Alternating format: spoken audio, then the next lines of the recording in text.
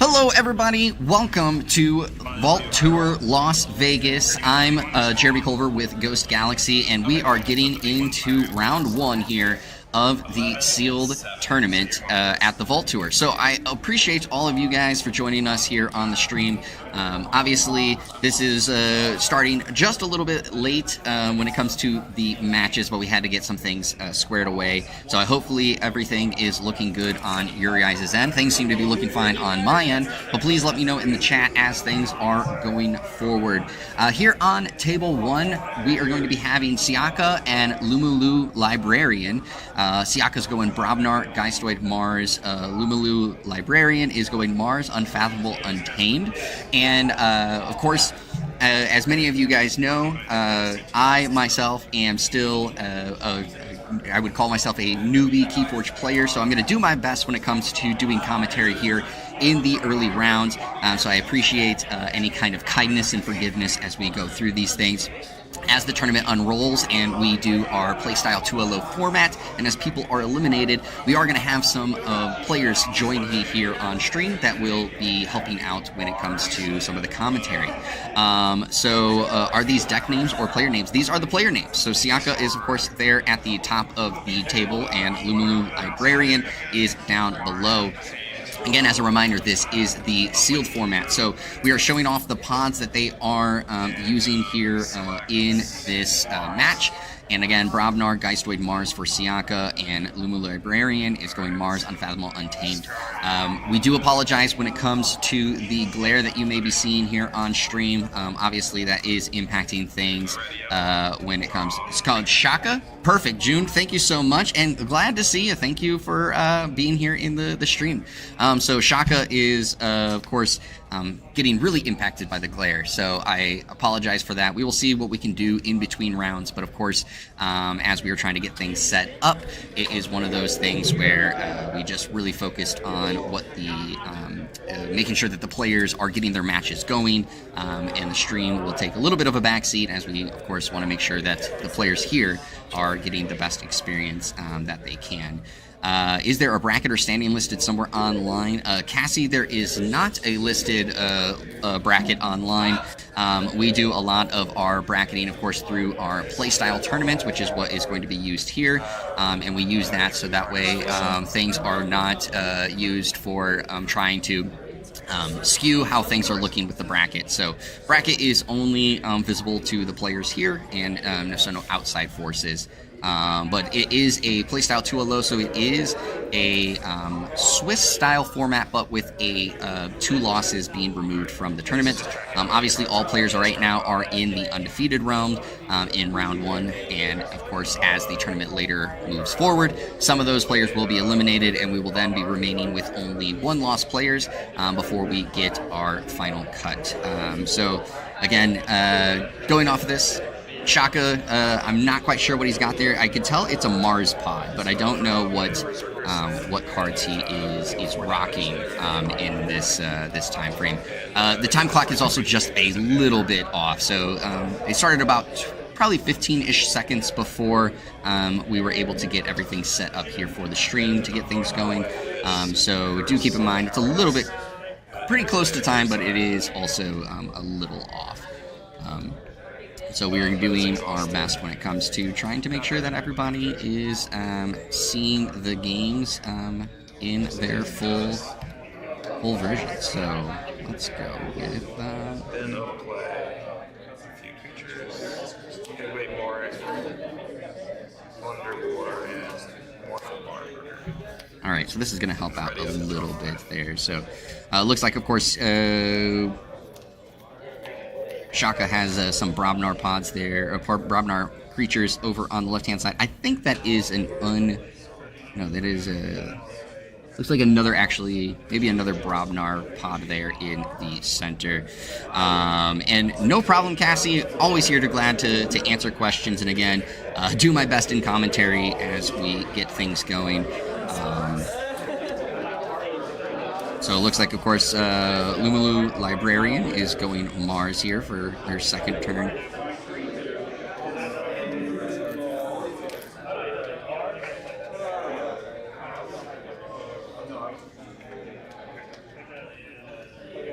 June, that is correct.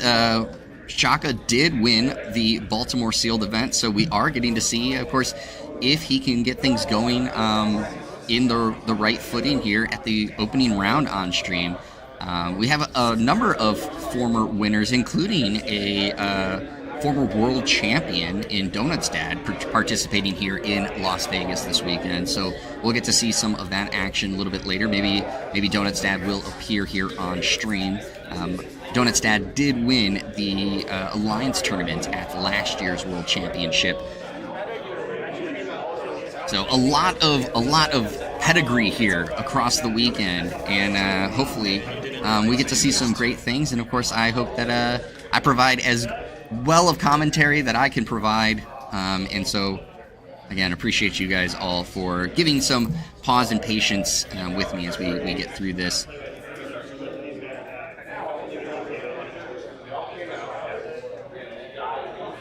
The Lumalu Librarian looks like has a pretty good Untamed hand in a future round, so we'll see what goes on.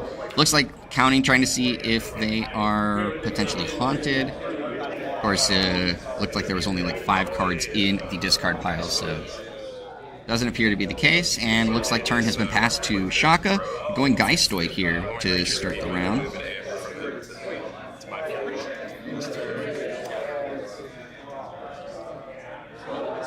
And it looks like that is going to... That is a nifty-looking Haunted Tracker. That's what I'm assuming is a Haunted Tracker there. And it looks like, if I'm looking at that correctly, it looks like there's 6 cards in the discard pile now. And I'm assuming that is a Boo that has just been played. Aaron, thank you so much for being here, and also thank you for the kind words. So it looked like a Boo was played there, because there's a lot of discarded cards, and that is correct, so there was a Boo. And as you can imagine, a lot of cards heading into that discard pile, so we are sitting at Shaka already being haunted here early on. And again, we're going to, after this round, I'll see what I can do when it comes to the glare that we are experiencing over the table. But again, the main focus here is, of course, we're trying to provide as much information for you guys here on the stream as we possibly can. But the big focus, of course, is making sure that the players here is having the best experience they can. So kind of put priority on the local players over the stream, but we will make sure that we will up this stream as much as we can when it comes to that glare. And it looks like turn may have been passed over to Lumalu Librarian. Oh, never mind. And there comes the Winds of... Oh, did he discard the Winds of Death? It makes sense. Early on, there's not a whole lot in his discard pile outside of the Boo, and I don't know what Shaka discarded all there. So it didn't look like of course, you'd get the maximum value from Winds of Death there. So it looks like just discarding it, just getting it out of the hand, obviously allowing to draw up more cards. And of course, we definitely are haunted on Shaka's side. So we'll see what goes here. So it looks like Lumulu Librarian is going untamed here. Reaping to get that extra amber.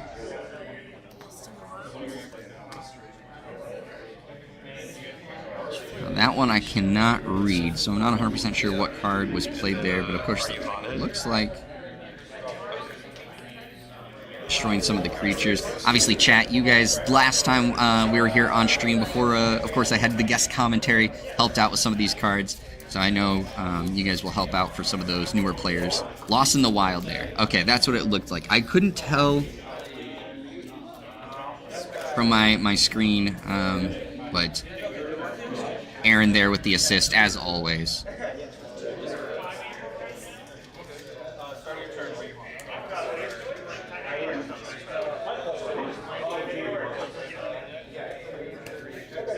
Now, having the spooky charge this early is not super beneficial. There's the Invigorating Shower coming down. Let's see. 2, 3. 3 untamed there. Going back into the deck.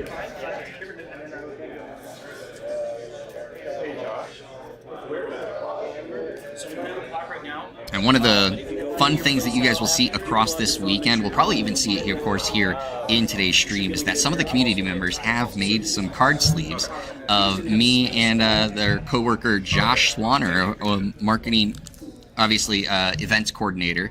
And so some of them are going to be rocking those on stream. I have a pair of my sleeves right here. So you're going to be seeing this potentially on stream across the weekend. So hopefully you guys enjoy that little bit of flavor to the stream as things unfold across the weekend. If you guys were here, let me know in chat which card sleeves would you be rocking. I won't hold it against you. Let me just put it that way, so you can answer honestly. There are no friendly creatures destroyed. But Josh might, so keep that in mind.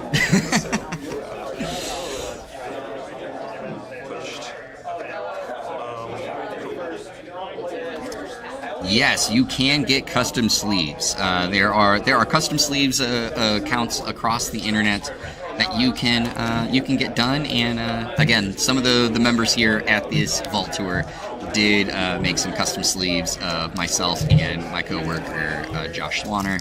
And like I said, it was being passed out across earlier today, so I'm sure at some point we will see them pop up here on stream.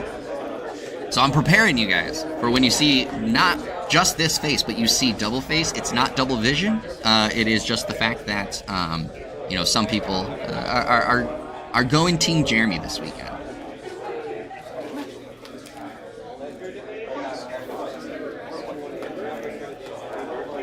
All right, so a cleared board here.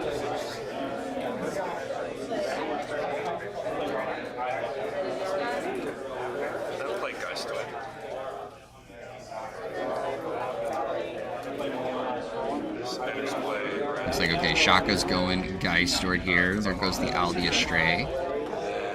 Getting played down.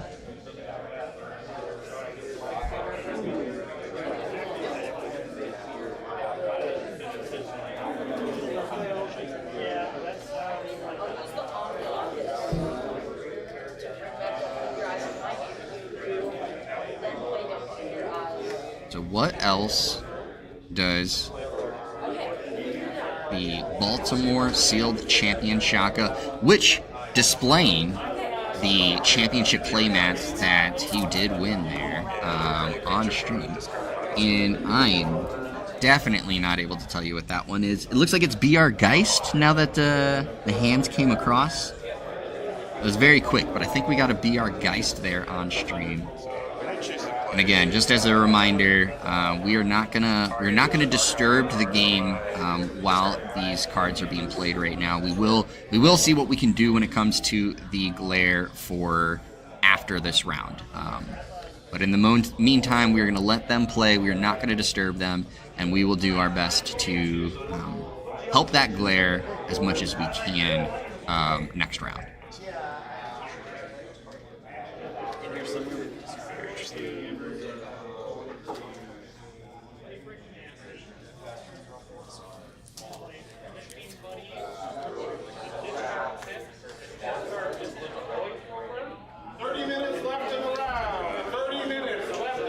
All right, so we are about 10 seconds off. So there was a 30-minute call there.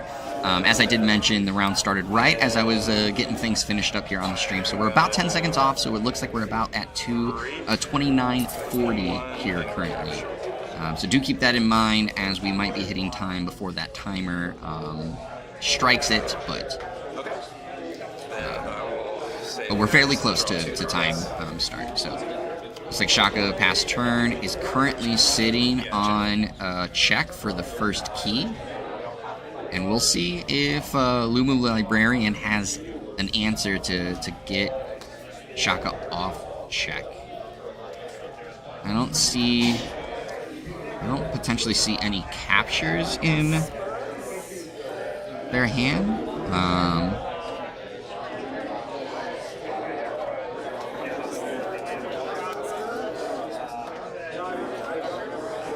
Drawn up a card, so declared Mars here. There's a Rebel, but it doesn't really have anything to really go off of. So I'm gonna throw down the Rebel first, actually. A little surprised by that, but that might be a tactic that they're looking into. Gets the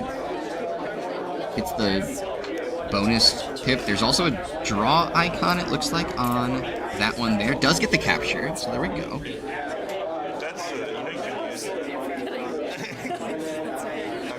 Good capture there. Alright, cool. Alright, so I'm off the key.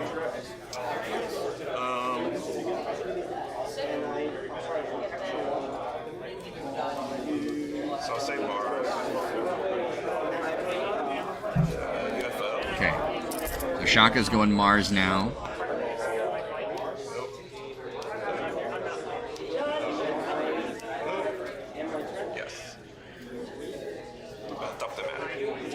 And wasn't able to see that card fast enough to see what was getting added to hand, but of course gets added to hand.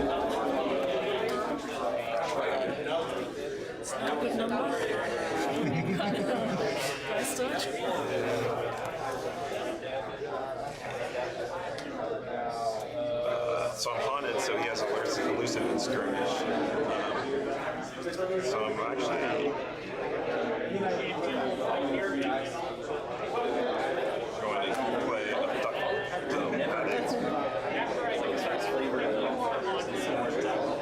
Now I recognize this card, but I do not recognize its effect, so we'll see. Mars first. Zan, there's a bonus pip there. I'm going to fight into that, get the two pip back, as well as capture one. So currently sitting at 8 amber. See what the rest of the turn holds. Shaka doing a good job using that, again, that really fancy haunted tracker to keep up on there and give his opponent the information necessary. And you see the big amber swing right here.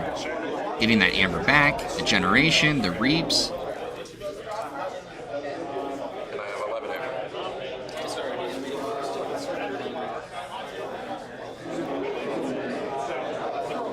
We're currently sitting at 11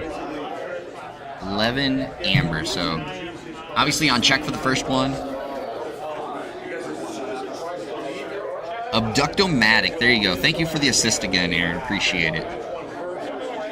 So obviously on check for the first key, unless Luma Librarian has a big capture swing here, I don't really see being able to take Shaka off the first key, but of course they could try to do their best to get themselves into a position for their next key.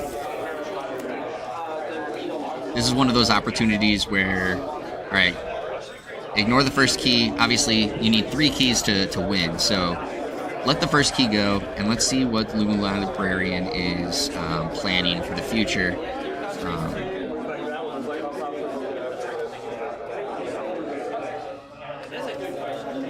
I'm sure they got some tricks up their sleeves when it comes to the deck that they've crafted. So you're on it too.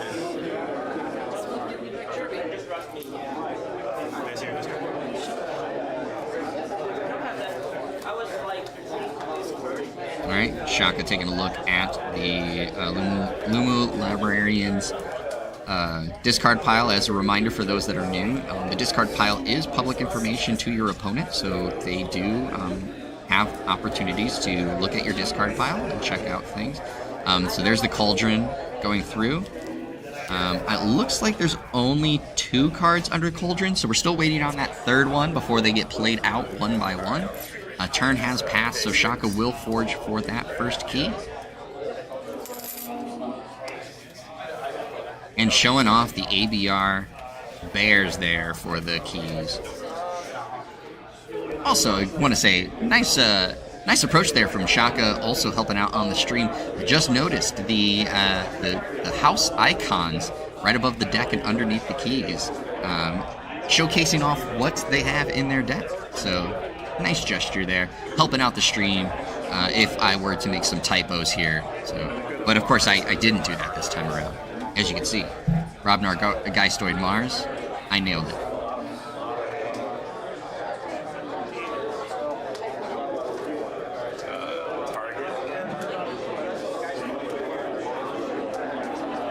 Alright, so looking through the discard pile now, let's see what Shaka's going to pull out.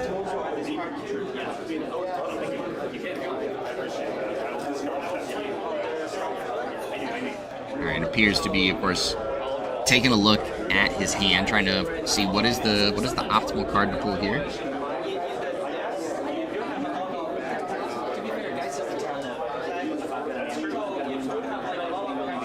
We just hit about 23 minutes in the round, so we'll see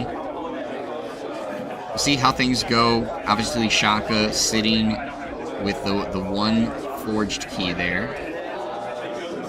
Lumu Librarian having a little bit of trouble, of course, being able to declare a board and generate some amber, but that doesn't mean that she won't be able to pull things together here in the next few rounds.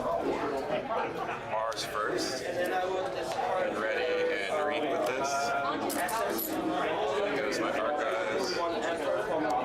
Right, and then it goes back into the archive. So already getting close again to Shaka's second. Oh, there we go. So there's someone to do the reap. So already on check for the second one. Puts out that 7th one. And seems to pass turn. And we'll see what Lumu Librarian has.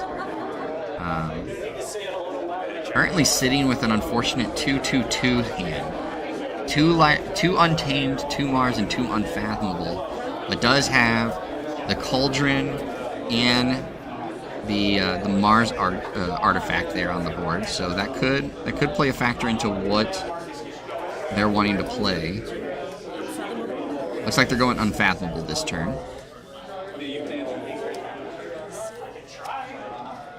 Alright, and that's Open the Seal, gets the Amber Pip, and it does have a Draw Pip on it. Do we know what's underneath the Cauldron? I know I'm having a brain fart on the card there. Okay, so there's the 3rd one. So we're gonna get to see them played out. Yeah, so these will now get played out one by one. So we will get to see them get played. Yeah, Hema, that's the one that I was trying to think of. I did see the Hema go under there, but I didn't know which one outside of it. So basically what's going to happen is the player will put a card there and go to the pile. So 2 Untamed there, as well as the Hema. But a big capture, of course, on unfathomable there. Round one, just over 20 minutes remain in round I'll one. declare Brahma. Remember, I'll as you take complete these. your games, to report the results. Both players do need to report that same application you got your table numbers on. You will report through that. All right, so of course, the capture there gets Shaka off of check, but it's not protected too much. So we'll see what end up happening here. And then if I'm haunted, you Using the blunderbore, destroying the Untamed there. take 3 damage. Loses the Fight that. So I take 4. the Amber, and I can't see which one that one is, but just fought. Grants all the Amber back. As I said, with it not being surrounded by any kind of taunt and no elusiveness, that was definitely coming. But delaying just a little bit could potentially be very beneficial. However, Shaka, of course, getting a lot of Amber now. Back on check for the key. Already has another 4 Amber towards the 3rd key. Play the Curse of Cowardice. And then I'm gonna play. And the Curse of Cowardice comes out. Fiery Jark. Destroy itself and do fairy.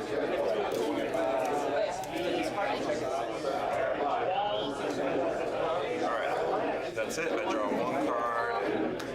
Alright, so there's the draw up. Draw. Then say go ahead.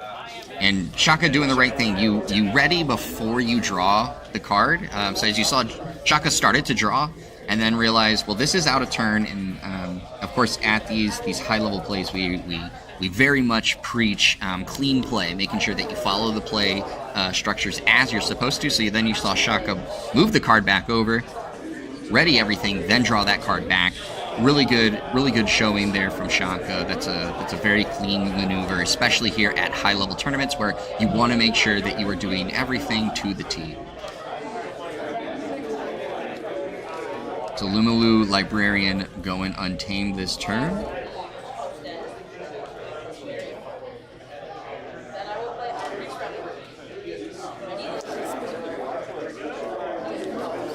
All right, generating some good Amber here. Going back with the Cauldron, seeing...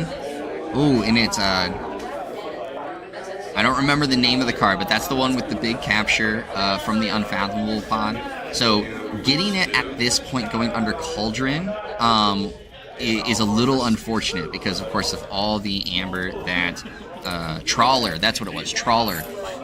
Getting that under Cauldron is really unfortunate because that could be Luma Librarian's saving grace depending on how Shaka's next turn goes. But as you saw, Shaka forges that 2nd key, sitting on 4 Amber towards the 3rd key. We'll see, of course, if that is something that will be, again, that unfortunate timing to go under Cauldron.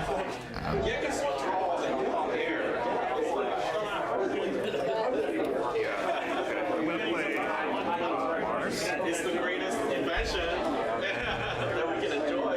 I mean, how did you... But it wasn't like this. Like the... Okay, so Shaka going Mars this turn. Bites into the Haunting Witch. Alright, so there's one reap. But so it's actually personalized to the house.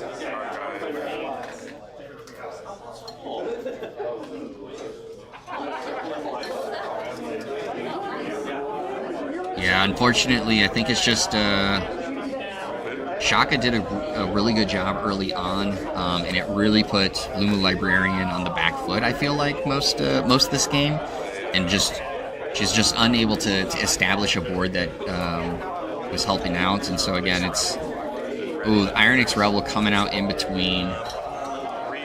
So we are going to see. That's the Reap going to the Archive.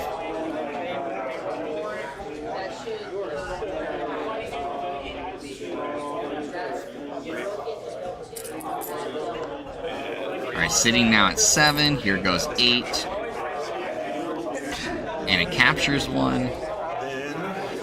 And this is where Trawler would have been really key in knowing it was the next draw card after the Cauldron play. I think, again, it's just a very unfortunate timing window.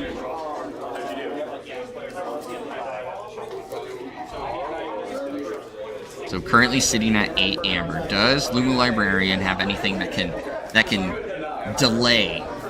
Delay is kind of the big thing right now. Do they have anything else potentially in their deck that could help if they're able to delay?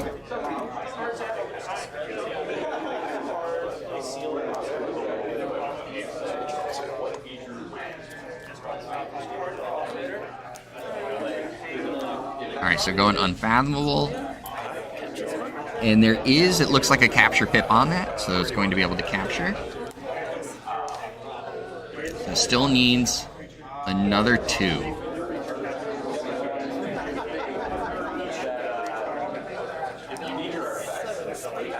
Looks like so there's a draw pip and a discard pip. Alright, Cap with the Circle Speak is going to buy a turn. That's great to hear. So we already have somebody that's going to come join here and help out for the rest of this. It is, of course, SC Steel, Sydney from Help from Future Self. Sydney, thank you so much for jumping in real quick. Yeah, for losing this quickly. I'm so good at that. Like, that is my role in life. Yeah, so we are looking at the situation here. Shaka has, of course, established a huge lead, and now we're sitting here looking at what can Lumu Librarian do, and it looks like... Oh, it looks like that the game ended, actually. So you joined here as it was ending. Perfect timing. I'm great luck in that way. Yeah. So it was, as we were watching this match, Shaka kind of came out the field right away, which kind of put Lumu Librarian on the back heels off the bat, and Lumu Librarian just had a hard time being able to establish a board. It caused a lot of issues. That makes a lot of sense. But of course, again, props to Shaka, the Sealed Champion at Baltimore, getting the first win here. We'll holding see. Up his reputation. Exactly. We'll see what comes from that. But Sydney, I gotta ask you. Obviously, things went not how you want. I had such an amazing game. I ended the game on 2 keys and enough amber to forge. It was actually super awesome. It was a back and forth. I played against Amber Meaties. Okay. And so, he was biding his time, just waiting for me to, take my turn, knowing he had his, hidden key abduction. And then, basically, he had 2 Winds of Death and key abduction, but also a target. So I had a Till the Earth and a Spooky Charge. So seeing his first Winds of Death and Key Abduction in the discard pile, I was like, all right, I'm good, I got this. But then he had a Jervy, so he discarded that, and the scrap effect is he could bring back the Key Abduction to the Winds of Death, and he brought back the Key Abduction. Then he regrowthed the Jervy, he scrapped it again, but he didn't bring back his other Winds of Death. So to me, that tells me, he's not going to Winds of Death Key Abduction this turn. Yeah. So I get enough, a ton of amber. I love my Untamed pod that I got. I got a ton of amber. I Spooky Charged. I'm at 2 keys, enough amber to forge on my next turn. And he not enough amber to forge yet. But then he has the other Winds of Death in hand. So he Winds of Death that turn, and then he Key Abducts next turn, and then that's when I have 2 keys and enough amber to forge, but he plays a target. And so he then archives the Key Abduction and doesn't do anything else with his 15-card hand. And so then he plays the Key Abduction. So it was such a back and forth game, and my Till the Earth, he told me afterwards, was so effective in stopping him from doing that earlier on. So I'm already really enjoying the Untamed pod that I pulled, because it's good against GR and it has a Spooky Charge. I'm really liking. I like my deck. Yeah. I'm excited to continue playing it. Yeah, well, it sounds like, of course, just from your experience that you're talking about, it's like we're potentially going to see a lot of variety when it comes across this weekend, because, of course, everyone knows the combination of Winds of Death with key Abduction, but just as you were talking about, your Untamed pod is something that could potentially be a sleeper. Yeah, totally. So I'm excited to see that. I mean, let me ask you, obviously, Sydney, you come to a lot of the Vault Tours. You're a big KeyForge advocate, and obviously the community loves you too. But I got to ask, just in general, how does it feel being at Vault Tours, and especially here at the Las Vegas Vegas Vault Tour, the last one of the U.S. tour. And for those that have never been to a Vault Tour, to potentially come out. It's the best possible thing in the whole entire world. Like, I love every minute of it. A lot of us get here the day before just to hang out with each other because it is such an amazing, incredible community. Like, we got here yesterday and we hung out and we played some games, and then we also played other games. Like, people will bring board and card games, and we just hang out and play. And then this morning we all had breakfast together, and we were able to just hang out and be a good group of friends that I only get to see at Vault Tours. And there were some new people too that we just started hanging out with. So Derek from BGG, of the Candace and Derek's KeyForge, like, we just adopted him into our group and started hanging out with him, and it was fantastic. And then now that we're all playing, like, everybody is such a good sport. Like, Amber Meaties and I, even though, like, at one point I was kicking his butt and, like, we're both cheery about it, and then he, like, ends up wiping the board with me, and, like, we're all cheery about it because, like, we're friends outside of this too, but we're also, again, like, clean play, we know what we're doing, and so it's just a good combination of being in a fantastic place with great people, but also playing KeyForge. Like, it's just the best of every world. Well, yes, and as you did say, just real quick, shouting out Derek for starting the T-Forge podcast, the new KeyForge and T podcast from Board Game Geek. So, of course, check that out. And obviously, check out Sydney's Help from Future Self podcast. Obviously, a great advocate here in the community. Thank you. But, of course, things are wrapping up here for the first round. We are going to get some things taken care of to get ready for the second round. So we're going to go to a quick little break. So hopefully you guys don't go anywhere. And, we'll see you again soon.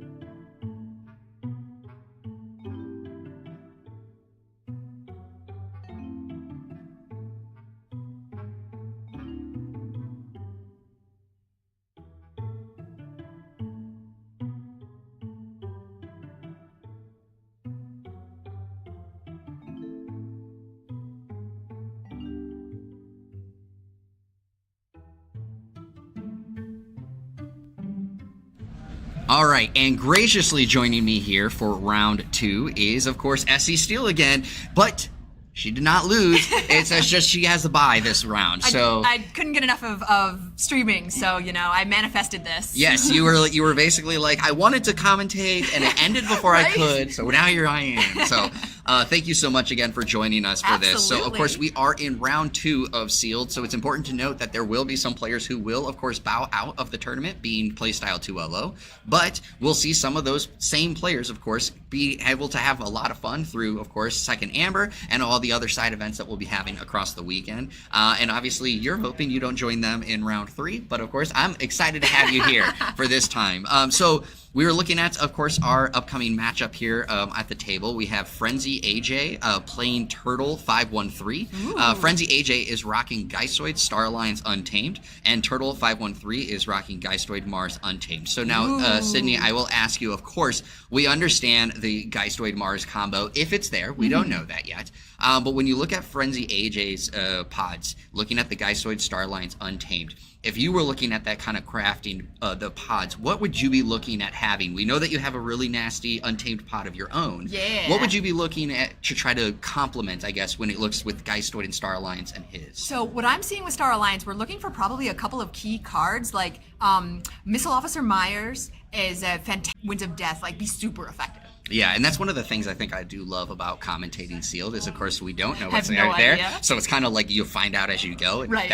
if that pod pulls out and we Right. see the Miles Missile Officer Myers as well as the Multi-Rescue Dimension combo, we're going to be like, oh my God, here it is. Exactly, right, totally. And like Untamed too, both of them having Untamed, a lot of what I've seen in the Untamed is a lot of Spooky Charge. And so they're going for the key cheat, they're going for the Amber, because Untamed can burst so well in this. I'm looking for maybe even sometimes a Till the Earth, because it's a fantastic card against Grim Reminders, and that is literally the whole field here, and so it's a fantastic card to have in your back pocket if your opponent is really trying to go for that Winds of Death. Yes. So, of course, we're going to see things going on right now. Josh is, of course, making announcements right before this round to explain, of course, for those newer players about the Playstyle 2LO format and how they will be removed from the tournament if they lose this round, but, of course, the side events that they will have the option to join in, of course, throughout this. But as you know, we are in Las Vegas, so we'll see what people do. Exactly, right? Totally. We just have to get all our cards laminated so we can bring them to the pool and then play there. Yes, Yeah, totally. And so as we wait for this, I wanted to just really quickly, you unfortunately did not join Team Jeremy here for this weekend. Can you show off the team that you joined for this? I joined Team Josh for this weekend. There was a Team Josh versus Team Jeremy, and this picture is from we all went to a restaurant, but at different times. We went to the Magic Time Machine restaurant, and so we were asked if we wanted to be a pirate or not be a pirate. And if we were a pirate, we put our napkin on our head, and Josh was amazing enough to oblige and then send us a photo to prove that he did it. And so we it was definitely a combination of which team we were on, and so half of us are rocking Jeremy sleeves and half of us are rocking Josh sleeves. Yes. So of course, again, I know am very I sad. lost, and so I gotta blame Josh. You have to blame the sleeves, of course.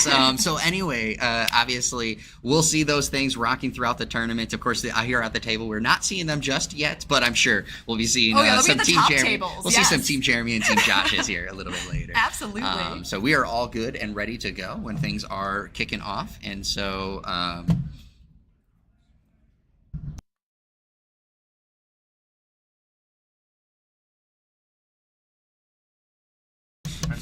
But it looks better. So as we did mention, of course, in between rounds, we did our best trying to help with the glare. We were just having, of course, a little check, trying to see if that was fixed.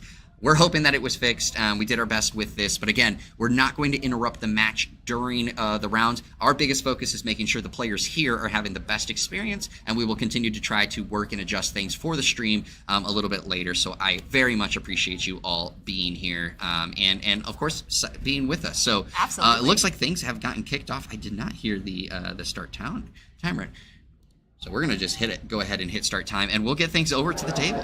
So, of course, again, Frenzy AJ taking place at the tops of your screen, and Turtle 513 taking place here at the lower part of the screen.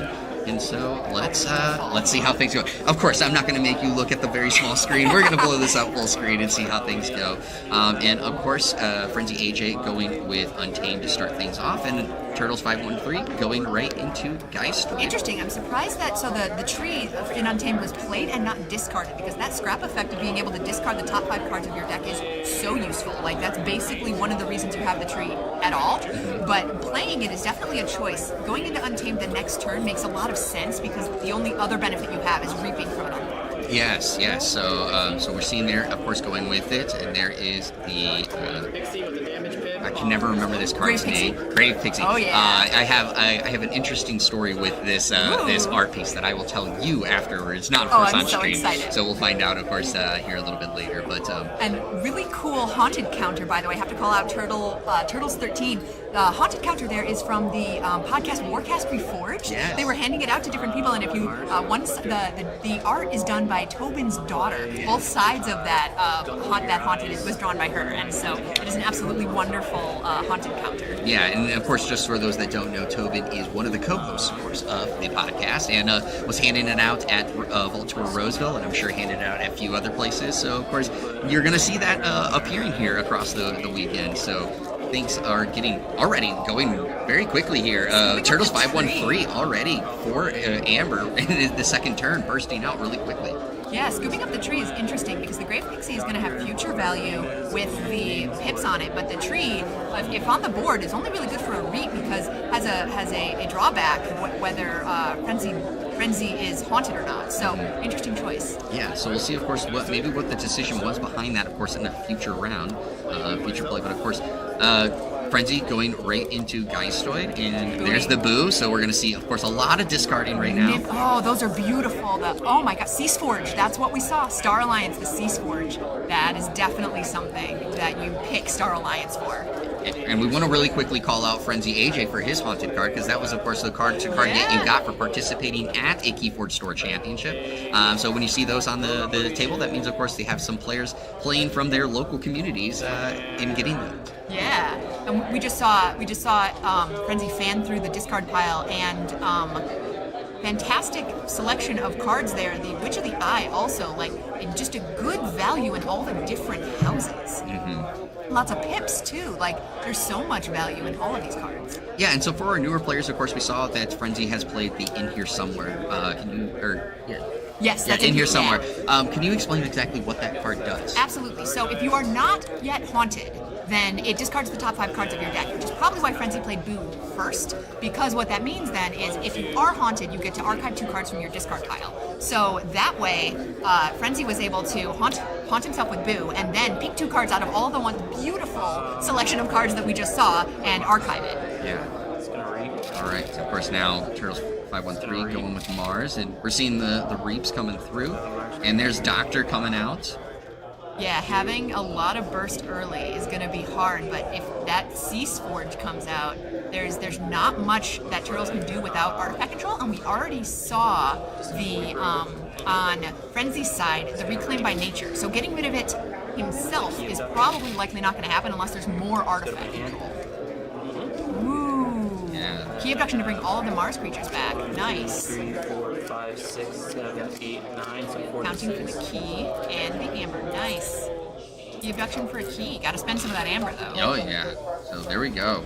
And actually, a quick shout out to Turtles keys there. That's a nice, interesting one. I have not seen that before. I love all the individual keys that people bring to these different events. That is one of the fun things that is for watching here on stream, is to see what each person brings as a little bit of flavor to their table. Absolutely. And being able to play all those out again, like if any of those Mars creatures had had pips, that would have been an incredibly ridiculous play. Just being able to have them on the board again is fantastic for next turn. He's going to get shuffled into my deck. That is 84. Kent. Don't believe. Whatever card that is, it brought all the creatures back into his hand. So maybe another play of all of them is coming. This is one of those things where, of course, it is great as much as we can see, but our screen is a little small, so we're trying our best to see exactly what all these say. And It's funny too. I made a choice about what deck I'm playing tomorrow based on the fact that I am not interested in playing foreign language decks, and I have a handful of them that I am choosing not to struggle with the art. So that's definitely a factor. I would feel the same way, so don't worry. I know a lot of the art, but when it comes to their effects, that's when it becomes. I'm not quite sure. But ending the turn on check, passing turn to frenzy. Cool. Survey. Oh, we're going with Star Alliance. Let's see if that KeyForge comes out. Rogue operations already being played. Survey happening now. Lots of pips too. Ooh, Lee going in the discard pile. And Aaron always being a great help here on the stream. That was a mating season that was being played there for Thank Lamar you. as well. Oh, so this is the multi-dimensional rescue, I think. No. No. This is, Oh, Event Horizon. There you go. Event Horizon. I got some of the art down. You got this. You got this. You got this more than I do. Okay, I'm just sitting here. I'm just helping with facilitating There you things. go. The whole show is right here, everybody. So this card allowing Frenzy to take back into hand different a card each type, and then being able to play a card out of house. So basically, kind of like a phase shift kind of situation. So those are the cards he decided to put back into his hand, and now he gets to play a card of not Star Alliance. Right, and it looks like it's going to be a Geist Ray based on that hand structure, but of course we'll see. Shakedown stability. I think this might be. Oh no, that's what went with Archives. Ready up. Draw 2 cards. Right, so he played something that archived cards, and that was our play there. Okay. But a second key for Turtles already. Wow. Yeah, this is a very quick structure, especially knowing that this is a 45-minute round. So I know we started late, so I'm not quite sure where we're sitting at, but this was a very quick 2 keys based off of how the game has been playing. But we did see that Turtles came out right away with that big burst of amber in the round 1. So with how things are looking, obviously Frenzy's sitting on that first key, waiting for it to flip. As you can see, the little yellow blocks on the keys. So But there's eight amber there. yeah, so what do you feel looking at how you've seen things go right now that Frenzy needs to do to slow things down? Because as you said, Turtles is really kicking the pace of this. Yeah, I think at this point hopefully there's a key cheat somewhere in there for Frenzy, because that way that'd be a really easy way to catch up, especially with all the burst and Untamed. We have already seen a lot of the Untamed in the Star Alliance. I guess we've seen a lot of Frenzy's deck so far because of the hand of Geistoid. So maybe a Geistoid like Ecto Charge in there. I mean, he just forged his first key, so we'll see if there's a key cheat for the second one. We might be able to catch up. So there is a Boo. I do see that. Looking at his hand in a Mamet. I couldn't see what the other Geistoid pods Geistoid cards he had. Looking through his discard pile, it might. Oh, could that have been counting? That could have been counting. Getting ready for the Ecto Charge. That would be. Yep. And did I see a Winds of Death there? Is that the And then from my hand. No, never No. mind. It's a creature. The swirls sometimes, Yeah, so it yeah. makes it look like the Winds Oh yeah. of Death. It's funny if you think about it. A lot of the Titans in Coda for logos, Titan Mechanic and Lab Work and Sloppy Lab Work are all the same Titan, different art. So obviously, Titan Mechanic has a strength, so like different language that's fine. But Sloppy Lab Work and Lab Work, you have to look at the length of the word in the different language to see that which one is which. All right, so there is a Winds of Death. I did see it that time. He does have a Winds of Death in his hand. I don't know if he just picked it up as we were just talking, but he does have a Winds of Death. But again, I still don't know what is all the other Geistoids in there. So again, could that key cheat of Ecto Charge be there? Maybe. Right. I'm not 100% sure. And counting the discard pile, also probably to see that once all of the creatures come out of the discard pile, will the Grave Pixies get archived? Will he have 10 in his discard pile or not? There's a lot of options here. That's a huge hand. All right, so There you go. There's the Winds of Death. Ooh, is it discarded? He didn't immediately. Neither of them immediately went to archive their discard pile. Correct. So I guess maybe thinking ahead with the Fang Tooth now on the table, wanting to protect his other cards with the Grave Pixies. 3 damage from the scrap effect. Finished off. Gnarl there. Gnarl. Yeah. Yes, thank you. Lots of Geistoids coming out. Boo on me. Interesting Yeah, so here's Boo. not to do all of these after Winds of Death. Maybe there, yeah, it had to be a calculation for Echo Charge. Yeah, there it is. There it is. Yep. So there's only 5 Amber, so the Echo Charge was not played for effect. Played to get the bonus Amber pip that is sitting on it, getting him to that 5. We both were ready for Yeah, it. We were like, right? here it is. You Absolutely. had called it, and as you said, this didn't have the Amber to make it go well. Not Winds of Deathing, but then shuffling. So I guess Frenzy's just going for the board. Just trying to get ahead here, catch up with the Amber, and then possibly draw back into Boos and other Geistoid cards.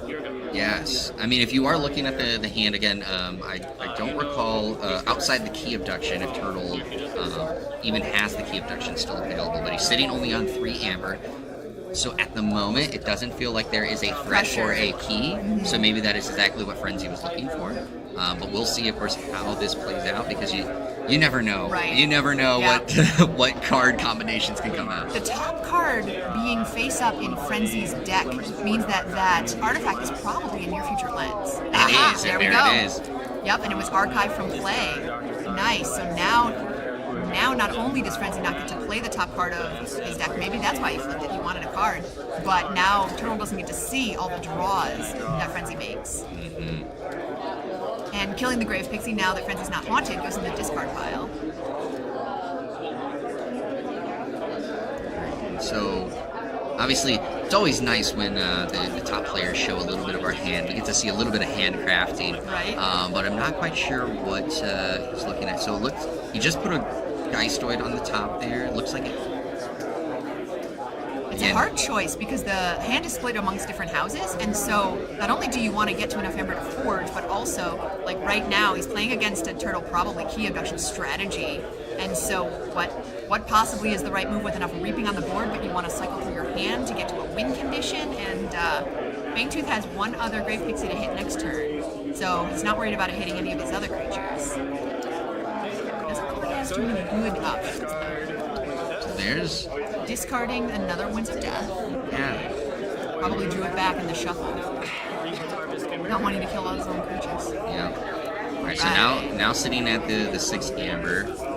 Here we go, starting to Spit reap. out. Sounds familiar. Sounds like a team. Sounds like a team that we have around here. Nah. Ooh, okay, the Omni effect from Captain Palak. Capturing onto a friendly creature. And it And looks now- like onto the Mamet there. Oh yeah, incentivizing killing the Mamet to archive the top card of Frenzy's deck if it's killed. Frenzy might also be digging for Amber control or control of some kind because if he can't stop Turtles from getting the 3rd key, there's no point in digging for the Winds of Death combo. Yes, and it looks like Aaron noticed a potential mistake, so we're going to go talk with the judge and we'll see if that can get rectified. All right, So these are the 4 cards. good that were, catch. I can either shuffle them or And now it looks like we are rectifying maybe a different mistake at the moment. 2 cards he shouldn't have drawn. Yep. the most awkward. And then I draw. So that's being rectified. So the rules at Vault Tour are Hurt me a lot. usually if you overdraw and you've looked at your cards, your opponent gets to look at the cards and decide what cards you're going to get rid of. But in that case, if you do know what cards were drawn and you haven't looked at them yet, you can put them back. So it's always suggested, like, clean play is to, when you draw your cards, put them all down, face down in order, and so the top card of your face down pile is the last card you drew, so you can always return it back without, like, breaking any rules or cheating, even accidentally. Yeah, and I will say just real quick, as Aaron also pointed out, it looked like they already were fixing it when the judge was notified, so they were aware of it, and it looks like things are back clear away.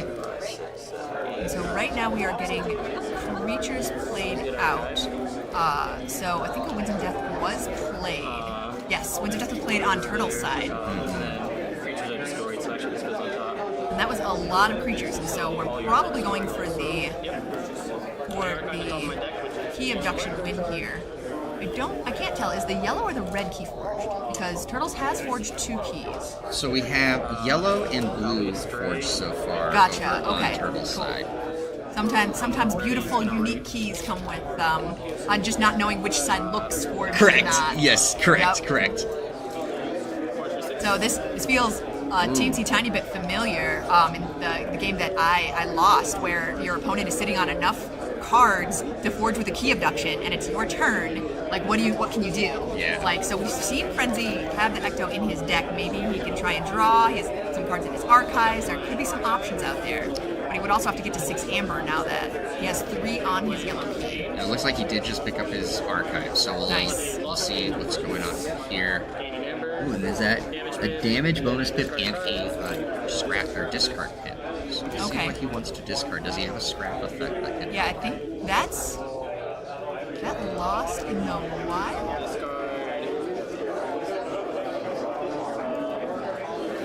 So the stun to that, discarding that card, that scrap effect is to stun. But then, yes, okay. So the card was lost in the wild, so it gets shuffled back into his deck. Then here comes the Grave Pixie. Ooh, so we might see maybe a key cheat in Untamed. He's sitting at 6. He's at 7 now. So if he has Spooky Charge? I don't know. I don't think I saw that. Okay. So maybe we're just playing it out. Always a good rule of thumb. Never know. Yeah, you're right. I don't see the Spooky Charge either. Scout. Good for fighting, but nothing to fight. Damage pip going against the Grave Pixie. Yeah, I think we're just playing it out. Maybe Turtle's not going to key abduct next turn. Picking up the archives. You have to count them. Yep. I mean, it doesn't look like it. You'd think it would be the first thing, just auto go. Looks like he might be. There. Yeah, it looks like We might be looking through it and not picking it up because his hand is still down. his hand is still down. So I think he's right now just kind of looking through it. Like you said, 1 probably was counting. 2nd was trying to see, okay, if I'm not going to pick this up for a key abduction, what am I doing? What do I potentially want to do with it? Because obviously Frenzy is sitting on a key. The win. Sitting on the win with, what is that, 7 amber. So going to knock 2 down. 8 amber, actually. 1, 2, 3, 4, 5, Oh, 6, nice. 7, 8. Yes, Good catch. yes. One of those does look Look like the yellow part correct. of the key. You're right. You're right. If I didn't know that was unforged, I would have thought the same thing. Cool. Well, really interested to see what direction Turtle goes. Also a good idea to play it out no matter what. Yeah, very patient. So that's the one thing that's always important in these situations, as you said. Play it out, but it's also take your time. We have time in the round. And you already know that, of course, this is a very important round, and the last thing you want to do is make a mistake. Exactly. Because you rushed it thinking one way or another. Yeah, you could or couldn't do something. Yeah, Right. yeah.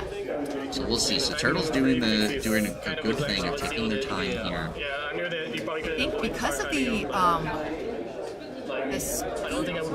ups, or maybe for some reason I thought that I saw some of Frenzy's cards in Turtle's archives. May or may not be correct, but the decision is being made now, probably looking for Amber control. There you go. So he is picking it up. So then the near future lens is what I saw. I wasn't going crazy. You are correct. That was handed back to Frenzy just now, just to get Marmook. So Frenzy will not forge from the forge key step at the beginning of his turn. So a good delay step. Now we'll see, of course, where that goes from there. Because Turtle's not going to draw again. Because of how many cards he picked up from his archive, that was probably the math he had to do. Can I stop him with the hand I have? And if not, even if I can, it's better to have all of these cards at my disposal. Yes. And also, getting to 6 himself would then make Frenzy have to respond. That mimicry in his deck is going to be super powerful. Could even get him the game right here if there's... Oh no, the discard pile I don't think on Frenzy's side has a key cheat in it. Because he flipped. You are correct. Yes, it looks like the discard pile. We're sitting at 3 cards in there. Yeah. Maybe a 4th card, but So he should technically have his haunted card flip the other side. you are correct. Yes. It's- Clean board states. Right? A lot of stuff going out so far. Ooh, with the Pip killing the Grave Pixie, giving the Fangtooth Cavern back to the Dew Fairy on the other side of the board instead of his own Grave Pixie. Lernia, wow, just emptying all the creatures. Yep. Gnarl getting played. Yeah, man, this pod would be amazing with the Haunting Witch. Oh, yes, it would. That actually was a really good point. But if there's not much else he can play, then he's going to keep his hand for the next round, for the next turn. He does look like he's now stuck with Mars and Geistoid, so of course, nothing to play out of here. So you are correct. He's going to be sticking with the hand, not drawing. And he only got to 5 Amber! Oh, so Frenzy's not forging, but Frenzy doesn't have to take turtles off key. Well, he's talking with someone right now. This is going to be interesting. So, Aaron, if I'm not mistaken, Ramook increases it I mean, we by you 3 now? Is it 2? I mean, I just feel Maybe. like Well, maybe he's literally forging now and he just played out the turn to play out the it's turn. only just discarding. I mean, he did discard. Yeah. Oh, and you have to be haunted anyway. Try to win with next turn. Yeah. I just wouldn't feel right without. Yeah, looks like it was just played out. I think mostly we were all fine. Yep, it looks Yeah, like it. Yep. all right. So even though the key wasn't flipped, The players have probably mutually decided that the game is at its conclusion due to Turtles not being able to do anything else. There is the possibility he's looking at his hand. yeah, like there seems to be a little bit of a Confusion whether this is done and done. yeah. We're also at the edge of our seat. Like, what's going on? I need to. So I think that might be. I didn't see anything in his hand that even if he was able to, like, he couldn't discard out of house. So even some of those Mars scrap effects wouldn't go into play. So it looks like, if I'm understanding properly, that there was Ooh, let him take something back. it sounds like there was a potential judge call. Ah, So I don't know what's being discussed at the moment. You rewound it. Yeah. And you were both good with it, right? Yeah, I just want to confirm everyone was okay. So yeah, so there is a judge call going on right now. So we're seeing exactly what's going on.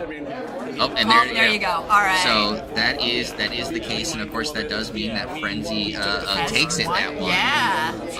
And a good game. Absolutely. Really good one. A Winds of Death versus a Winds of Death. I was thinking when I was picking my pods, like, should I play for my opponent having Winds of Death? And it looks like, based on the games that we've seen so far, that that's not a bad idea. To pick your own pods based on the probability that there might be a Winds of Death being played against you is not the worst idea in the world, even if you don't have it. Not the worst idea in the world, but it was this is one of those games where it was really great watching it because of the fact of, like, how push and pull it felt the entire time. Absolutely. And there were so many moments that I really did feel like Turtle was really taking the lead, especially, again, those early bursts, the 2 keys right away. Yeah. But Frenzy AJ just taking his time. Right. And you just felt this, like, slow, methodical, like, Turtle couldn't do the thing to just put him over the top. And it was great seeing that pod scoop. Basically, the match so differently in each pod. Absolutely. I really liked the fact that the Star Alliance pod and the Mars pod were so different. Like, they basically, not just obviously they're different cards, but, like, the feeling of them. Like, they were going for a different theme in their Geistoid Untamed situation. They were going for, obviously, the Winds of Death, but the creatures were different. They were wildly different. And so they were going to get a lot of different value based on what they were able to pull from their archives. Yeah, and so, again, great match there. Of course, we saw a lot there. And obviously, Frenzy AJ moving on in the undefeated. Yeah. But, of course, being a 0-loss table, then that means that, of course, Turtle gets 1 loss but still has a chance to continue moving forward, potentially make it to the top 8 tomorrow. Absolutely. So, obviously, so far, you got to see that game.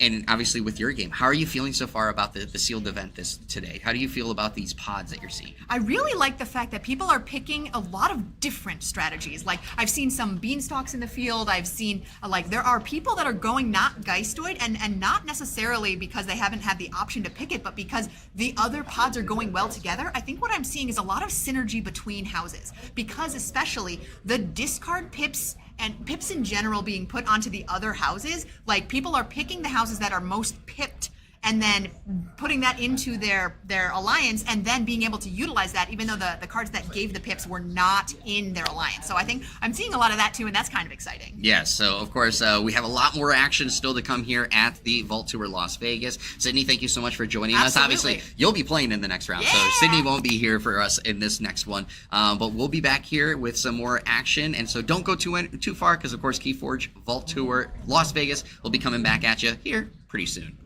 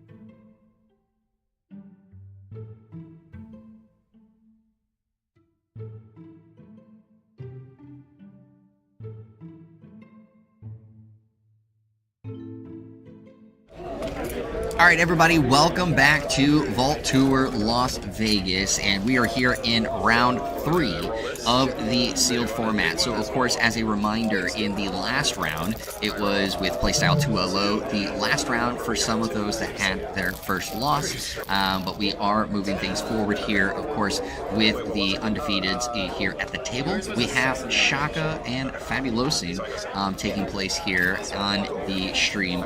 Shaka, obviously, being on stream earlier, we're getting to see that Brobnar, Geistoid, and Mars House pods again. Fabulosin is bringing Geistoid, Mars, and Untamed to the table, so we'll see what unfolds here. In this one, we unfortunately did not have a community member who was able to join us here on stream, so as always, I will do my best to bring you guys what is going on here and ask for your forgiveness as we get through some of these matches. But with that being said, it looks like, again, the round has started, and so we will see who is going first. Fabulosin is showing off the haunted card that was from the store championship kit that were given away as a participation item. So that is a nice thing to have there. And we'll see if Shaka brings back out the house icons that was used in the previous round, previous time, I should say, that they were here on stream. And looking like, based off of hand size, it looks like Shaka will be starting things off, and there is Shaka's haunted counter. So we'll see how things are going. It looks like it's just off the table here, but of course, we can also still follow how the haunted status is looking here on the table. Oh, actually, no. Fabulosin looks like it started off and goes with the Mars right away. And ooh, we are getting hit by the glare again. It might actually be Shaka Sleeps. We did have that fixed for some of the previous rounds. And it looks like it's a boo that's coming out right away. So, of course, getting all those discards into, or discarding all those cards from the deck. Immediately going into there. So we'll see how things go. Oh, and right away going with the Winds of Death, which makes sense. You did see quite a bit of creatures get discarded in that boo. 1, 2, 3, 4. 4 creatures getting put in the archives here. So a pretty good turn there, in my opinion, getting some good creatures already right into the archives, maximizing the boo effect right away. My turn, draw. So we'll see how things go from here. Looks like turn has been passed, and 1 amber being generated by Shaka. Again, an early Winds of Death is nice because of the boo, able to set that up, but not hugely devastating. But of course, it meant that really that Shaka knew that Fabulosin wasn't going to get any archiving out of that because, of course, it didn't have anything in the discard pile. So Play Deep Probe. going into Mars right after. Fabulosin bringing out the keys now, so we'll get to see from there how things are going and generating that amber there. Okay. I'll play Doctor. Getting the hand revealed to discard and goes right into Dr. Xylix. I never could pronounce Doctor's last name, so I'm going to just be honest. For the rest of this, I'm going to call him Doctor. All right? So, everybody, when I say Doctor, I mean him there.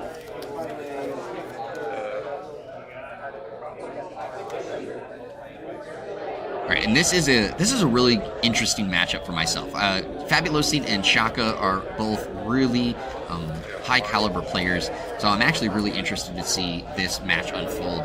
Fabulosin, I've had many conversations with and know their experience and their knowledge here when it comes to KeyForge, and of course Shaka, a really high caliber player, the winner of Sealed over in Baltimore. So. As mentioned earlier, this is an opportunity to see where Shaka's going to be able to follow up off of the Baltimore win.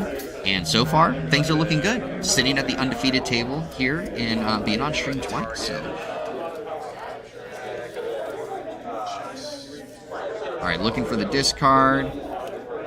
Very quick, so I'm not quite sure which Geistoid card that was. If anyone in chat recognized that card really quick and is able to put that in chat, that'd be greatly appreciated. But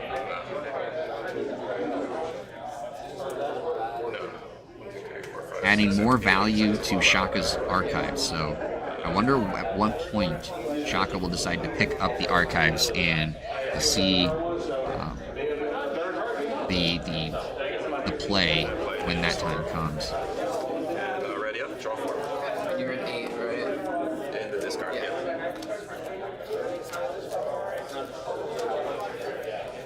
Alright, drawing back up. Now turn over to Fabulosin. We'll see which one Fabulosin is.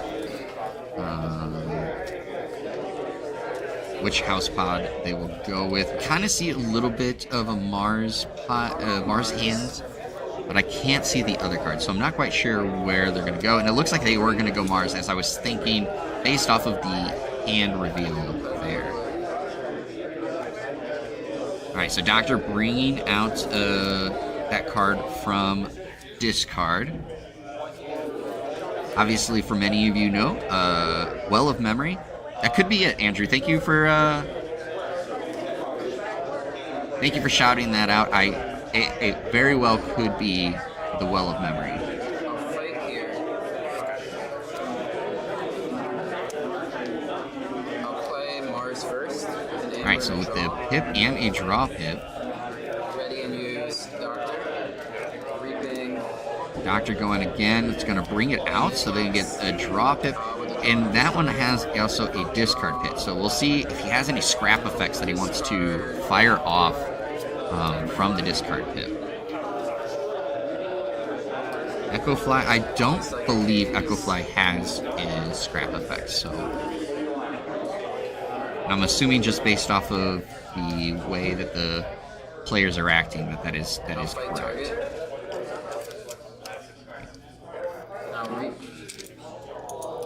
And Reap, so sitting at 5 amber, not quite yet pushing check on that first key, but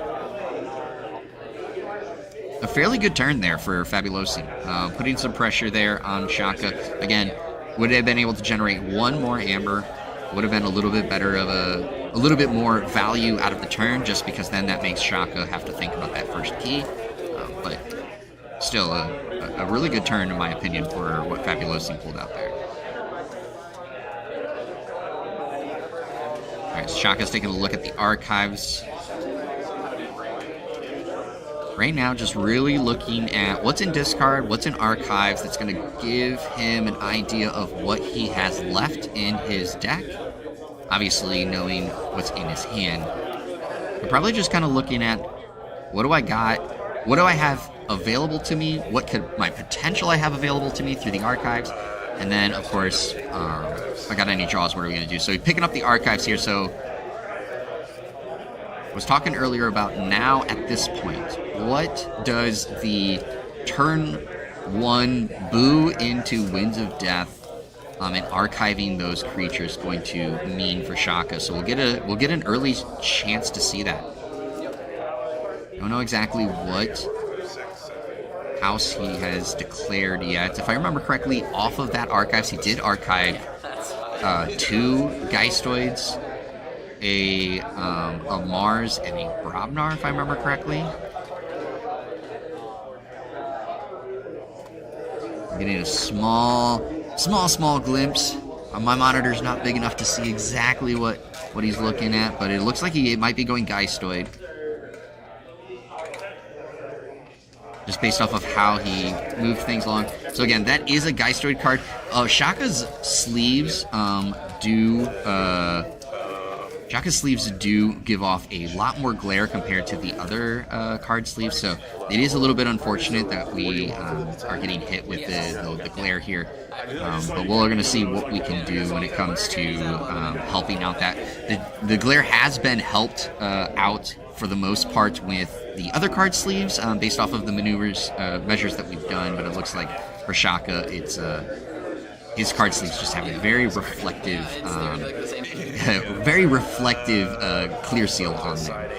And you are correct, Cassie. The bear versus bear playmat is really nice there, especially the ABR9 champion Fabulosi one there. I'm a big fan of how that playmat looks. And of course, Ancient Bear Republic's classic logo looks great as well. That goes to discard. You're still haunted. Okay, cool.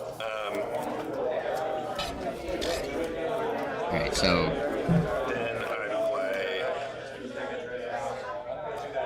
I started the turn with the BR Geist. So what else is Shaka gonna pull out? It is, yep. Ooh. Glare is. That is a blank card, everybody. I'm gonna. That is blank, and we will find out what the card says when Shaka decides to put his hand over it. These 3. Okay. All right, there's a Snippy shown off. Take back. All right, purging of 3 cards. Yep. Pulling back the Boo, the BR Geist, and the Winds of Death. Then I play. Boo. There comes the Boo. Going through the discards. And this is, again, I want to commend Shaka for the clean play here. So you saw Shaka started to go discard this into his discards.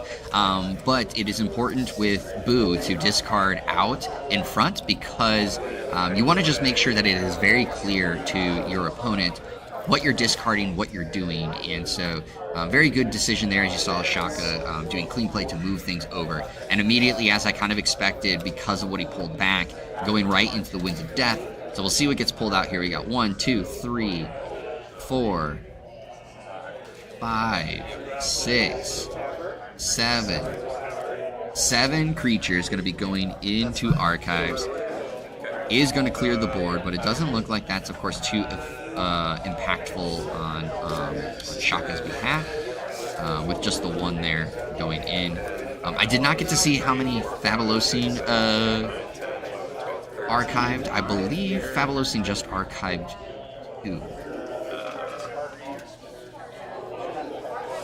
I'll be straight ready. Reap.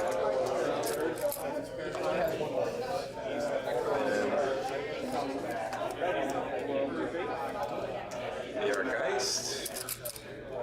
All right, and so we are going to have a player join us here real quick, and it is Real Player 1 hailing in from the Seattle area. I'm going to just, of course, call him Austin as I know him by that. So, Austin, thank you so much for quickly jumping in here. Yeah, sure thing. So right now we are seeing Shaka and Fabulosi taking on each other here at the undefeated table. Shaka rocking a Brobnar Geistoid Mars pod, Fabulosi a Geistoid Mars Untamed pod.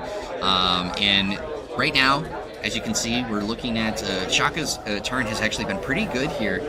We pulled off a pretty good move with being able to pull back a BR Geist, a Boo, and a Winds of Death. Played Boo, then moved it right into Winds of Death, so has been able to archive quite a bit of creatures here.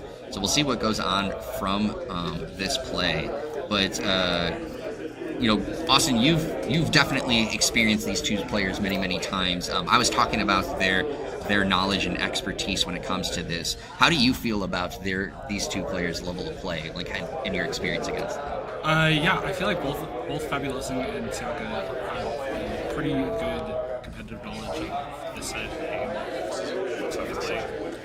The card that I see down on Fabulosi's side, the Psychic Haze, is really interesting against some of the words especially for like the big Brobnar worlds and the Firmwinder set, because then they can't even fight the cards all the time. Yeah, and we'll see, of course, how that plays out. As you mentioned, Brobnar, Shaka is running Brobnar here in this pod. Haven't gotten to see too much of that Brobnar pods just yet. Has really been doing a lot of Mars and Geistoid at this time, but that's kind of very understandable with this set. Geistoid doing a lot of destroying and archiving, really trying to build up those archives, and obviously Mars doing a lot of Mars things in this set. So we'll see how things are going. Obviously, Shaka just got into 6 Amber there, so threatening the first key. It looked like turn just got passed over to Fabulosi, so we'll see what Fabulosi does from here. And it looked like I believe Fabulosi picked up archives, which is interesting because even though the Winds of Death was used, Fabulosi, I believe, only got to archive 1 to 2 creatures, and immediately goes into a Geistoid pod. So discarding that Untamed card to steal 1, 3, 4, 5. Box spitter. We'll see there getting the 3 capture off of that. Now Fabulosi is, of course, also threatening first key next turn. Very good Holiday Festival. 3 out of the 5 being Geistoid. Yes, and of course right away BR Geist. So we'll see what Fabulosi decides to bring back.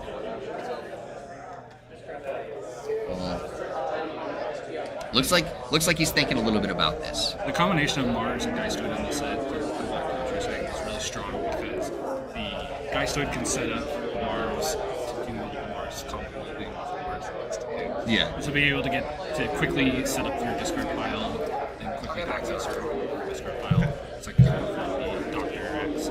Of course. I was saying earlier I can never pronounce the last name, so I just call him Doctor. So anytime Doctor gets pulled back out, here we go.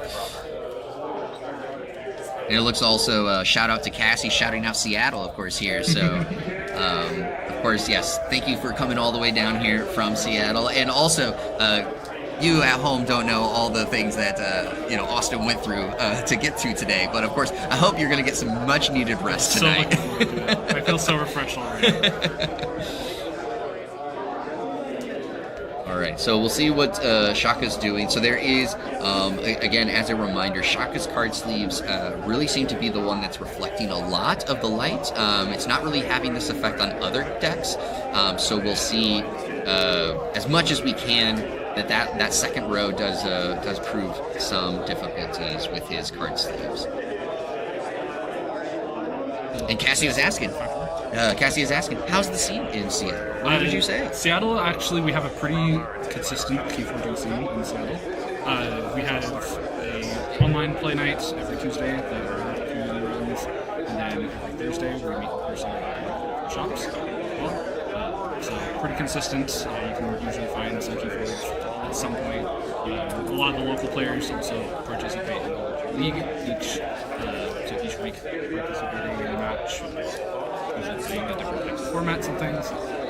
Yeah, and we saw, of course, a lot of them make their presence known last year at Vault Tour Seattle. Very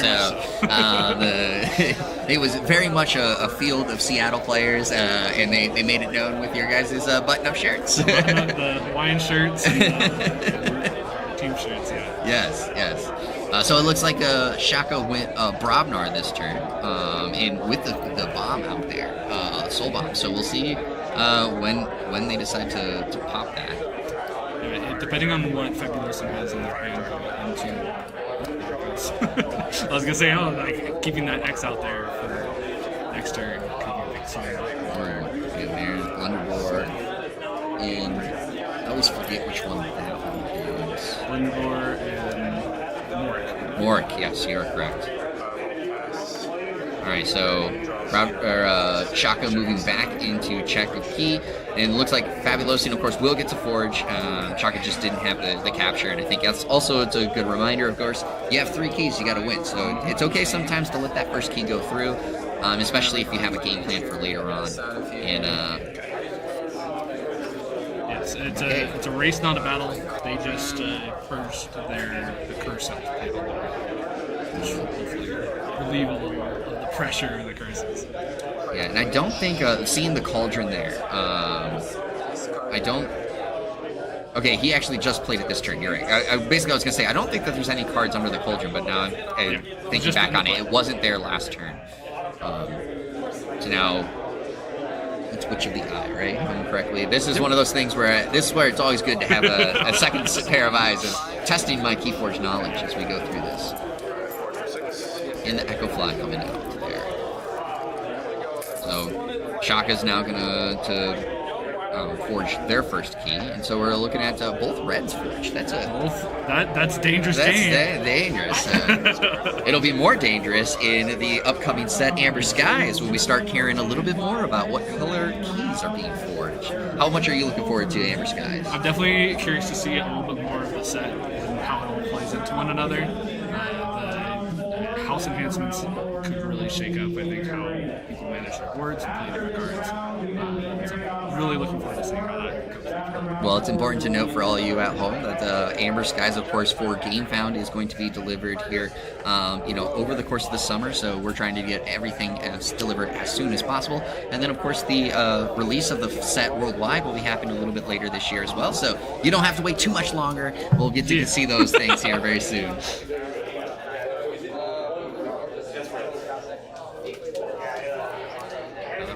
Grobnar board is very threatening.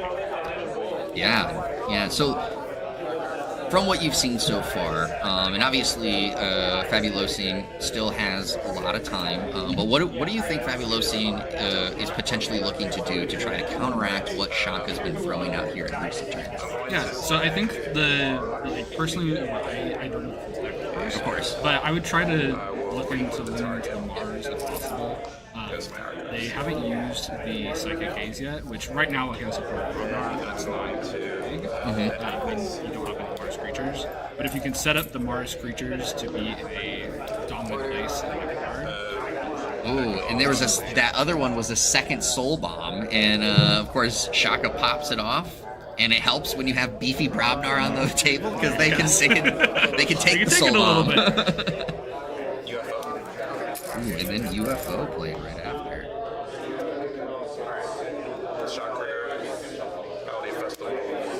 Yeah, whenever you're staring down a bunch of Brobnar Giants, it's definitely... that's not something you want to leave on the board for too long if possible.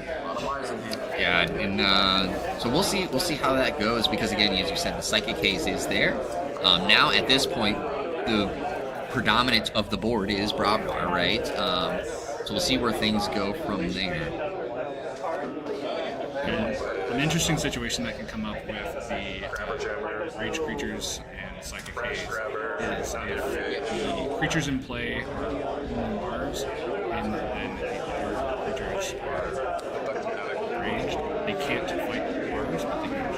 Yes, that is important to note, and it is a good thing to keep in mind as newer players.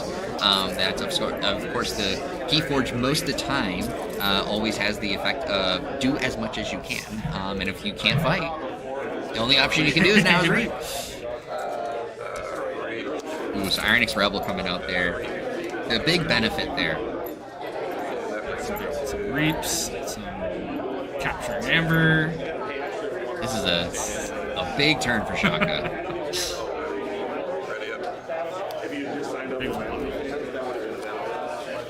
Alright, so I'm curious in your thoughts. Obviously, we don't know what Fabuloso has in their hand, but we did see this earlier in a game where using Cauldron at this kind of point can get a little risky because and remind me, I'm having a brain fart on the unfathomable creature that captures like all the amber. Trawler. It was used, and they ended up putting Trawler under Cauldron when they needed it. And so I was going to ask, it seems like Fabuloso used it anyways, but how much does that start to play into your mind? We don't have Unfathomable on the table, but like early on, Cauldron is fine to use. But once you start to get to this mid-late game, that's when it starts to get dicey of putting a key card under and you don't have the third card. I definitely think it's kind of similar to the tension of tokens in exchange, where oftentimes tokens can lead to a benefit for you, but also you can end up tokenizing a key card. And so give and take depending on where you're at. And then 2 more. Tokenize this, or Call of Me that they grab isn't often something that would come up with a swingy card per se, but it is something that's... Alright, so it looked like the Plague Wind was used there recently, and I obviously see the Bromnar is gone off the table, and then it looks like the Psychic Haze was then used because I see all the Enrage popping out there. So that looks like, of course, still nothing when it comes to capturing or removing it, so Shaka is going to be able to forge that second key, sitting with 2 towards the third key. I think that right now things are looking good for Shaka, so we'll see, of course, how the rest of this unfolds. And now, as always, it's important again to remind, discard pile is open information to your opponent, so that is what Shaka is doing, is looking at the discard pile, obviously probably trying to figure out what is currently in the discard pile, what could be the rest of your hand. In Sealed, we don't know what is the deck list. Your opponent doesn't know what the deck list is. But if you've seen enough cards, you can start to kind of assume and figure out the rest of it. How much do you play into, or do you feel like some should play into that, even in Sealed, when you don't have a deck list to really compare to? I definitely think in Sealed, especially when you're getting close to the flip of the deck, being able to look in at the discard pile and see, all right, did I forget anything that's going to be coming around again to get me is helpful, with grim reminders that your discard pile is an asset. So keeping in mind both what you have as, especially in a sealed environment, from like Harvest,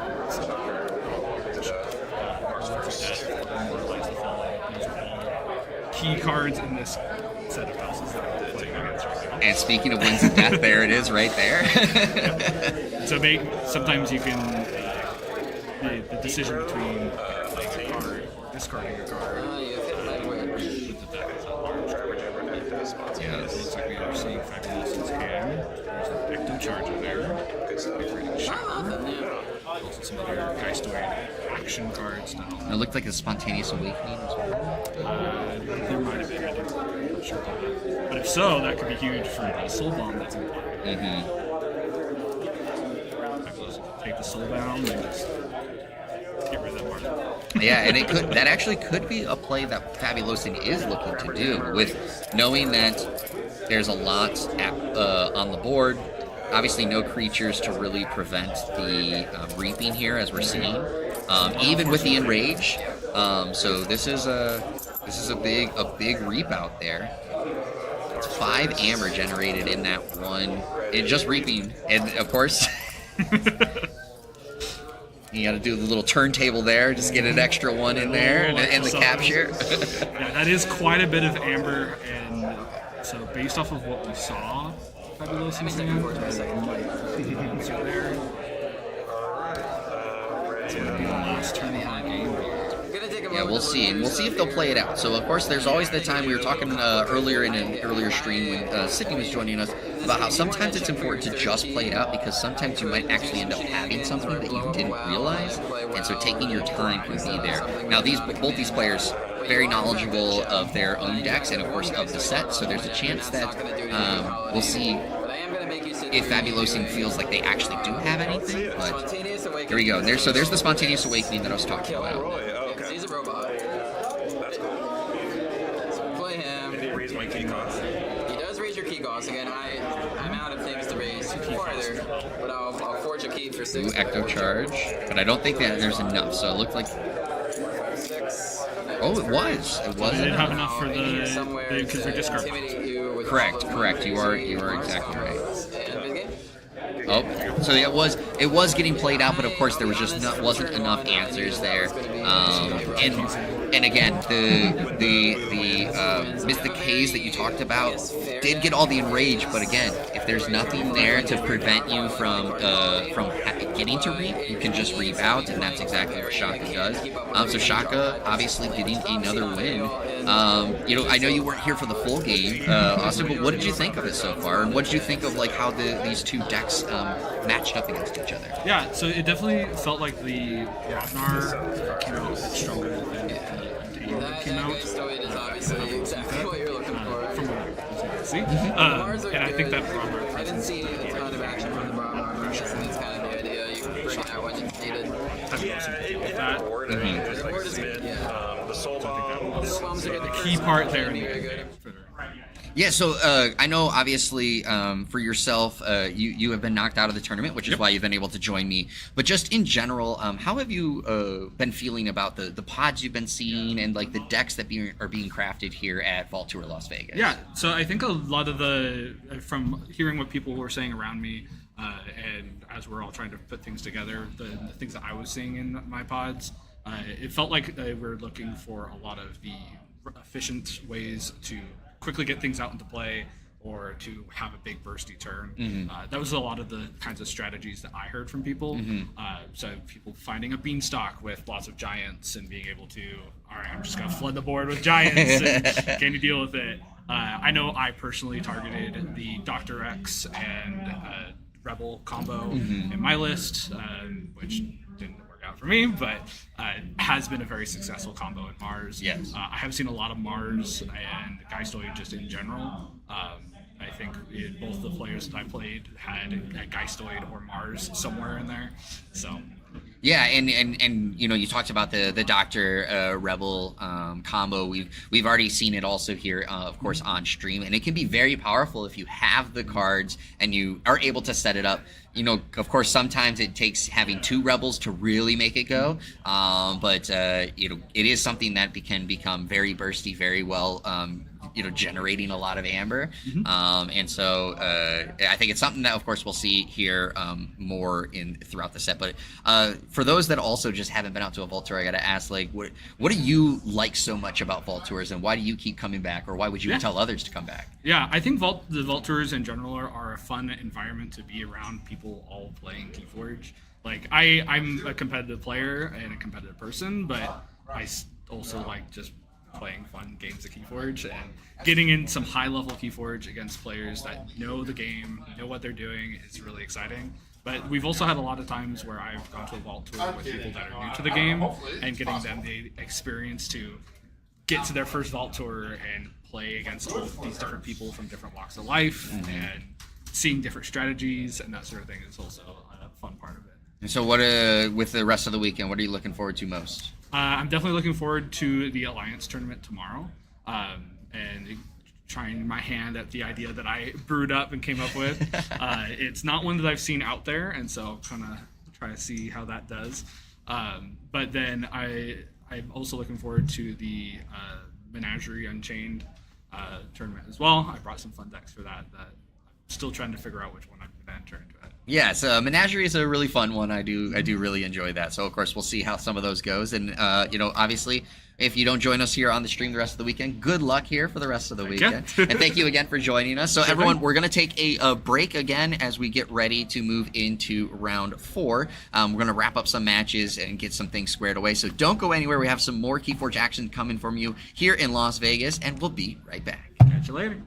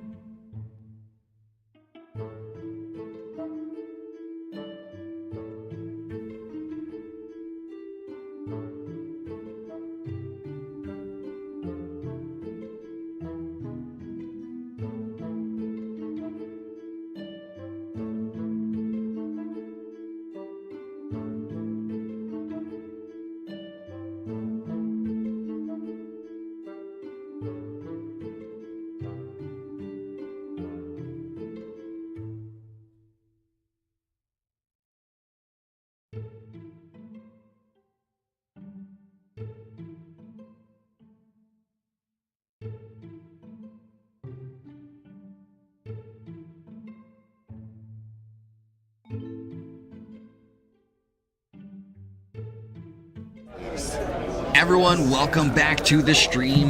We are here for round 4 of the sealed format at Las Vegas Vault Tour. It's important to note with this round that there is a chance we will have our undefeated qualify for the next round, or for the top 8. But there's also a chance, depending on how things go, that they may actually play one more round before they qualify. So we'll see how things go after this. However, one thing that is important to note is that we are going to be taking a dinner break following this round. So, of course, once this round ends, we will be taking a 1-hour break. So you guys also can go get some food and be prepared for the rest of the action that's coming here. I also will say that Sydney S.E. Steele is graciously going to be joining us here at the streamer table here in a very little bit. So, of course, when she is ready to join, she will be joining this seat right here that I pulled over, and we will get things going. But here on stream, we have Aviator and Mark H taking on in the Undefeateds. Mark H running an Equidon Geistoid Mars pod, and Aviator running a Mars Star Alliance Untamed pod. It's important to remember, for those that don't, is that Aviator did win last year's Alliance Nationals, and I believe also a Vault Tour, so it's important to keep that in mind. Aviator brings a lot of win and pedigree to the table. Mark H, very knowledgeable player, very good one too as well. Both repping the ABR team. So of course we'll see who advances to continue staying in the Undefeateds, and which one will potentially, of course, be moving down to the 1 losses. So we'll see how things go. Both of them, again, also repping their ABR card sleeves. So looks like Aviator started the matchup, and of course, we are going to... You get to look at the whole hand, right? Let me discard a card first. Yeah. And then I get to look at your hand. Alright. see how things are going. Obviously, right now, 42 minutes and 35 seconds left in the round. We did start this one on time, so the timer that you are seeing up in the corner is the time left in the round.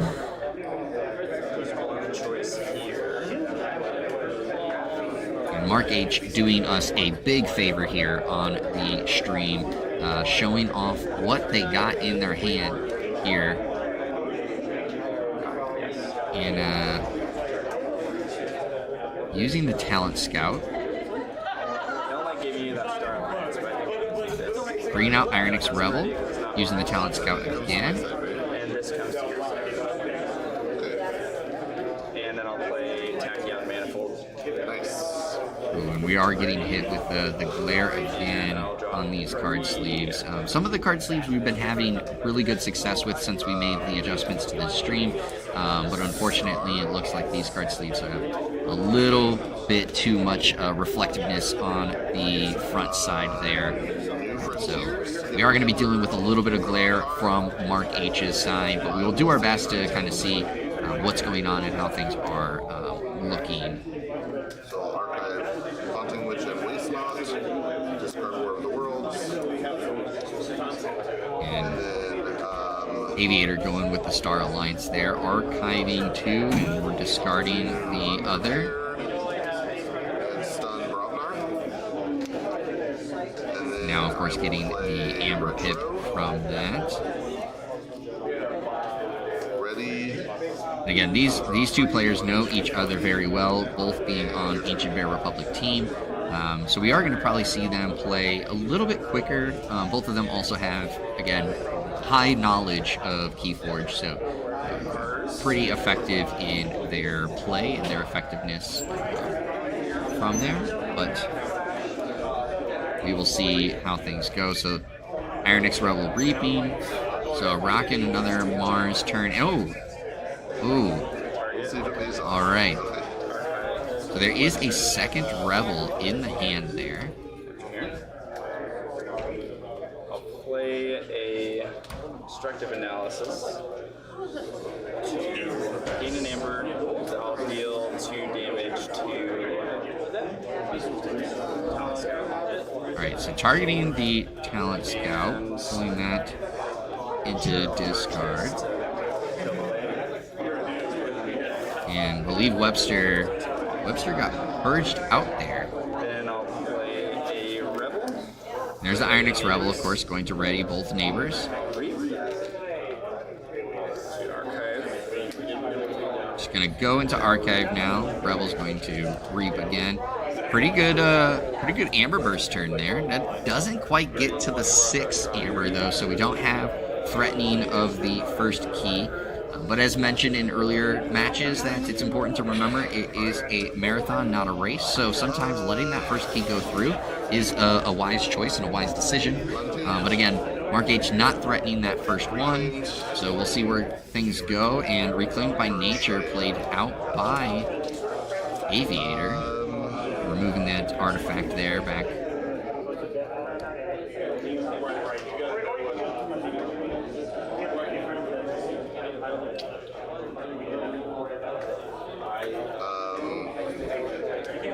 Alright, so here's the Amber Storm. This one is mine, right? Yes. Okay. So I'll do 2 here and 1 here. I'm going to do 2 damage, as well as the single damage over on the second Ironix Rebel because of the Amber Storm doing 1 damage per Amber in your pool. And then now in the regrowth, not quite sure what I saw. Aviator pull out. I don't recognize that card. Of course, if Sydney was here helping out in the stream, would easily recognize it. I know it's a seed, but I don't remember what it does. So those in the chat, if you are here, for those that are newer watching the stream, please let them know what that card does, because that would be very helpful for those that are new to KeyForge and checking out the matchups here at Vault Tour Las Vegas for the first time. We'll see what Mark H does. Currently sitting on 5 Amber. Aviator also on 5 Amber. So Aviator's also not threatening that first key. Guys, do it. Ooh, and there's a boo. Yes, guys, do it. I'm for sure wanting to. Let's go with... A grand student, you've done a grand favor in the chat. Thank you so much for doing that. And Mark H going with the Mehmet there.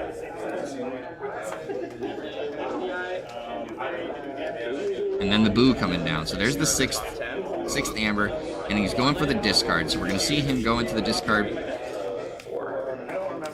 And he's discarding directly on top of the discard. That is an option that some players opt to do.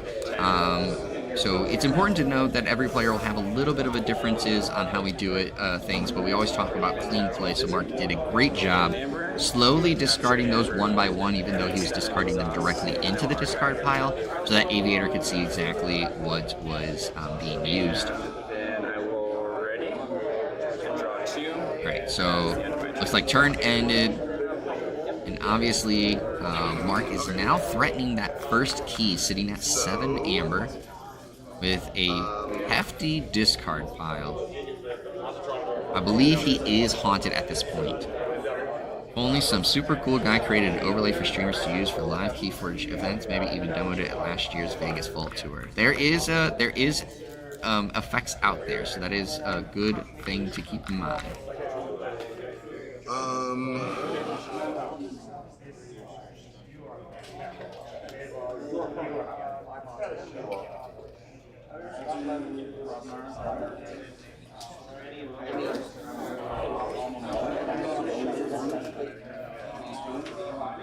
Mars.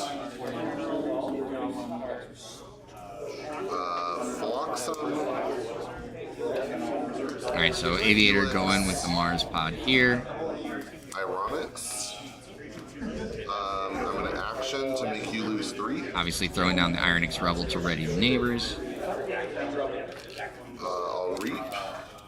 And taking Mark off of that first key. Key abduction, get an Amber. Ooh. Key abduction played out. I don't think, though, it's for more than anything outside of the Amber Pip at the moment. I'll return these to my hand. I will choose not to forge.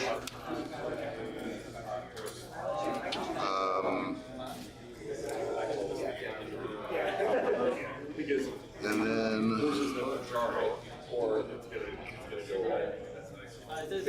I'll play Proliferator, Felix, Rebel. There we go, another Ironix Rebel coming out. To make you lose 3. This is a good Mars turn there coming from Aviator. Reap with the Proliferator.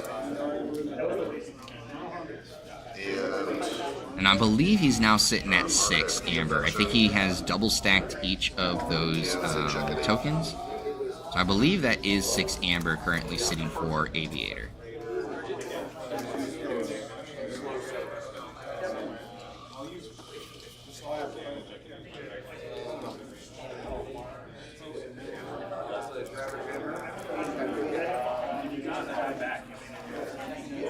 Alright, so Mark's starting his turn with an empty board. We'll see what he does on this turn.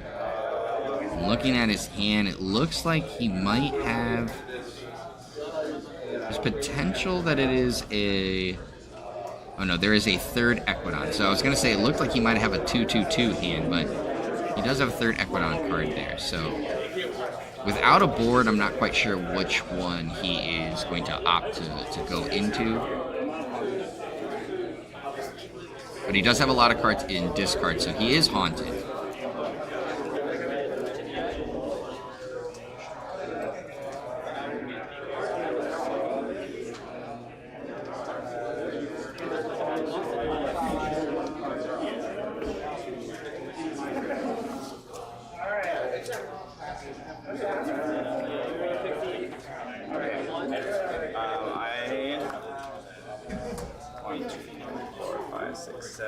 I'm haunted, and I will go with Mars. Okay. Alright, so picking up the archives here. Archive into my hand.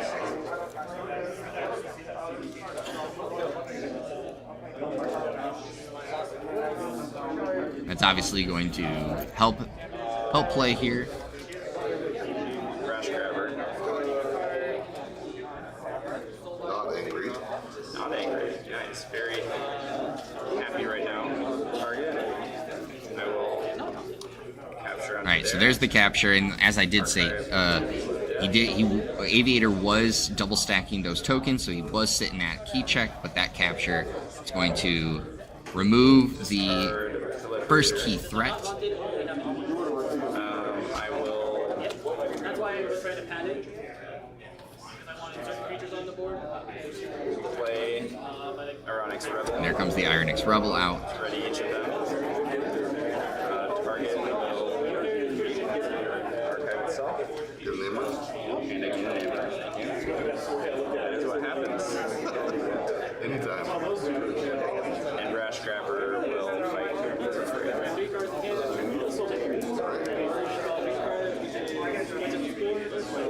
I'm at 6 cards, so I do not draw.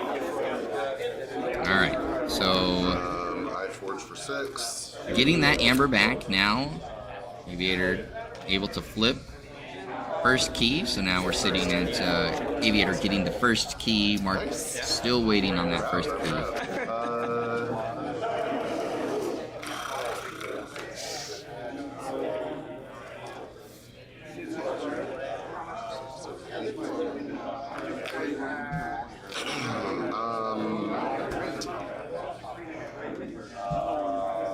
All right, and it looks like our very gracious community member Sydney has rejoined here for the thing, so thank you so much for joining us, Sydney. Absolutely, very So right now we're seeing Mark H versus Aviator here at the head table. Mark rocking an Equidon Geistoid Mars pods, Aviator a Mars Star Alliance Untamed pod.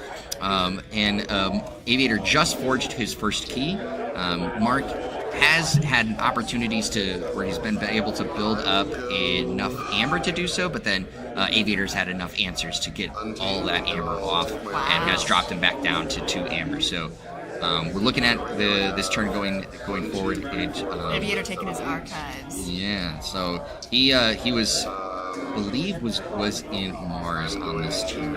Also, both prominent ABR members. It'll be a team kill. Yes, exactly. But it's important to note that this is an undefeated still. So as we talked to earlier, one is going to go to 1 loss, but the other one will be moving forward. Amber Storm just, of course, clearing the board again. All right. So I see a lot of workers on both sides. Aviator picking his up at the beginning of the turn. So it looks like they probably have a lot of Mars archiving. There's the Haunting Witch, and yes, they have had some sizable Mars archiving. Yeah, that's the laying out all the creatures. That's fill the archives with that. We got a lot of scary things on the board. Ooh, and a Witch of the Eye out there too. Which do you get rid of? I know. Ooh, and with that being the end of the turn, unless you also get rid of the Nep Seed, whatever witch is gone can come back again. And then Ramook also increasing key cost. Hopefully Mark H has a board wipe just to get rid of everything all at once, otherwise he's in trouble. Oh, picking up his archive. He's picking up his archive, so we're going to see what his play is here. I have to be curious. Oh, he's going Geistoid, so we'll see here what he has. My question was going to be, if it was your choice and you had to pick between the witches, not knowing that you could bring it back, which one would you prioritize in this current situation? So if I was going to get rid of one because he's haunted, I'd get rid of the Haunting Witch, because the already having the Nep Seed, the Witch of the Eye bringing something back is there's nothing you can do about that. It's going to happen either with the Witch of the Eye or the Nep Seed. So getting rid of the Haunting Witch gets rid of the Ember Burst. Because if you don't get rid of it, you can go into an entirely different house and make use of it. Yes, so. Very much so. But they're also that Marmook on the end there. Just even something as small as that, surviving long enough to be there when you have to forge a key, that's rough. Alright, so Mark has a lot in his discard pile. He's been sitting with a lot in his discard pile for actually quite a bit right now. Obviously, being haunted, a big mechanic here in Grim Reminders, but I'm wondering how much he is wanting to potentially flip to try to get to some of the cards that have been sitting in that discard for a while. Or the other way around. Maybe he's stuck knowing he can only play a certain amount of cards to stay haunted for his turn. There's a lot of things that want you to be haunted, especially in Geistoid. Yeah. Ooh, I do see the Winds of Death there. Ah, there you go. Probably looking through to see how many creatures. And that would wipe the board here. That's definitely going to get played. Yeah. Not dealing with the Nep Seed, though. Yeah, so I saw him do that. He was thinking about it, and he discarded that extra Geistoid, get that extra card in there before playing the Winds of Death. That's always a tough choice. If you have Geistoid creatures or some other Geistoid in your hand, do you play that before or after the Winds of Death? Like, it depends on if you're haunted, if you want a board state afterwards, if you want simply just a bunch of cards. He does have Mars, so if Key Abduction is viable, then we might be looking at just volume of cards. Yeah, and I have not seen Mark H pull out a Key Abduction. I know Aviator does. He used it earlier, but he simply used it just to get the Amber Pip off of it because it was kind of early. Sure. Didn't have a lot in his hand. And with the Nep Seed, you just pull it when you need it. Right now, giving Aviator more cards in his archives might just be setting him up. Especially now with that Haunting Witch in the discard and the Nep Seed, he can go straight back into Untamed and then pull the archives and play whatever other Untamed creatures he has and just get more Amber out of it. Yeah, so I'm actually really curious where things go from here. Obviously, we're still sitting at one key to none. Lots now, of Aviator's strong been plays for this early in the game. Yeah. Aviator has been stacking his tokens, so I think he is currently sitting at 6, but I'm not 100% sure. Gotcha. It looks like he has. He's been doing stacks of 2, but I don't recall if those stacks of 2 are all there. And do we have a purged couple of cards up here? We do. There's 2 purged cards up here. It was a Webster, and I don't remember that Equidon. Tachyon? Or that's the one that gives you an extra turn, if I'm not mistaken. Okay. Yeah, so the Webster was purged earlier. Mark H actually purged it. Aviator purged the Equidon artifact there. Spontaneous Awakening?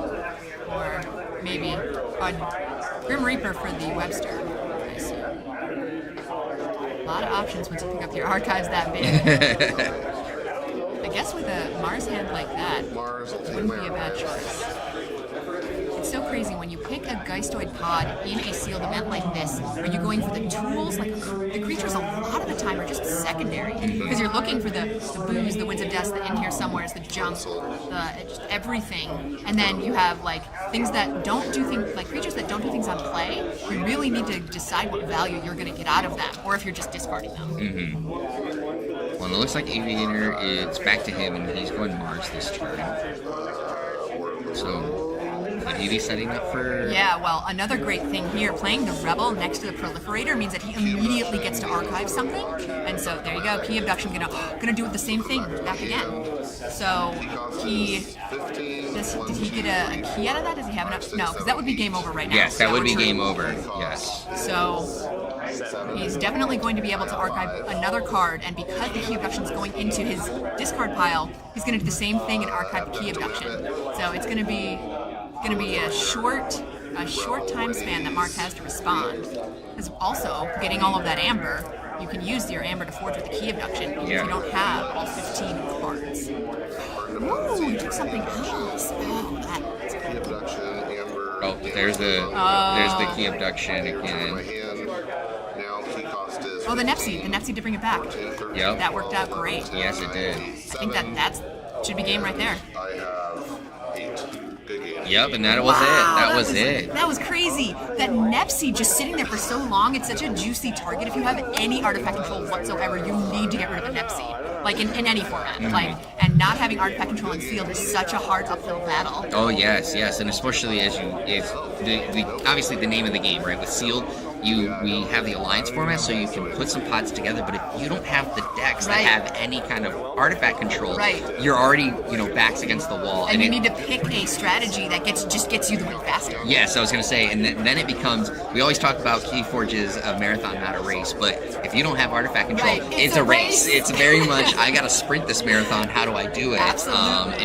And obviously Aviator had the pods to pull it off. I know you didn't get to see the whole match, but just like from what you got to see from Aviator's deck, like what did you think about what he's been able to concoct? So what's so funny, just because I didn't see a single use of Star Alliance, I feel like the Star Alliance is there just to not get in the way of the beautiful Untamed and the incredible Mars, because he didn't need the Geistoid tools that usually go with either of those two strategies. So I'm really excited for him because if his Mars and Untamed are so strong, Star Alliance is only going to complement that. Yeah, and if I remember correctly, I was talking about this earlier on stream. So Aviator was our Alliance National winner last year.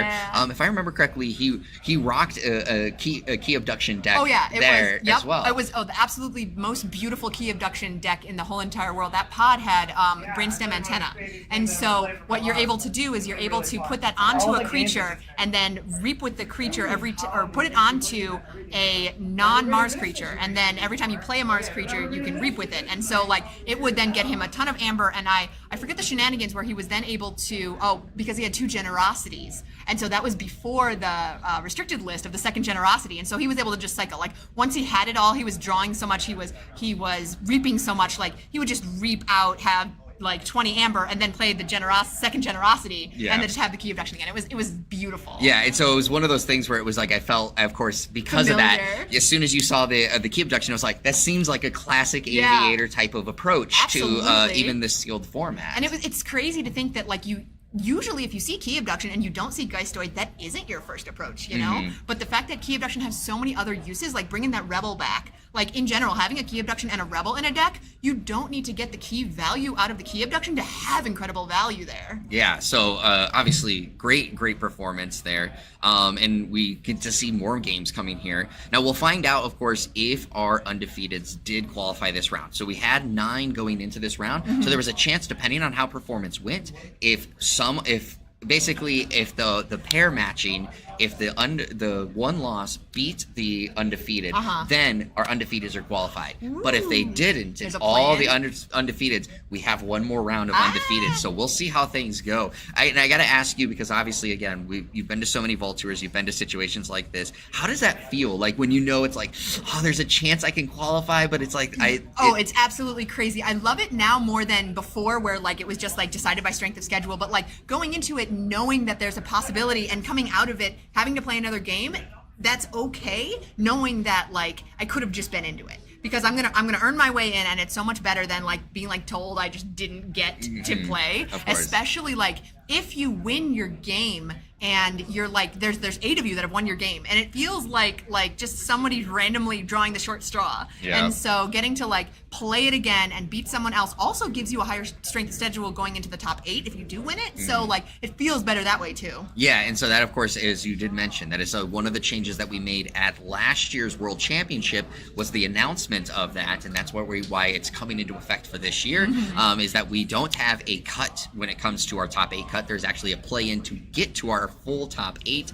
So as you said, it leaves a lot of room, and it leaves that feeling of like, I have my own destiny in my hands. I earned it. Yeah, so of course that important to also note, Mark getting dropped out to 1 loss does not mean he's out of the tournament That's yet. true. He has more chances to do it, so it's not necessarily an ABR knocking out ABR, and we'll see what rest of it goes. But Sydney, from across the field, obviously we know some of the players that are still in the race. How do you feel about the field remaining and what we could see for the rest of this tournament? It's so funny. I've seen more, like, I expected to see a lot of, like, focusing on Geistoid. And Geistoid was going to be, like, that's the house I picked first, and then everything else around it. But it feels like it's been the opposite direction, where, like, all of the higher competitors that are still in it have picked their pod and then picked the tools around it. And those tools oftentimes have been Star Alliance and Unfathomable. Like the addition of the Amber Control, but also some of the other tools and tricks that they can do. Whereas, like, we've seen a lot of Untamed supporting those Mars in that, like, if you can't deal with my Mars, then try and deal with my Untamed. So I think that's a really cool way that, like, Geistoid's been sprinkled in there because it has the tools, but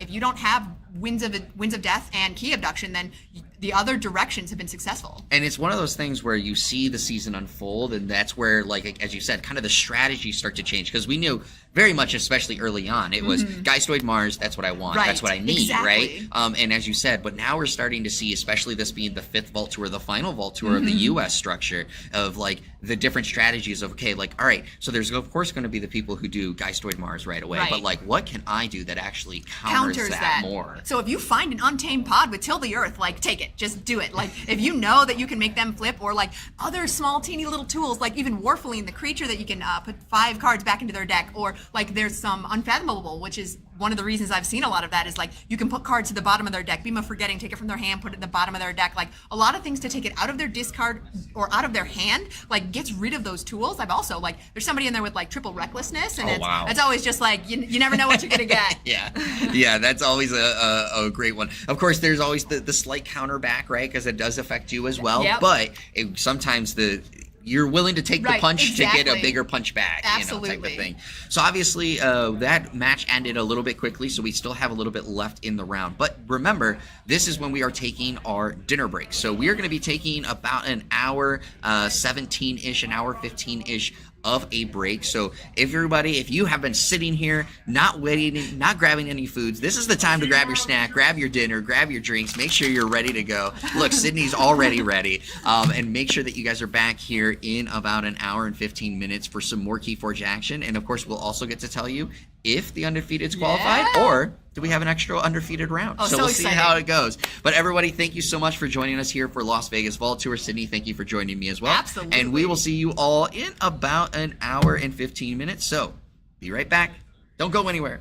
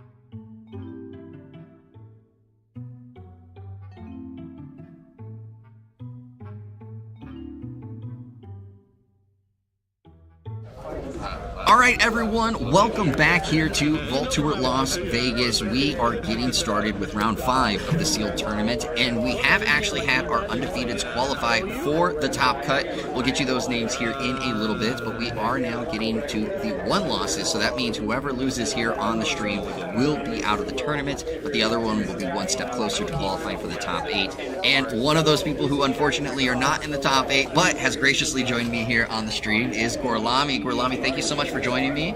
How did you feel about the tournament overall? Maybe not your performance. Oh, the tournament's been great. It's hard in here, but it's been fantastic. Lots of good games and real tough games. Yeah, hot in here because it's really spicy action, right? not that it's Las Vegas and in July, but yes, it has been very toasty here. But of course, we've had a lot of great action here on stream, and of course, we're going to see some more action here. Now, we are getting to see Frenzy AJ again here on stream, running the same Geistoid Star Alliance Untamed pods that they ran previously. Wigsby is now going to be on stream for the first time, running Geistoid Mars Untamed. Now, of course, with Sealed, we don't know what their deck list is like, so we don't have anything to go off of. But just looking at these kind of pairings, Geistoid being there, very common. Mars pods on Wigsby's side, we'll see what he has to offer. But what do you think you're going to see with the Star Alliance Untamed coming from Frenzy AJ there? So I like seeing Untamed. Untamed is very spicy. I mean, I think if they've gotten this far, most likely we're seeing some big Amber Burst with Haunting Witches, or they have Witch Demons. Oh yeah. And I don't remember what Frenzy AJ has in their Untamed pod, so that is going to be one of those things we'll see. Again, we've seen a lot of action. It's hard for me to remember all the cards lists, but I remember, of course, that that Untamed pod is pretty good, solid. I do remember that from their match earlier, and they did pull out that victory last time they were on stream. So we'll see how things go. Of course, looks like started off early with a Geistoid play, but now following up with Star Alliance, and now Wigsby going with the Geistoid play right away as well. Bring a Phantasmal Visit to stun and exhaust the creature. I wonder what they chooses. And then I'm going to scrap Snippy to destroy the body.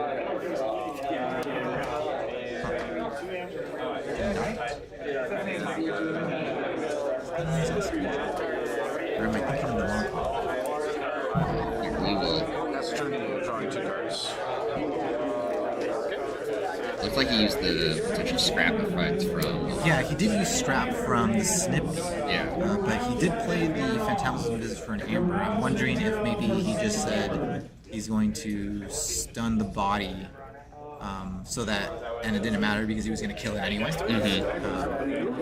And that could actually very well be the case. Now that you say that, that would make a lot of sense. So okay, so he's playing Boo. Ooh, those are. Oh, he has a new Future Lens. He's got a lay in there. Yeah, that's looking nice. I like everything that I saw in there. Putting back the Boo into his archive with the Mehmet. Yeah. So, I expect to see maybe some Winds of Death later. Yeah, looking at the hand, I couldn't see if he currently has not Winds of yet. Death. Oh, So then follow up with a boo. Boo himself. Boo you, I boo you back. Right back at you. I'm sorry. 1, 2. Ooh, a Witch Queen. There she is. 7, 8, 9. With the Witch of the Eye. He's got the Witch Queen card. Yeah. Which queen? You missed Wow. It's in the middle of your discard. Should be number 3, I think. Right. That is looking spicy. Does he have the Winds of Death to put it into his archive? And Wigsby counting up all his discards with a dice. With a 20, and there it is. And there it is, right There it away. is. Wow. So Doesn't matter. that's pretty Archives, but Archives are nice for Frenzy AJ that he was able to get a boo off before this turn, because obviously the boo into the Winds of Death is very beneficial for the player playing it. But at least Frenzy AJ gets a little bit of value here because he had just played the boo himself. But I don't think he discarded as many creatures as Wigsby did. And Wigsby is setting up a really nasty turn going into his next turn with which becomes Ascension. Yeah. In his archive. Yeah, and as you said, that boo timing now feels so good. We actually saw in a match earlier in the day where it was on turn 1, but it was the opponent didn't have any, or I should say, second turn, but turn 1 card played. They follow up on their second turn. One boo as immediately with Winds of Death. They get all the maximum benefit. The other opponent doesn't get anything because they didn't have it in discard. So having the boo just beforehand, and because it was still so early, it could have been a similar situation. And that would cause a very big swing. So at least Frenzy AJ gets a little bit of value here, and able to kind of play out some things before Wigsby takes his turn. Yeah, he gets a lot of value off of that initial Winds of Death. Yeah, and you saw earlier, just before this, of course, the Brave Pixie getting the damage pip dealt to it, so it goes in the archives. Of course, it's going to be something that could come into play later. Gain 2 Amber off of the 2 different Brave Pixies, right? Yep. So that's really nice. And now Wigsby has to deal with his board. I'm sure he's most likely thinking of playing Untamed here. I wonder if I think he should have a third creature. He's playing Mars. Okay. Alright, going with the Brain Dart right away. I wonder if he's saving the Witch Queen play for a little bit later of turn. Now that could, if Frenzy AJ has some card disruption in their hand, maybe that comes back to bite Wigsby, but I don't think there's too much that could be at play at this moment. Is that safe to say? I think Wigsby probably has some sort of answer to the board, which is why he's deciding to go Mars. Because it's scary to see that Witch of the Eye on the other side of the board, being able to bring back anything, right? Because Frenzy AJ did have Mimicry in the discard, so he can Mimicry and then, potentially take something that's valuable in the other deck, or the other discard pile right now. Yeah. Iron Rebel in between to ready these two. With some Rebels. I will fight to drop the elusive. Yep. And then fight to kill. You gain what? Okay, so decided to fight with both. So he fought with target into the elusive, and then fought with the Void Prober to kill it off, I believe. Did not put any damage on the Void Prober yet. Yeah, I think that damage pip is accidental. That's one's supposed to be an Amber pip. So I'll make sure that is corrected. But you're right. I don't know what the damage output is from there. I think he should have taken at least 2 for the Void Prober and an Amber from the Dew Fairy from the Brain Dart. Yes. All right. We'll be right back. Making sure to correct that.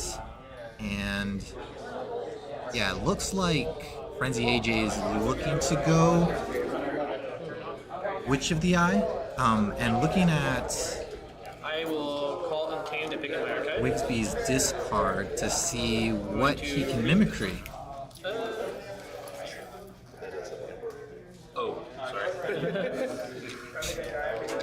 So we lost. That is the lowest. Not too worried. Yeah. I'm gonna go Mars. That's Keys Cosmos. Right. So I'm gonna Doesn't fight seem like here. anything else, but we did get the Amber pip corrected. So that would. So yeah, he is choosing to go Untamed, and I think he is going to try to target that Mimicry so he can take something from Wigsby's discard pile. Mimicry? Yep. Yep, and there it comes. Always a good choice. Your Play opponent Mimicry on has your good cards. Okay. Do it on target. There is a Winds of Death in there. I'm not saying that he wants to use it, Yeah, but at this moment in time, he hasn't put any more creatures in the discard pile, but that could be an option. He maybe could even potentially held the Mimicry, fought off his board, and tried to get some value off of it. Archive everything, all his Untamed back.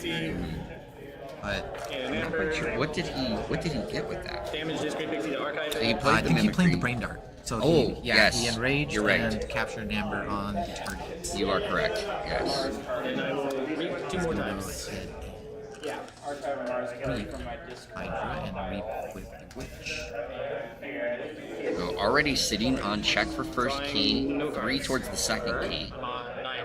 We know that I'm going to Wigsby call has some things in their hand. not take my archives. How, in a sense, worried would you be at this point of the first key check? We've had a lot of conversations about this. Again, marathon, not a race.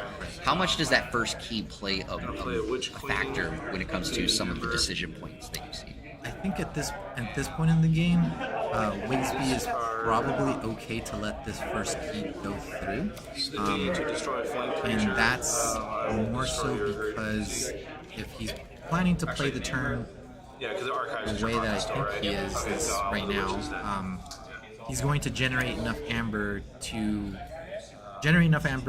get enough card advantage where he can take Frenzy AJ off second key if he gets there. So I don't think he should be too worried here, but I hope he takes his time here and plays this out in the correct order, because I know he has a Waste Not, and he has. I hope he has another creature on board that he can get. Okay, so he does. He's looking at the Witch, or is he looking at the Waste Not? This to my hand. Pulls out the Witch. Did you take? The Witch of the Spore. I'm going to go ahead and play it.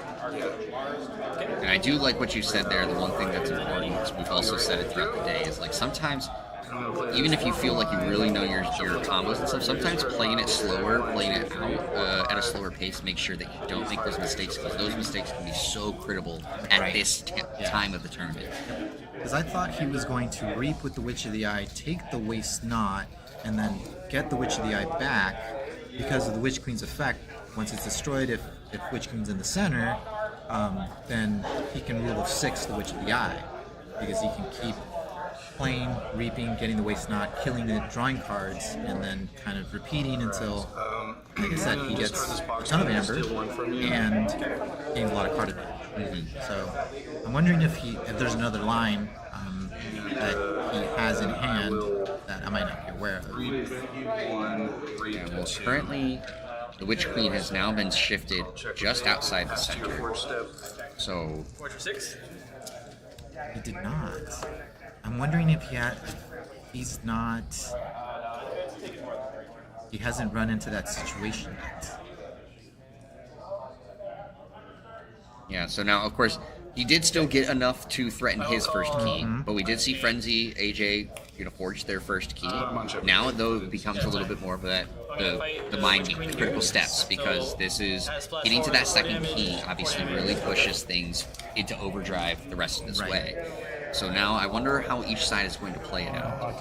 And immediately getting rid of the Witch Queen, which is the correct choice. Always just get rid of it. He's not able to get it back. It's definitely going to be an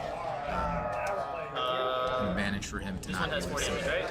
Yeah. Yes, it does. I'll kill it off with Great Pixie. So he's going to fight into Hitting that. the Hydra. Okay. And yeah, finishing it off because the other Hydra had 4 splash damage, so it had already been damaged for 4.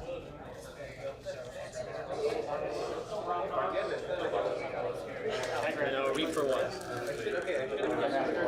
Looks like he's going to reap there with the final Witch. Forge. Yep. Just gaining 1 amber, but fighting off the board. So Wigsby actually was relatively safe in terms of like not having that first key threatened, right, and taken off the check. So that's pretty good. I mean, Frenzy AG has to get rid of it. Yes. So, or the Witch of the Eye and the Witch Queen. So I think it was very good for him to light it off. But unfortunately, not able to get the check. Because that would have been a big deal.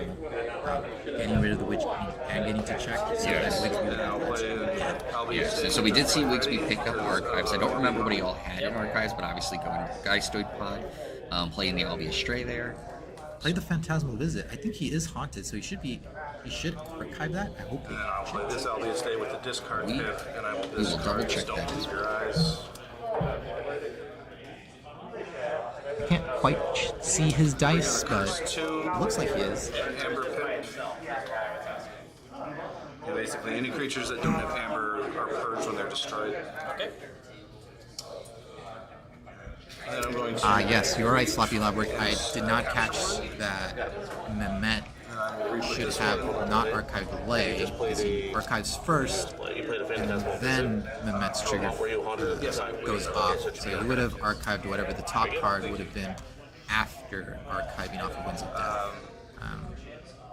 Unfortunate for that. Amber for that. That did happen to me earlier. Sorry, I was interrupted. Did I take amber for that? Because I had a similar So you started situation. the turn at 2. First tune getting played out. First turn, Played. yep. Okay. Reframe Amber. Yeah.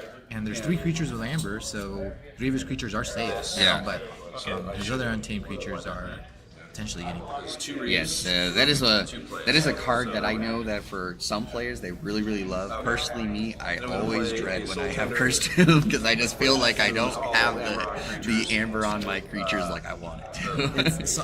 I feel like most of the time it's a card you just get rid of it because it can be real bad for you.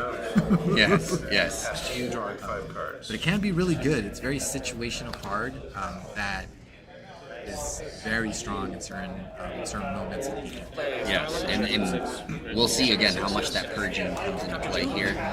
Wigsby's already on check for the second key, but it looks like there's the capture, of course, coming out from the Quartermaster. Did he ward everything? Did he not? I'm pretty sure. Oh wait, I don't know if I don't know off the top of my head if I'll Be Astray is a specter.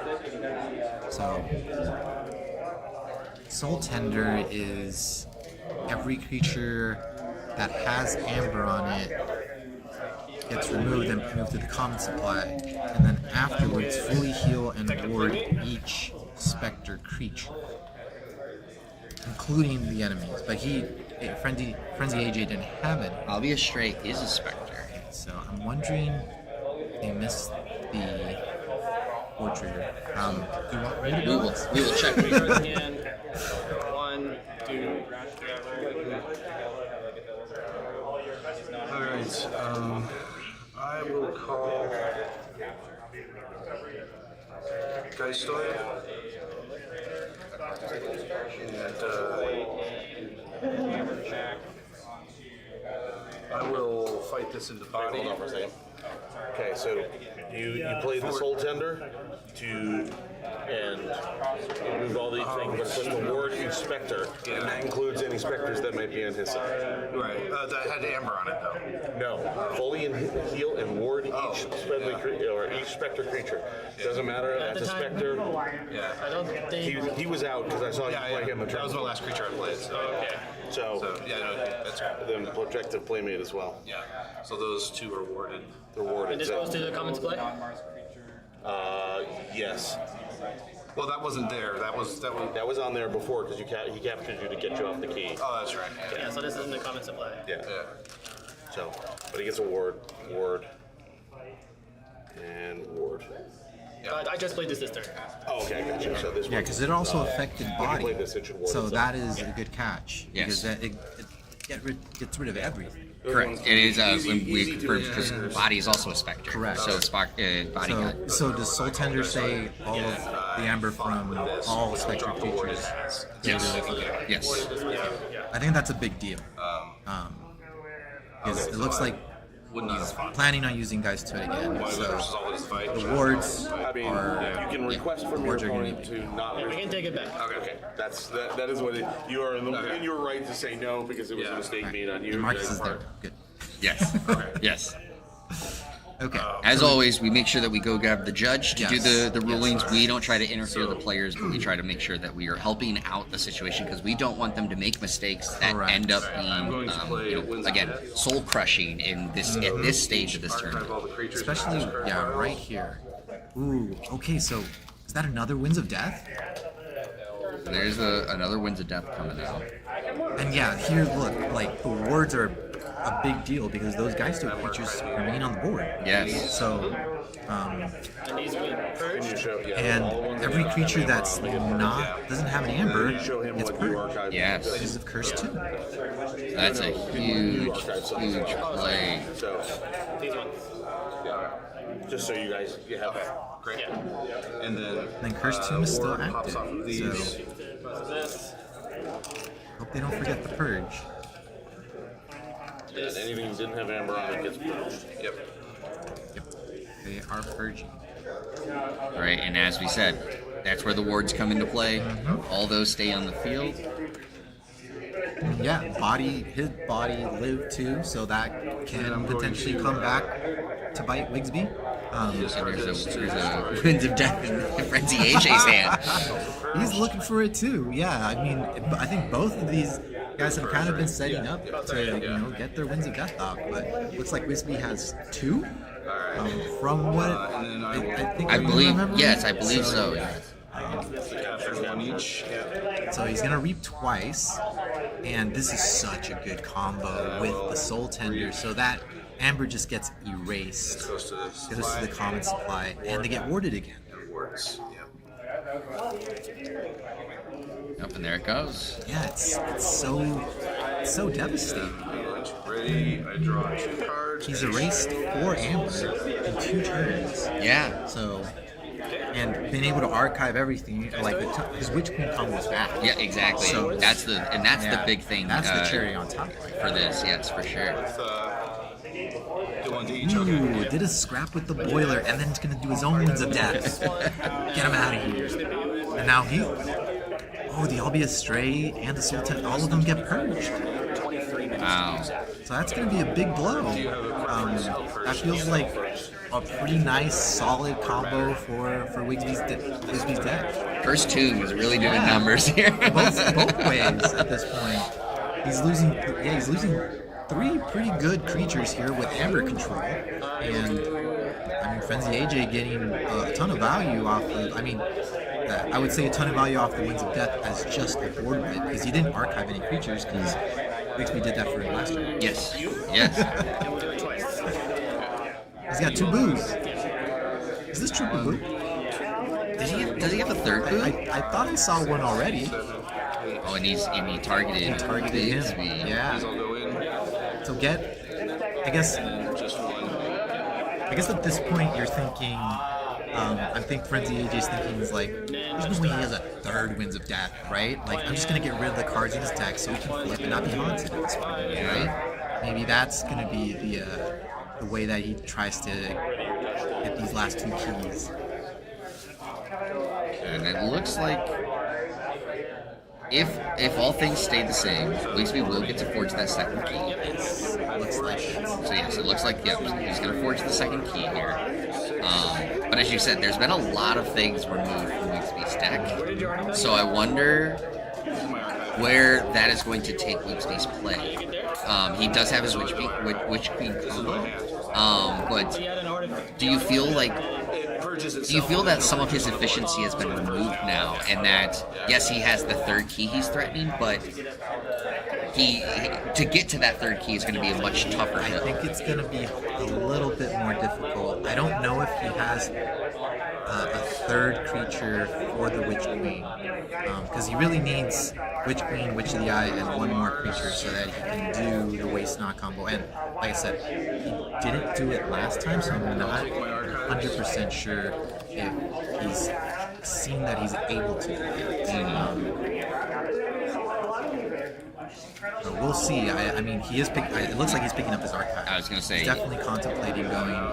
And he goes Mars again. Going Mars, all right. And he's got. I mean, he does have the Rebel. Yeah, so, you are right. Yes, he does have the Rebel. So maybe he's thinking he can get a lot of value. I mean, Frenzy AJ isn't on check, so he has a little bit more flexibility on what he can do, right? Yep. So there's the Rebel. And I will reap.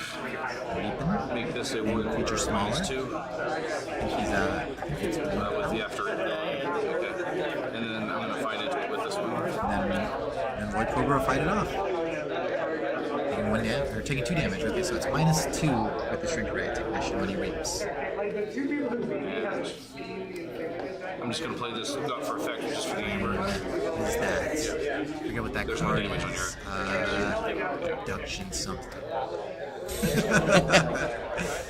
Mass abduction, I believe. I think he's just playing it for the pip.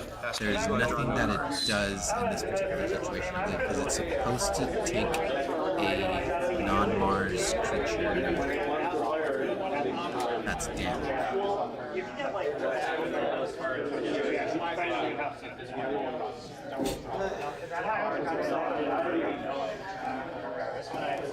Yes, put up to 3 damaged enemy creatures into your archives. If any of these creatures leave your archives, they are put into their owner's hand instead. So it just got played for an Amber, but it's rare. Don't see it very often. It's a cool card. I do like it when you have little small splashes damage and you just take creatures. So. Oh yeah.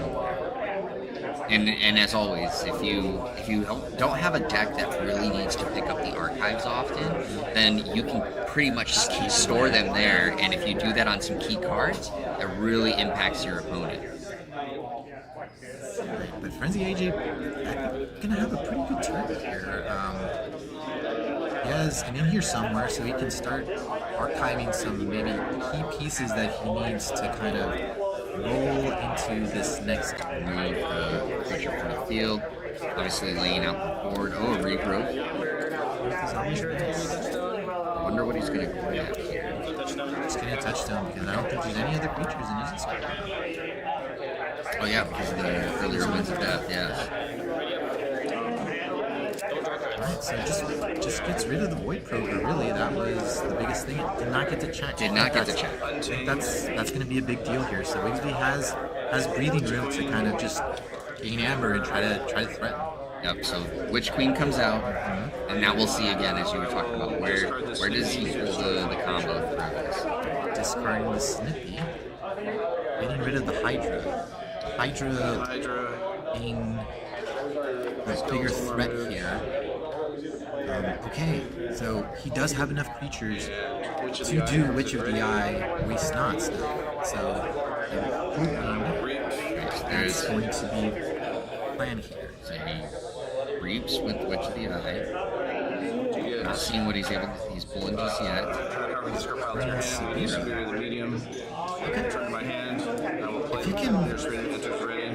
If he can flip the deck and get 2 Amber off of Sabira, I think this will be real good. But I will ready up. that was it. I have to Interesting. It's to be 3 Amber. But he's on check from Keith. Yes, he's still on check. I think he gains 2 Amber because when he flips, even when he draws cards, Sabir still goes off as a static effect. So he's still gaining Amber off of it. I think that's overall still win. So now he's, I believe, what is that? He's at 9 right now. 9. Okay. Sorry. 9 total. That's gonna be pretty big for Wigsby to try to get him off the check here. For Frenzy AJ to take him off the check. Yeah, and I haven't seen too much key cost raises on Frenzy's AJ's side, so I wonder what he's. I just want to make sure there was no Playing in here somewhere off the event horizon. Flipped an extra card, unfortunately, but really it's the last card of the deck. I don't think it's a huge issue. And I think that's game. It looks he's calling it. Yep, it looks like they have called it. So Wigsby is going to take that victory there. There's the handshake, so of course that does come out. And that, of course, means that Frenzy AJ's run here at the Sealed tournament has been come to an end. Wigsby, one step closer to moving forward. What did you think of the decks that you saw here? Really good stuff. Exactly what I thought we were going to see right from the Untamed. So it was either Witch Queen or Big Burst. And yeah, it looked like Frenzy AJ had some nice bursty stuff in Untamed, but just wasn't quite able to get as much Ambergen as Witch was able to. And really those crucial moments of Boo into those Winds of Death. That was pretty blue. Really nice for Wigsby, but just kind of not at that crucial point for Frenzy. Yeah, and of course, I think, again, even though it didn't come back to bite him, if you think about like with the Cursed Tomb, as well as as we talked about the correction on the wards for the specters, like how much those things played a factor into how both players decided to play out the rest of the turn. It was a lot of those things that, like, again, Cursed Tomb did a lot of numbers to both sides, but not in a sense. It still worked in Wigsby's favor. Yes, it did. Yeah, he was the one that played it. So, yeah. And although he purged probably, I think, somewhere around 6 to 7 creatures, at the end, he was still able to really fuel his engine and keep going. So, well played to both players. I think that's a pretty back and forth game for the most part. If the cards line up slightly different, so just Wigsby had just a little bit more of that push, and got those winds of death at the right time. So. Yeah. So with that being said, again, Wigsby is going to be moving forward. Frenzy AJ, unfortunately, has been knocked out of the tournament. Right now, we know for a fact we still have one more round of Sealed event, and then from there, we'll see when it comes to if there is a play-in, and also if we are able to tackle a little bit of the top 8. That'll all be potentially coming today. We'll see how things are going. Of course, things are getting a little bit late here in Las Vegas. But Gorlami, thank you so much for joining me here for this time. And obviously, everybody, we will be back here in a little bit when it comes to the next round. So don't go anywhere. Make sure you grab some water, and we'll be back for some more KeyForge.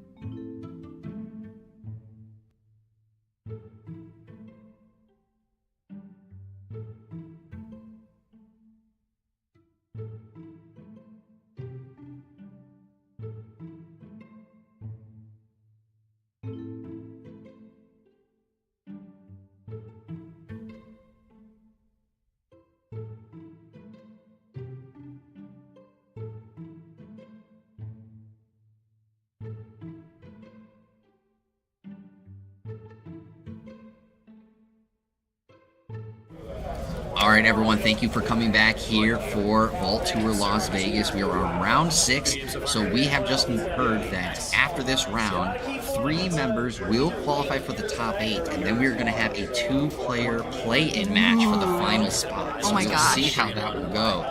But of course, here on stream, we have X-Ray Creator down on the bottom side of the screen, and Vita-Ray on the top there. Rocking Equidon, Geistoid Untamed, X-Ray with Brobnar, Geistoid Untamed.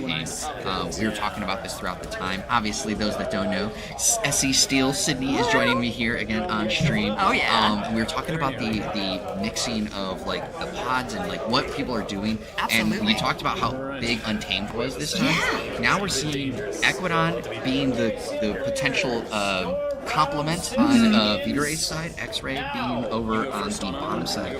How do you feel about that kind of like change in that sense? I love that question. So the higher tables, I've seen so much Untamed that it feels like everything else is kind of trying to support it, and then the other houses, they have a thing, they have something. So like in this case, Equidon, what it brings to the table the best is the steal. So you have your security detail captures, you have the I'm blanking on them now, but like there's so many. And the fact that Equidon has made it this far, it has to have value and bring value. And so there are a lot of cards that can fall short, but otherwise it's got to be what he's going to use most of the time. Yeah, and go ahead. Oh yeah, and so for X-Ray Creator, Brobnar, it's going to have some sort of like board value. Like there's going to be something that Vore is going to have to deal with, so that he's going to have to like have a board wipe or something along those lines, because Brobnar you don't bring unless you're going to have big bodies. Yeah, and that's actually what I was going to ask you, so I'm glad that you read my mind. It's why I know you. I always have you right here for me. And so yeah, Vita-Ray over here on the top side, as you said, looks like things are getting started, so we are going to make sure that we can see this and not stare at things that false fight. So of course the flute being played there, I know a very big plush favorite among the community. And then of course X-Ray coming out with 2 Memets right away. Hot. Oh my gosh, already 2 in his arc. Wow, did he have a full hand of Geistoid? That is absolutely gorgeous.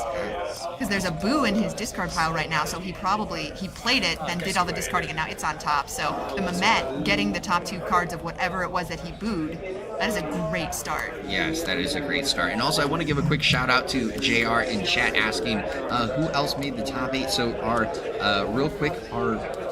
undefeated finalists that have moved on is Aviator, Jacques, Fakey, and Shaka. So that was a big run for ABR there. Absolutely, yeah, no, they've done fantastic, and it was so crazy to see, like, they didn't actually have too many team kills over the course of the whole day, and so they were just knocking everyone else out. Like, and I really like seeing those decks play, them facing each other right now. It's going to be such high-level play. Yeah, I'm excited to see kind of where the rest of the day goes. Oh, and Winds of Death coming out. Already, with Boo, too. Like, this is just quick. Yeah. They're just getting to their stuff quick. Geistoid being the main house on both sides, but without Mars in either house, we're not going key abduction. Maybe, so X-Ray Creator might have a Might Makes Right or something to support the Winds of Death, but there is a lot in the archives on both sides already. Yeah. I want to ask you just real quick, for newer players, right? We talk about sometimes you handcrafting and trying to figure out what you're going to do, and we saw that, of course, Vita-Ray, got rid of remind me of the animating force right there. Oh, there. yeah. Mm-hmm. Sometimes you want to hold on to that for that artifact that's on the opposing side, but sometimes you want to get rid of it. Right. Talk about kind of that determination of like figuring out when you want to hold on to a card and when it's time to just toss it aside. That is a great concept, because it also matters so much in Grim Reminders when you need to be haunted. Because if you're not only holding on to a card because you want the value when you call that house, but you don't get the value if you are or aren't haunted, it's just great to get rid of it. Like especially filling your discard pile in this set is so important. It actually incentivizes you to get rid of it. And there's so many cards that bring things back from discard, so getting rid, handcrafting is like the secondary effect, the huge benefit of filling your discard pile. Especially with both of them having Geistoid, there's probably going to be a handful of like in here somewheres, or even just archiving from discard, or using from discard, or playing from discard. So it's going in Winds of Death especially. So yeah, and it looks like there's what's being put in for the deck. Was that in here? No, that was done. So, was that junk restoration? I did not quite catch it. I didn't. I caught it right as it was Yeah, moving, right? so I'm just like, oh, I don't know exactly what was played there. Yeah, they're playing quite quickly. But oh, so that was an artifact. Is that there? No, because that's on that side. Well, that was a great Equidon turn. Because he's already at the bottom of his deck. Yeah. That's absolutely crazy how fast this just went. Looking at his archives right now. Wow, those stacks are huge. And X-Ray has 2 giants on the board, but not really much else to show for it right now. Vita-Ray is at check. So, and with that much of a discard pile though, and Brobnar on X-Ray's side, you always have to be ready for a Memorialize. Although, we don't know how many creatures are even in that discard pile with Winds of Death. Yeah, I'm not 100% sure because that Winds of Death early did, of course, remove a number of the Creatures cards in there. Yeah. All Yep. right, booing again. They're both just trying to get to the bottom of their discard piles. So, likely not a Memorialize in his hand. Oh, is that... Oh, he's getting rid of a lot of Brobnar cards. Because he would have possibly booed his opponent, or I don't know, booing himself does not benefit a Memorialize the Fallen because it affects both sides. Yeah, so... Ooh, Cauldron. So we saw a Cauldron in there, obviously in here somewhere as well. That card that's up in the Vita-Ray's side is Incarnation Pod.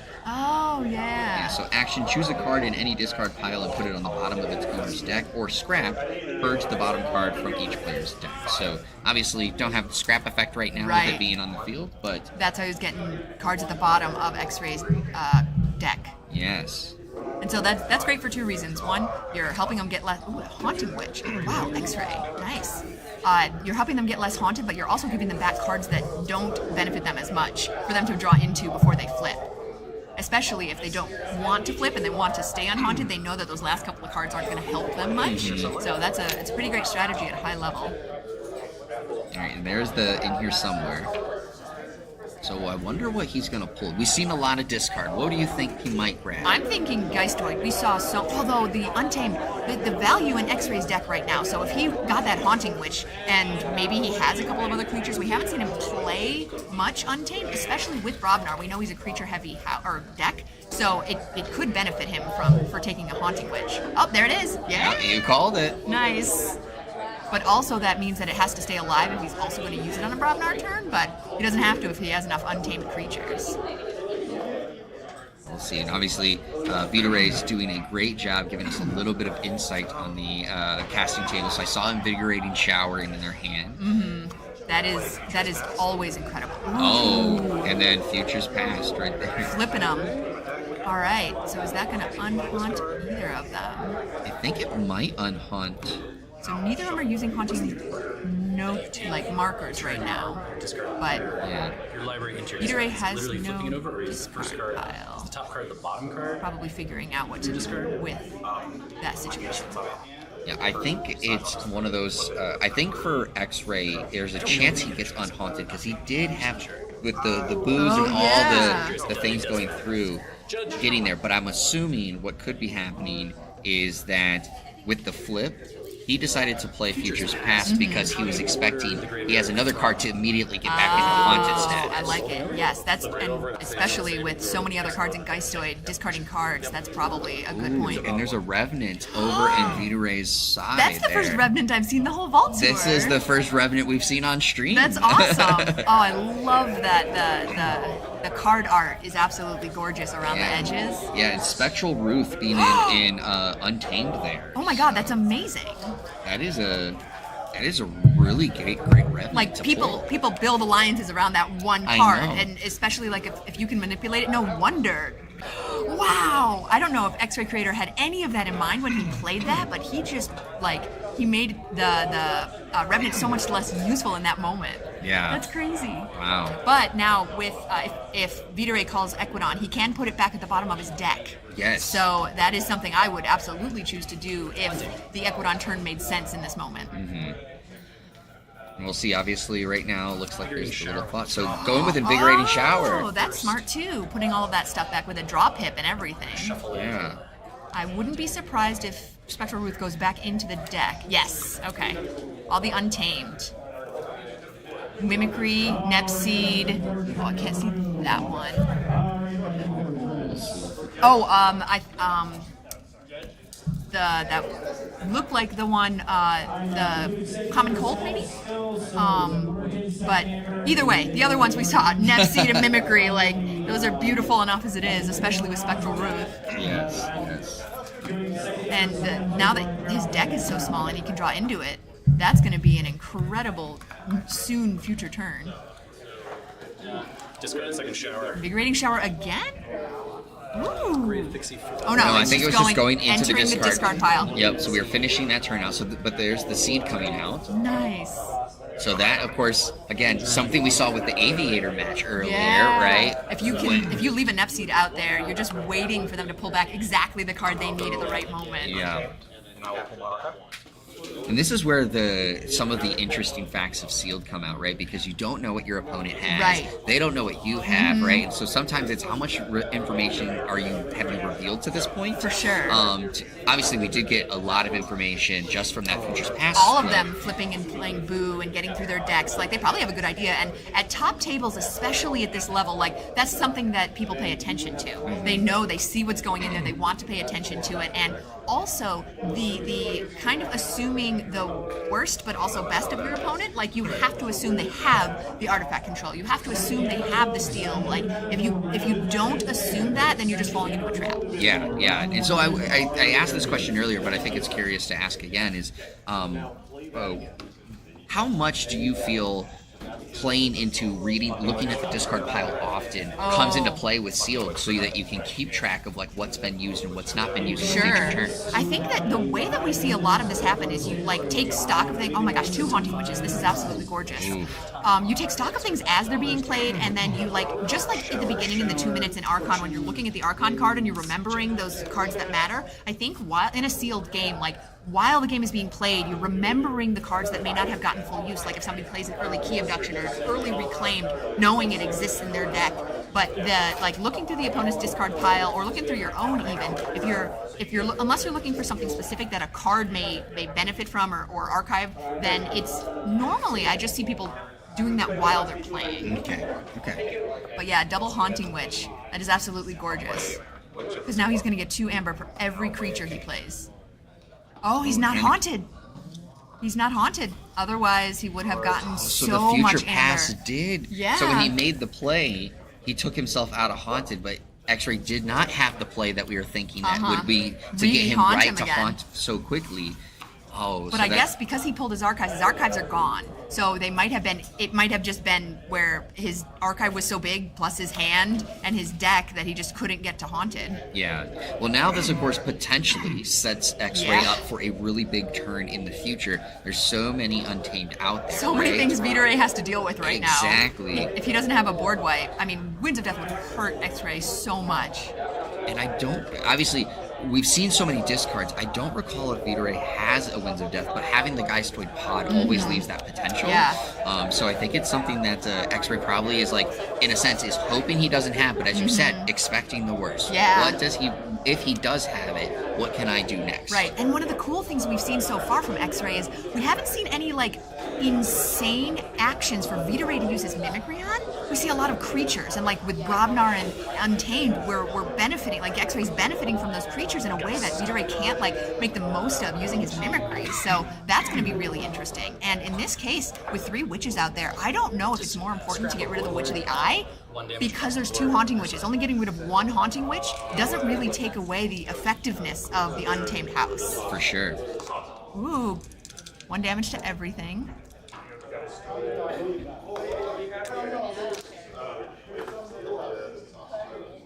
All right. Leaving a lot on the board. Play Snippy. See if there's, oops, Snippy, 2 damage. Which one? All right. Haunting Witch.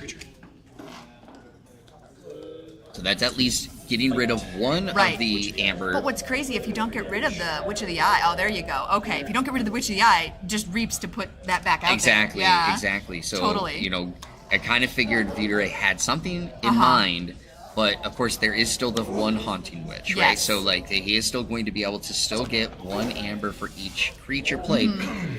We haven't seen too much of his hand. Right. He's showing us a little bit there. So I see It looks Well- like at least 2 Brobnar creatures, Right. and everything else looks like it's not creatures, it's more action artifacts. So I wonder what he's And one big thing, having the Kangafant out there, you can't just pick a house and reap out because you're going to destroy all of those creatures. So playing them out, like having the Kangafant, makes it also so that Vita-Ray can't really just reap out either. Yes. So, but Vita-Ray has to deal with X-Ray's creatures, and so really isn't getting much value out of his turn. It's a great stall tactic, no matter how like X-Ray creators like path to Amber or path to victory is. Yeah. I mean, at this point, Vita-Ray is technically still winning with 1 key. Yeah.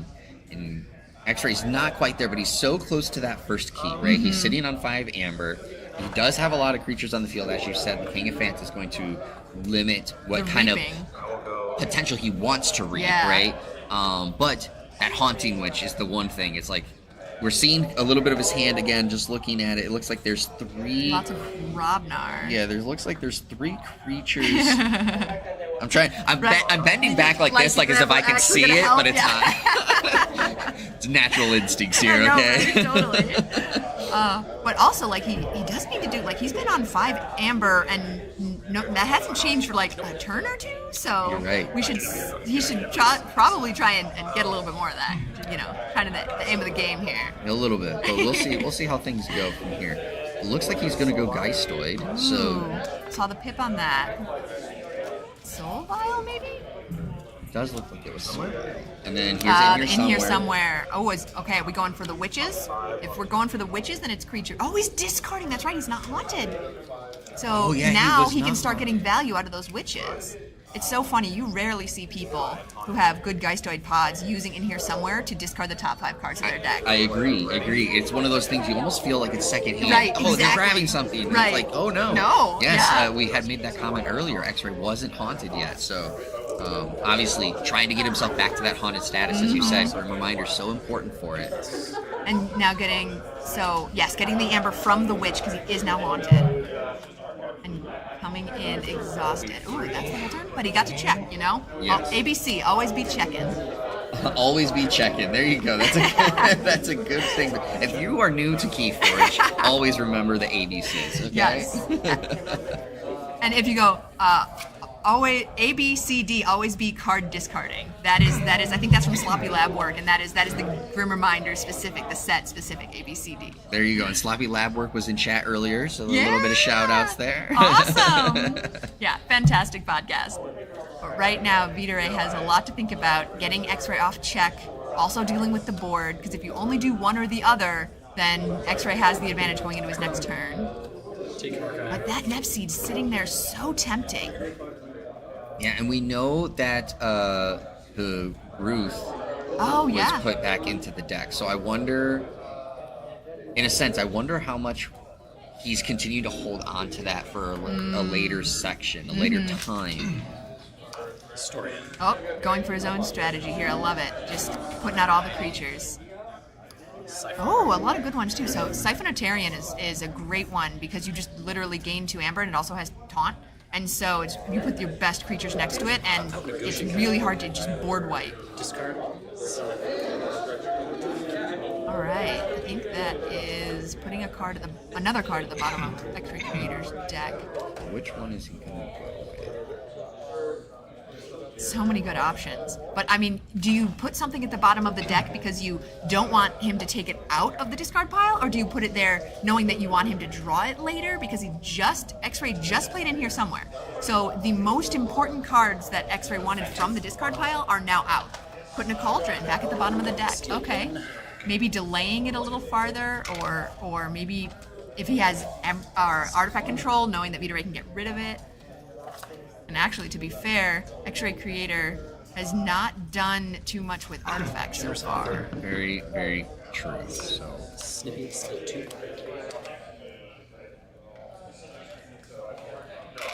Ooh. Oh, Generous Offer, killing the creature, says steal 2 from X-Ray, getting him off of check. Off now of he's at 5, yeah. yeah, Ooh. doing just enough again. Oh, and there's the seed getting Yes. popped. And he Play Generous Offer. Generous Offering again. There you go. All right, so now not only is X-Ray Creator below 6, but Vita-Ray is back above 6. 7 Amber now, so he's on check.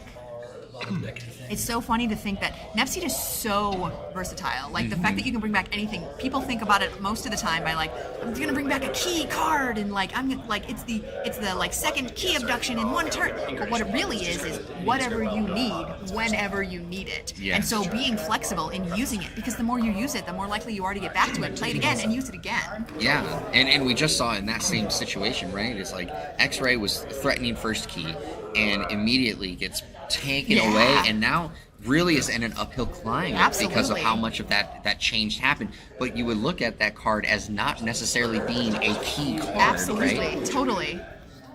And now with that board, it's what are your options, because it's the breadth of houses on that board doesn't actually make it very useful to call any one particular house for use of the board.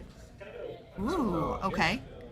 Getting rid of giving back the captured amber. Archive the card. Okay. There's got to be some fun play coming here.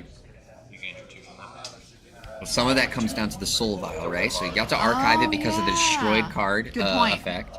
Yeah, that's one of the first times we've actually seen use out of that card. Exactly. I don't think he has much capture in that deck. He hasn't really been able to do much with it so far. Yeah. And also interesting choice is killing his opponent's killing Vita Ray's creatures, because I'm pretty sure that Winds is still viable.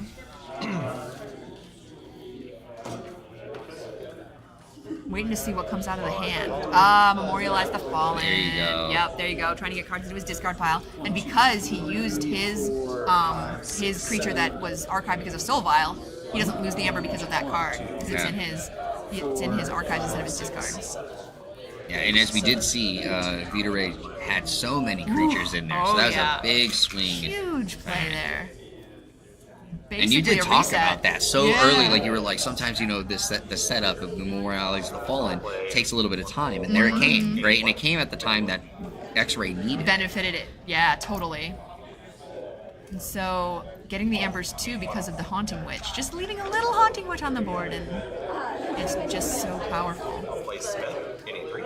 That's Smith, I think, and getting more Amber because he has more creatures on the board, plus the Pip.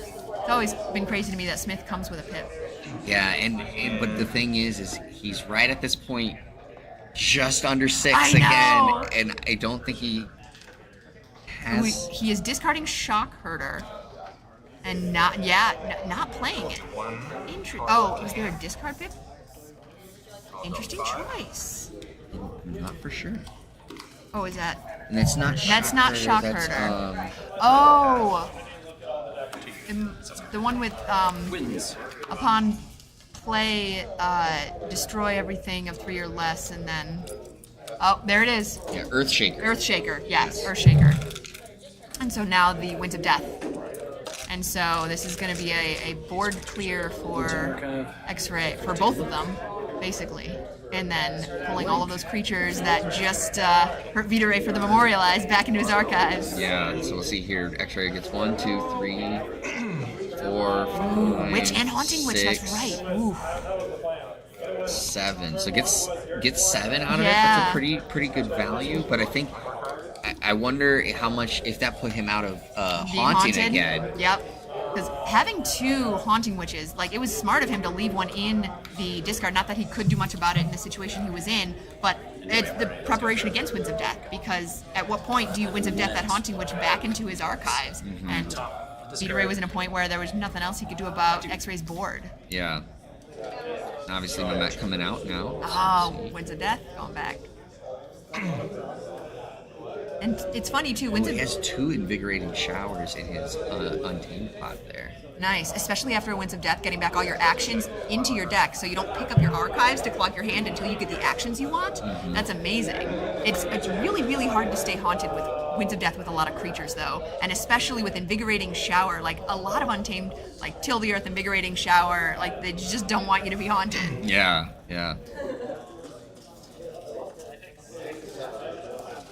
So many options.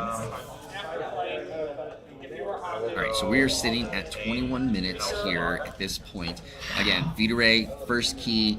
X-Ray still trying to get that first key. I guess from each side, what do you think that they kind of need to do for the rest of this turn to really try to just get that edge, because right now it feels like both of them are neck and neck, and Oh, they're yeah. doing just enough Right? to keep Exactly. giving blows, but not being able to put the killing blow. So I think right now I was gonna say an X-Ray just like went for it, the burst, because Vita Ray does have the steal in Equidon. We saw the generous offers, and that was the card I was blanking on earlier. Like, generous offers are just so fantastic when you also have a Winds of Death, because you're killing your creatures, putting them in your discard pile, and then you're Winds of Deathing them into your archives. So the burst here is super important, especially now that the Winds of Death has been used. If Vita Ray can't get the both Haunting Witches off of the board, then next turn X-Ray has the Brobnar creatures to just play out a whole nother board, get all of that more amber, and then it'll be an uphill battle for Vita Ray. Although it can just be a race. So because Vita Ray is a key ahead, if he gets 6 amber in the next 2 turns, then it could be over real quick. Yeah, so we'll see here. So turn is passed. X-Ray sitting on 11 amber. No, Yeah. 1, 2, 3, 4, 5, 6, 7, 8, 9, 10. 10 Invigorating amber. Shower. So there's the Invigorating Shower with a draw pip. So I'm actually surprised because he put used Mamet to put Winds of Death into the discard pile. He could have pulled his archives. He could have pulled his archives and then gotten rid of them again. But then he would have re-archived what's in X-Ray's discard, but it wouldn't be the Haunting Witch and the Witch of the Eye, because that Witch of the Eye can get back that other Haunting Witch, and then that's a hard thing to come back from. Yeah. Also, you very often don't see Bog Spitter on the board. It is so useful as a scrap effect. If your opponent has 6 or more steal 1, just getting that out of there, and then especially with Witch of the Eye, getting it back and then doing it again, like, it's super effective. I guess having it on the board for Haunting Witch is worth it too. That was another Untamed action with an amber.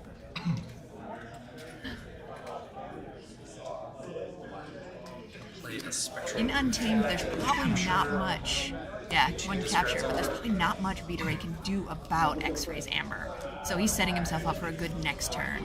That was Perilous Wild. Play, destroy each elusive creature. Oh, okay, so that was for the pip. Yes. Oh, phew.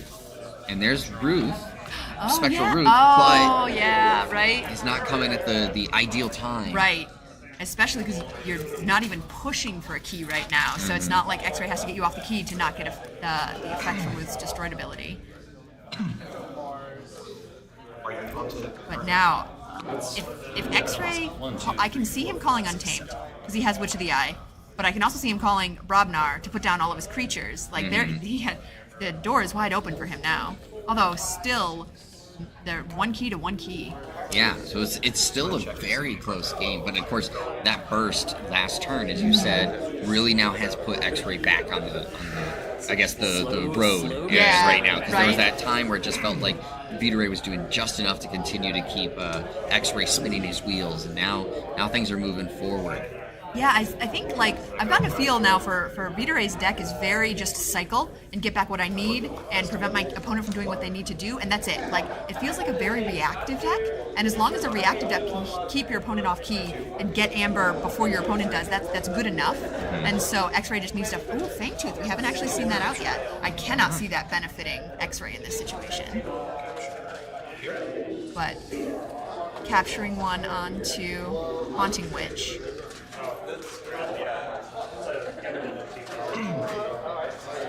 I'm surprised there hasn't been more of a flood of creatures on the board. There we go. Nuts. So the Amber and the Archiving.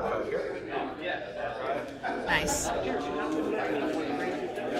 Oh, and then the second one. Oh, So now yeah, we're gonna- Fangtooth. now we're Yeah, gonna Fangtooth is Kevin. great with Mamets. Like, it's absolutely fantastic because it's the end of your turn, so you get to decide what's in the top of your discard pile when something gets archived. Oh, look at all these creatures. That's just Haunting Witch bait. And he's not afraid of flipping after this, because if everything's on the board, then he's gonna just... You've already maximized what Haunted Witch needs to do. And it makes Vita Ray answer again. Although he did... So Vita Ray set himself up for success next turn because of his Invigorating Shower last turn. Already up. I'll have to shuffle. Alright, so as we said, because of all that, deck is going to flip. X-Ray is no longer haunted, so the Haunting Witch's effect is not going to be there, but sitting on 8 Amber. So as you said, Now, Vitoray has set himself up in the past turn. Will he execute on it? Right. Is he going to go for his own strategy to get Amber, or is he going to go to try and stop X-Ray? You kind of have to stop him because he has a lot set up there, but also, if Vitoray doesn't start going towards earning his key, he's just going to keep playing catch-up. Yep.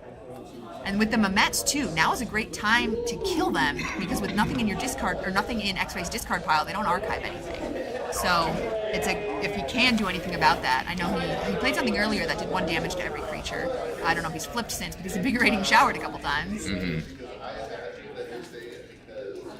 Geist. All right, so let's see what play we have. What house he even goes. He goes Equidon, he's going for the Amber. He just went Untamed to set it up, so he's going to go Geistoid or Equidon, that's for sure. 7 discard now. This would be a good time, Terry, I apologize for the yawn there. This would be a good time if he has his Winds of Death. Clearing the board. And nothing in X-Ray's discard Exactly. pile. So he would get the maximum archiving effect, and X-Ray, of course, would be just clearing the board. I think you called it because he just discarded a Geistoid creature, and you don't really do that, on and it doesn't have a scrap effect. So yeah, it's up. Yeah, there you go. All right, so he is giving 1 Amber back because he has 1 captured Amber or on did his he own just creature. discard the Winds Ooh, of yeah, Death? Because he's not. nobody's no one's doing- exactly. Ooh. Oh, okay. That would have been a crazy call. Because also Winds of Deathing, because X-Ray Creator is well set up for his own Memorialize the Fallen. So Winds of Death would get creatures out of Vitoray's discard pile.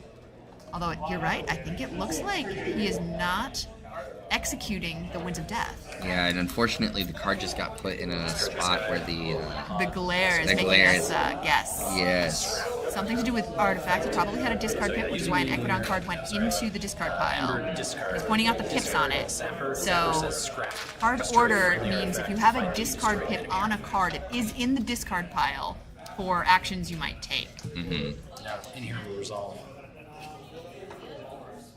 So it looks like he... Negotiate generous. Ooh. Is it in here somewhere? Yes, Yeah. it's in here somewhere. Okay. With a discard pip. Yeah, Okay. that's great. In here somewhere with discard pips are absolutely beautiful. Yeah, because Then you put sometimes you something can. into the discard of a different house. Yep. And then you can save it for later.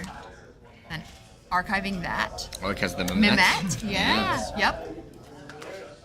This will archive. This is so exciting. That's triggered there. Any other triggers you've got? Oh, and there's the Winds of Death this time. Oh, nice. Okay.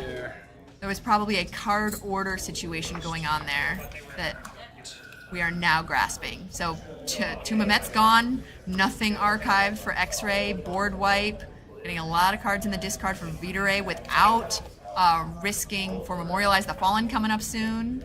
So I think it helps that X-Ray is going to be 2 keys to 1 going into his next turn, but can Vitoray do anything about the Amber as well? Dealing 2 damage to himself. Lots of Geistoid captures. Oh, Snippy doing it to himself, yep. Has to go somewhere. It does have to go somewhere, right?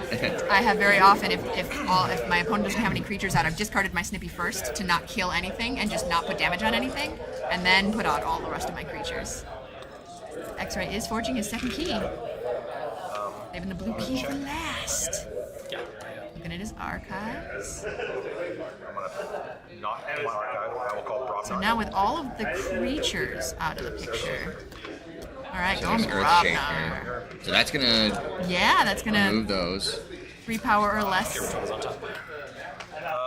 So Vitoray doing a great thing, asking the order. What does he want the order of destroy? This is a great move from your opponent to do those moves. We talk about clean play Yeah, all the time. That's a absolutely. very clean play. So many people have things that archive from the top of the deck. Well, and we've seen both of them have Yeah. 2. I think it's 2 Mamets in each deck, so that becomes very important. Yeah, I think X-Ray just trying to reach over the edge here to get to There's the shock herder.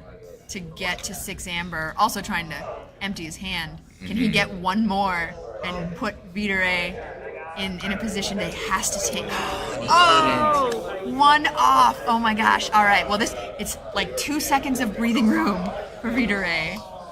Well, and he looks like he might be picking up his archives. Obviously, he did the Winds of Death, so we'll Yeah. see what that does. Nope, actually sets it back down. It's so crazy not seeing Mars in either of these two decks, because I think how much that would benefit, like, not even the Key Abduction, but the Mars creatures, and would complement both X-Ray's like untamed crazy Haunting Witch situation and Vidare's like the scrap effects. Like, he's using every tool in his toolbox. Mm-hmm. And there's the Mimicry. Yeah, that's why he just looked at X-Ray's discard pile. But Mimicry has not come into play yet so far this game. Well, you had made a comment earlier where it just felt like the Mimicry is what can What you do you take? yeah, and it doesn't seem like there's a lot of value at the moment for it. Yeah, it is in actions in X-Ray's deck, yeah. There's so many creatures, but also the upgrades and artifacts. So archives have been pulled up because, of course, both hands have now been mixed together. So we're seeing the mix. Oh, and he's going Aquadon. All right, so that means the generous offers are coming out. So he's getting him interesting using it now, and not when X-Ray is over 6 next turn, because his hand is going to be clogged with other houses at the end of this turn. So if X-Ray can get to 6, Videre is going to have to try and steal from him or get him off key next turn as well from a different house, a house that doesn't have as much Amber control. So Talent Scout going through. Beautiful. Haunting Witch is There's a a good Memorialize choice. the Fallen in his hand. So he just got a lot of information. Good point. That's as valuable as the creature that gets played. Exactly. So even if he doesn't play the Haunting Witch, now he knows that the creatures in his discard pile are a liability. Yes. Ooh! And taking the Blunder Boar, okay. Amber control. Especially taking the Amber control away from X-Ray. Yeah, and it's glad that you pointed that out, because it's one of those things where it's like Videre doesn't have Brobnar, so the likelihood of him calling it is not going to be there. But sometimes it's, what can I take away from you that will just help me out the most? And also, because Memorialize is in X-Ray's hand, it's less helpful on X-Ray's next turn, thus incentive for him to call it. And so many Brobnar on the board, it would be very smart of him to call Brobnar. Even if he doesn't play, he's probably counting the creatures in his own discard pile, because he only has 1 Amber now. He has the Brobnar creatures to fight into Vidare's to add more creatures to his discard pile. So I would count it like 5 times. Sure. 7, 14. This is really exciting. 17, 18. And we're at 8 minutes left. This is where it's getting Totally. really nitty gritty and tight. Might makes right. So he has the power for the key cheat. Amazing! Wow! There we go. Oh, that was great. And so I guess taking the Blunder Boar was like, well, I'm taking the most powerful thing in your hand, so a little bit less to spend. Yeah. Wow. That was such a good game. That was, and it was that we talked about it right at the middle part where X-Ray it felt like he was just trying to find his footing, and Videre couldn't put him away, but was just doing enough to just continue to stay in front constantly. And then it finally felt like X-Ray when he finally got that first key. It really seemed to like change the approach. And it really, to me, it looks like X-Ray has 2 completely different, beautiful strategies where like he goes untamed, gets all of his creatures out there, but then he also has all of the Brobnar tools and creatures, and with especially being able, with Might Makes Right, so he can go either direction, and he had to flip and constantly be flexible in what direction he was going, because Videre was just telling him, nope, you can't go that way. Like, nope, we're Winds of Deathing all of that off the board. Like,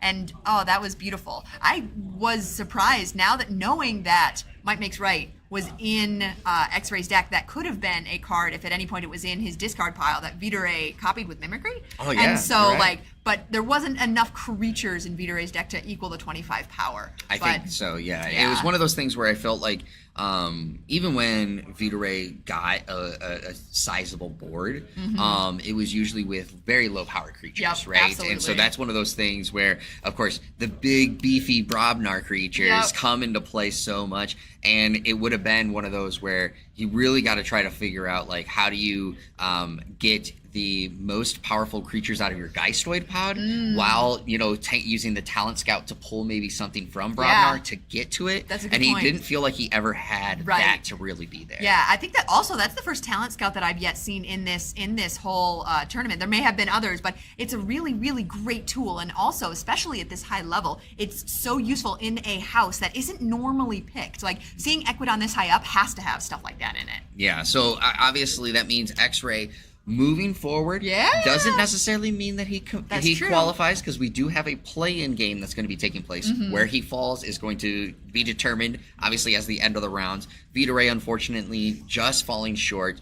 But Just to go celebrate in Vegas. Exactly. I was going to say, we're in Vegas, so you have a lot of opportunities to do something here. But it's, again, you've been able to see a lot of these, and we've talked about it once again, but it's for those newer players maybe joining is like, what do you feel about all these different pods that you've seen in this sealed tournament and what these players have been crafting that's been so different from the early parts of the Vault Tour season? So I think a lot of what I'm seeing right now is people are utilizing Winds of Death in not just simply I'm going to get a key cheat right out of the bat. So yes, X-Ray had Might Makes Right, as well as so Vita Ray had the Winds of Death, but I feel like now people are going much more along the lines of what other tools are there. Like it's more important to get a more well-rounded pod and a synergy amongst all three, and we're seeing that a lot more than simply the power cards. Like if you pull the power cards in your pods, you're not just picking those pods. You actually have to look and see. That's what the best players are doing right now. Yeah, and again, we've seen a lot of different pods.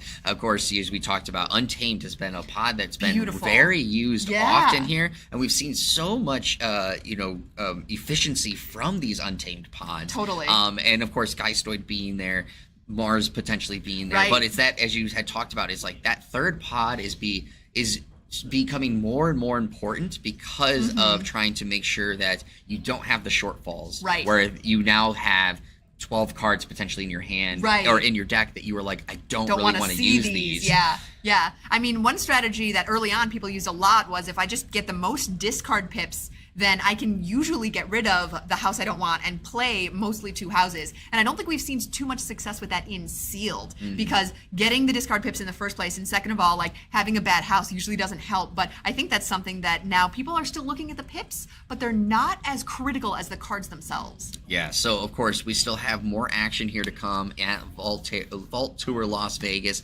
Again, we have a play-in round, so we'll probably be doing that. And then there's a chance, not saying we will, but there's a chance we'll do the first round of the top 8. So we'll see how things go. But make sure that you all get some water. I'm going to get some water. I hope you get some water too. And we'll be right back here with some more action from Vault Tour Las Vegas. So don't go too far, because we have more coming for you.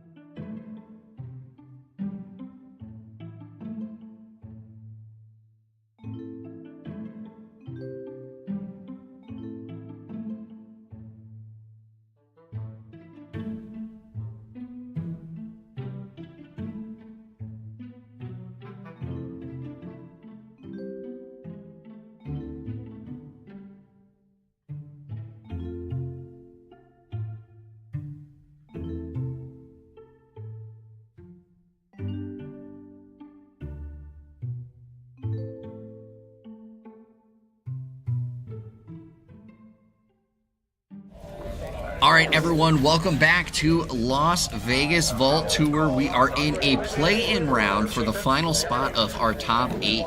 We have X-Ray Creator taking on JDG, and looks like we actually might have them flipped, so we will fix that here in a little bit. But Mammon is joining me here on commentary. Mammon, thank you so much for joining me. Absolutely, happy to be here. How do you feel about the events so far this weekend, and of course, what we're about to see here for this play-in spot? Yeah, it's been fun. It's been very hot, but nothing you can do about that. Yeah, I mean, like all vaults this year, it's been a lot of fun, and just kind of excited to see what some of the top decks are.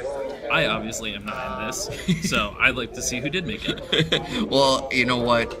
You're one of the tops in my heart. All right, so we'll see how things go here. But we did just get to see X-Ray on stream right before this, and he has a pretty good deck, I would say. So with the Brobnar Geistoid Untamed pods, but we'll see, of course, how he rolls out with it, and we'll get this up here a little bit to make it easier for our eyes, of course, when we're going to be rocking this, but making some switches because they ended up moving on the table. So do you see both decks have Geistoid and Untamed?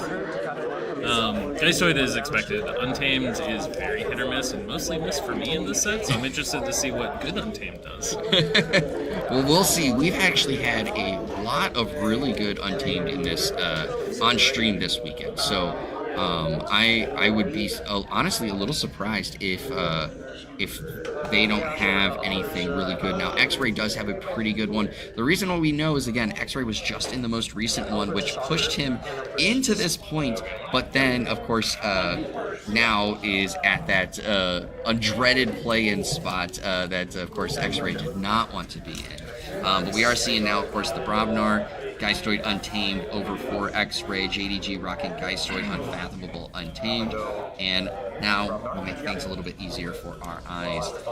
And they're pulling out Memorialize the Fallen early, even though JDG not on a key check yet, but always getting rid of Amber can be a good thing, no matter the time. I think as long as you either come out on top of that, or you're at least losing the same amount, it's still a good play. Very good, yes, and of course I have plenty of ways. Two cards. All right. Only having one monitor makes this a little bit more tricky. The setup's way better here as well. Well, it does help when it is within our homeland, right? So, of course, we'll see how things are trekking here. X-Ray putting up to 4 Amber at the moment, and it looks like it's JDG's turn. Looks like he's got a pretty good hand. No, actually, it looks like that's actually a Geistoid with 2 Unfathomable next to it. The color scheme there makes it a little... Yeah, I think Untamed in the back. He's got a pretty mixed bag over there. Yeah, so going with the Cauldron there. Haunted House going underneath that. Fog Spitter as the first one. So the next one is, of course, going to play that out, but going Unfathomable here. Discard a card from your hand. A little control. Discard the Dino. And with the discard pips, and of course, shutting that out.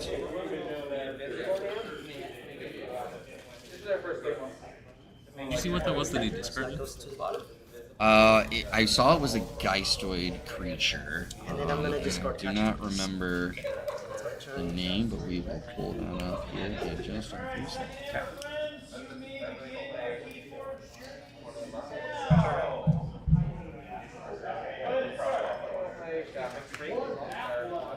It was the Demon. Oh, okay, cool. I'm gonna play Geistoid. Can be a very good card, but if you don't have a lot of capture, Yeah, go capture 1.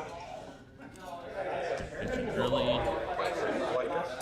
Alright, so X-Ray doing a pretty good job right now. Pretty big Geistoid turn on his side, yeah. Excellent. You got the in here somewhere. I can't tell if he's haunted.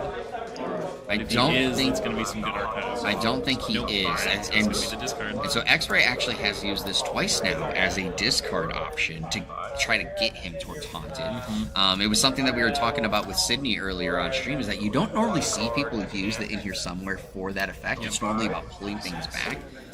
But sometimes, of course, that is a good efficiency to get you to that point where you now start to get all your Haunted effects going. Yeah, actually, the Archon deck I'm bringing tomorrow initially mostly uses them to discard. You kind of want that, which was totally different to get used to for me.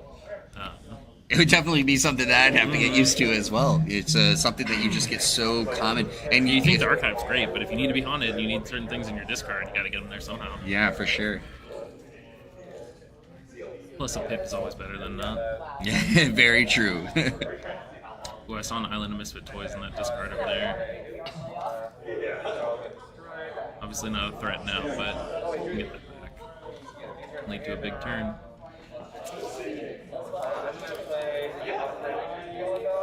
It doesn't feel bad.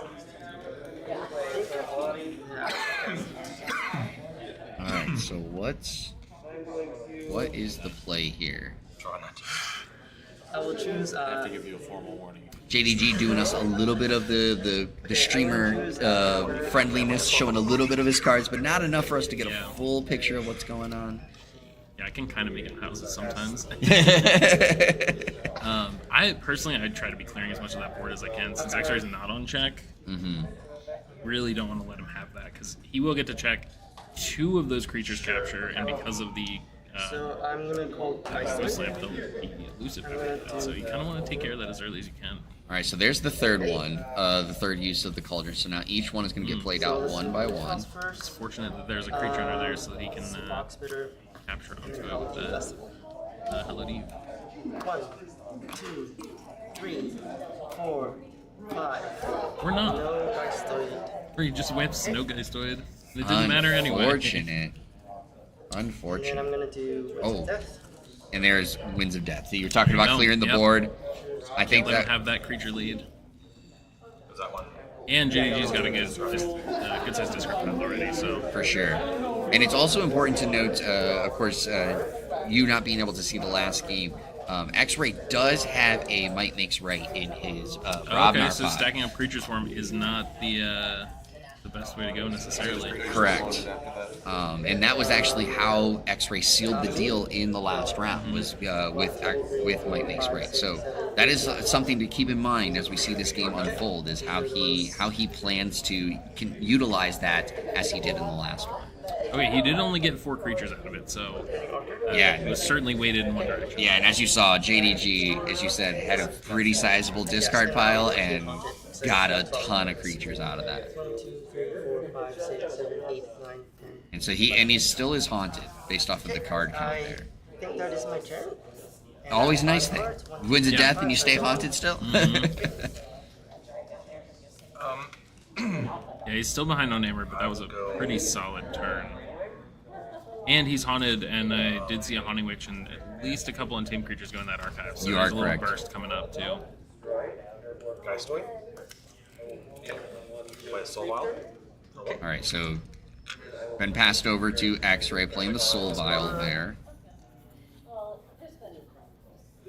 And we'll see how much use he gets out of that. In the previous game, only really got a little bit of use out of it with the, of course, getting the destroyed effect of if there's amber on it, you can put it in archives. We only got to see it a little bit in the last game, but it didn't matter. So I wonder how much that actually matters to him, or is it just, again, similar as we talked before, get the amber pip and just kind of use it on the field. It's a little bit of a hit or miss card at times, depending on what you capture onto. You could dirty up your archives with multiple houses, and then it makes it sort of a pressure point to be able to actually take it and use it efficiently. But I did see some Geistoid capture in there, so things like I'll Be Astray that come in ready and capture, I'd always take that. Yeah. Alright, so in here somewhere getting played, it looks like he's grabbing Finally a Haunting getting to Witch. archive something off of that. Yep. That second Untamed card, it was very brief. Missed that. I saw the art, but I do not remember the name of the card there. That was Lost in the Wild. So he archives a Haunting Witch and Lost in the Wild. Okay. I'll have 3 left in my hand. It's not a bad way to go. Alright. Turn's been passed over. I'm going to pass to you and Jack. Did I count 10 again? I just counted 10, yeah. So he managed to keep himself exactly haunted. That I was wondering how much is in the deck, because what he can do now is pull the archive, play all those untamed creatures, and maybe leave the Haunting Witch out, or maybe cycle it back in with everything else, so that if the Haunting Witch is still out, or if you are able to just draw into that and a bunch of untamed creatures at the bottom of your deck, you can burst twice. Yeah, and of course he looks like he's setting up, doing the same, thing of like, okay, how many cards do I have And in I see each him taking all house? the untamed hand, Yep. and setting everything else down. All right. May as well use the Haunted House. And gonna use the first Cauldron there. It's a good thing to hold for later.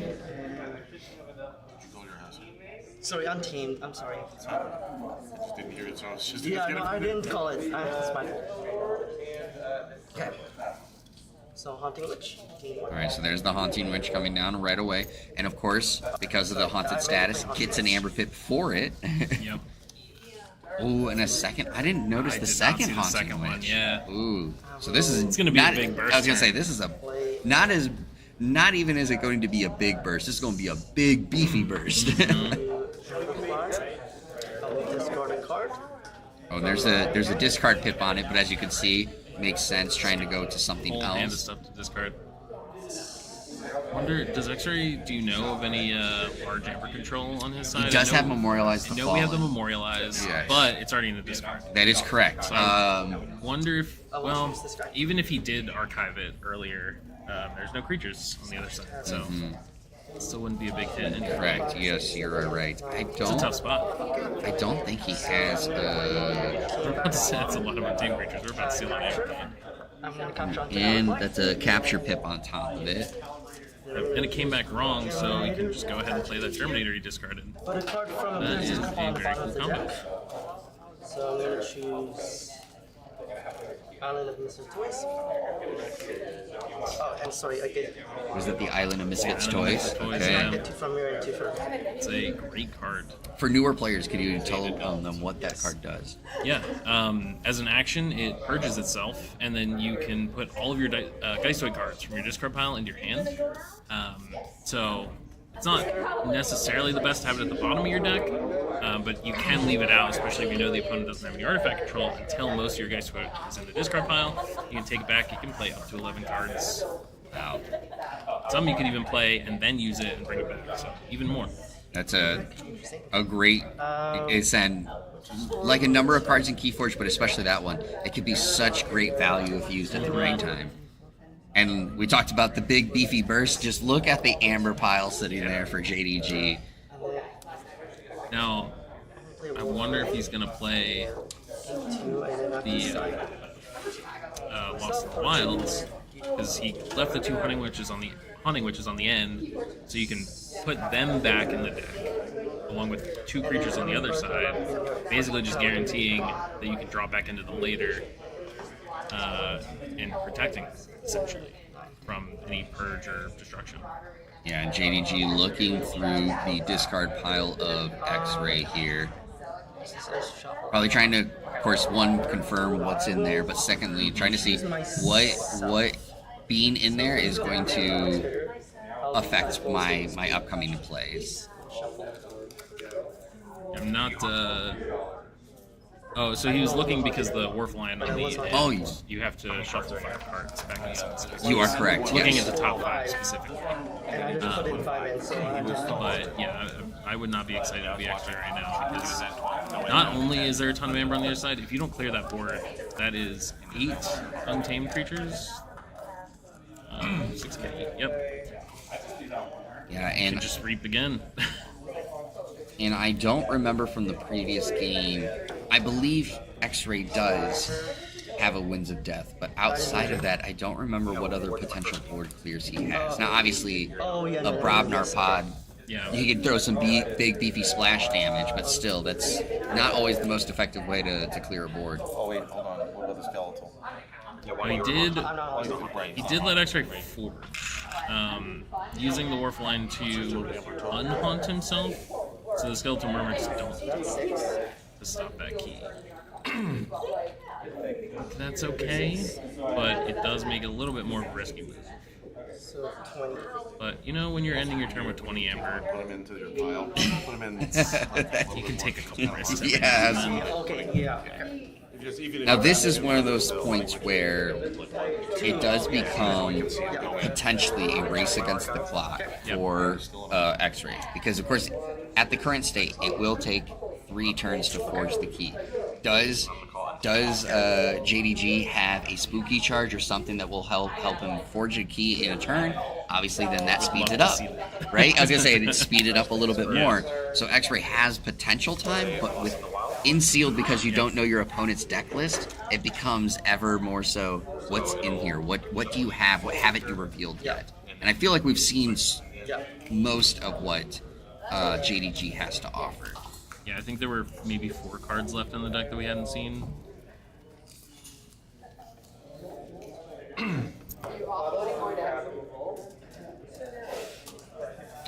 So it's interesting now, without a lot of amber control, How many X-Ray almost has to go to check every turn, because it really looks like JDG's just about to force 3 keys 3 turns out. If you can't get to check every turn, that pacing is not in your favor anymore. And Amber Burst wins. Yeah, and right now I think it's not going to matter in this turn, but it's going to be how can I quickly get Memorialize the Fallen back in my hand and get as many creatures over in JDG's discard pile as possible. Honestly, I think it's getting the creatures in the discard pile that's the hard part right now. Exactly. Because even the partial board clear he had there just shuffled him back in. Yeah. So you're right. It didn't even go into the discard pile. I think there is 0 in there right now. Which is the eye? Okay, 1. Okay, so which of the eye coming out?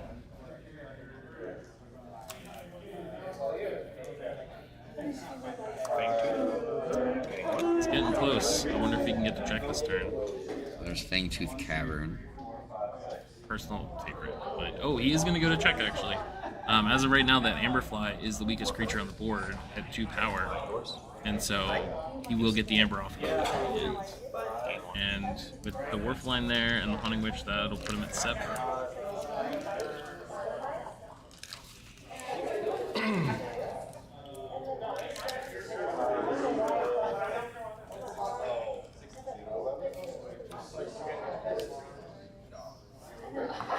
It's always tough looking at your opponent having enough to forge 3 keys and trying to fight back from that, but realistically, you only need enough to forge 1 key each turn. Correct. So if he can get there, and he certainly is keeping up that pace, he does have more forged keys. So in theory, he can still win. Yeah, yeah. Again, this is that race against the clock. We were talking about earlier on stream for the newer players, right? Is that KeyForge is a marathon, not a race. But sometimes it is a race. It is very much how quickly can we make this thing go? And JDG, at the current moment, still needs 3 turns to win. Yep. And as you said, if with X-Ray already having 1 key ahead, he only needs 2. And it looks like he's got a good amount of untamed creatures, so both players are getting that particular burst to go off.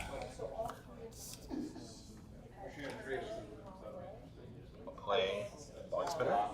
Okay, 1. Yeah, that's a... See, he could have stolen with that Bog Spitter, but I think at this point, he's just ignoring Amber Control. He's not really thinking about reducing his Amber to keep him off the keys. He's just trying to get ahead. And by playing the Bog Spitter, you can reap with it later, which can be important. All right, so turn is ended. And then Fangtooth is going to pop off. There you go, getting that Amber back.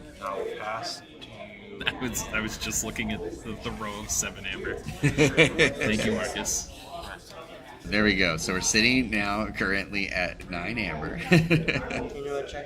And of course, first key forged. So now it's again, JDG will have to do, can I slow X-Ray down and keep my Amber in my pool? Because we don't... Yeah.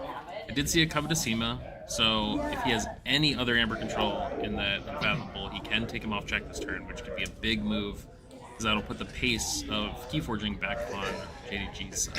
Yes.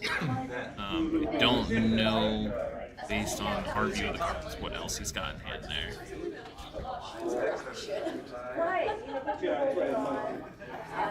Okay, so doing another check.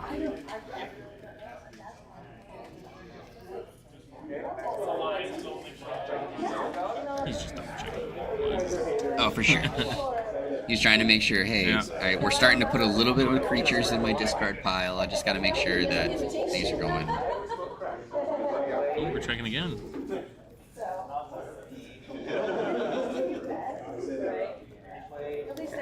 When I do that, it's because I look for something specific and then I hand it back and I'm like, wait, there was a second thing I want to look for. It's hard to look for everything at once and remember what's in someone's discard pile. Oh, for sure. Well, especially as you're trying to think about your move, right, and what you want to make happen. But again, for newer players, again, the discard pile is public information, so when your opponent asks to see it, it is something that they can use to, use in a different measures. And as you said, sometimes it is for tracking certain cards. Sometimes it's to see, what has been played, so that I know what is potentially left. I think what's happening here is he's counting for that Germinator, because he also asked I could see actually counting the cards in his deck. So I think, and I see another one in his hand, I think he's thinking, can I stack 2 essentially useless cards on the bottom of his deck to maybe slow him down in the next turn or two? Or, not that JDG is going through his deck very fast, but you could stack better cards on the bottom of yours to try and hit some burst when you get down.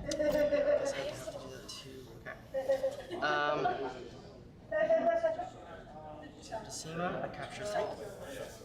Right, throwing Hema out there to capture. Okay, I'll play. I think next turn that Cauldron's going to come into play, because he's got the Tangy Mangy under there that if he can get haunted will increase key cost to 9. That might be his out to get that third KeyForge for us, right? Yeah. Because as of right now, it looks like he's about to get that second one. I don't see any other trolls coming out. So I'm gonna fight this into the Haunting Witch, so these both die. Fighting into the Haunting Witch there. So I think it's kind of what you said. Right now, it's like, I want to still be efficient, but what can I get into my discard pile while doing so to get to that haunted status?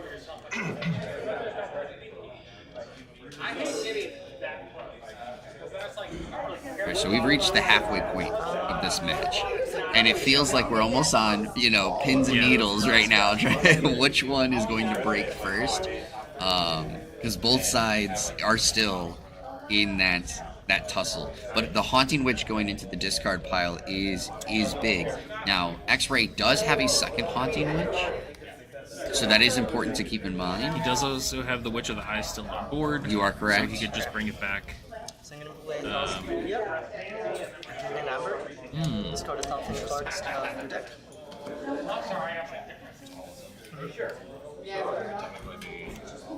There's the second one. So, knowing the Might Makes Right was still in there, that was probably a good move. I wonder at this point, when you play that second Germinator, do you just put maybe what you believe to be the most useless card on his deck and force him to draw it? I'm going to choose one of your cards to put in your deck. I think that's what it's going to have to be, because I don't see JDG getting through his deck at this point, so stacking the bottom with good things is not helpful. Mm-hmm. And you reaped, correct? Or what did you do? I just played it. You played it, okay. I'll put this on top. Yeah. I think the Brobnar creatures are a little slow, not quite as useful without the Might Makes Right.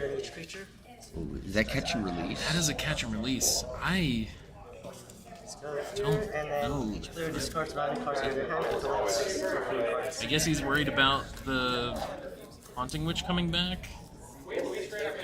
But I certainly wasn't counting. You could count the untamed cards in X-Ray's discard pile to see if he even has any in hand at that point, considering his entire deck is either on the board or in the discard pile. Yeah. So maybe he was thinking about that, but with the Hema out there, I probably would have wanted to keep that Amber on the board. I would think so too. And do I get to choose the order that they I mean, there's a pretty good chance it's still in there, but it certainly is a gamble. How much of it is it also the Hauntings, or the Witch of the Eye that was still on the board, trying to get that out so that he couldn't get... He gets the Germinator and a Witch of the Spore, so the Hema is still in hand. That was a slightly risky move, because I think that 3 Amber is going to be big next turn. But, hey, pulled it through, so... How are you marking your chains? And getting the draw pip again, so... It's not the worst thing in the world.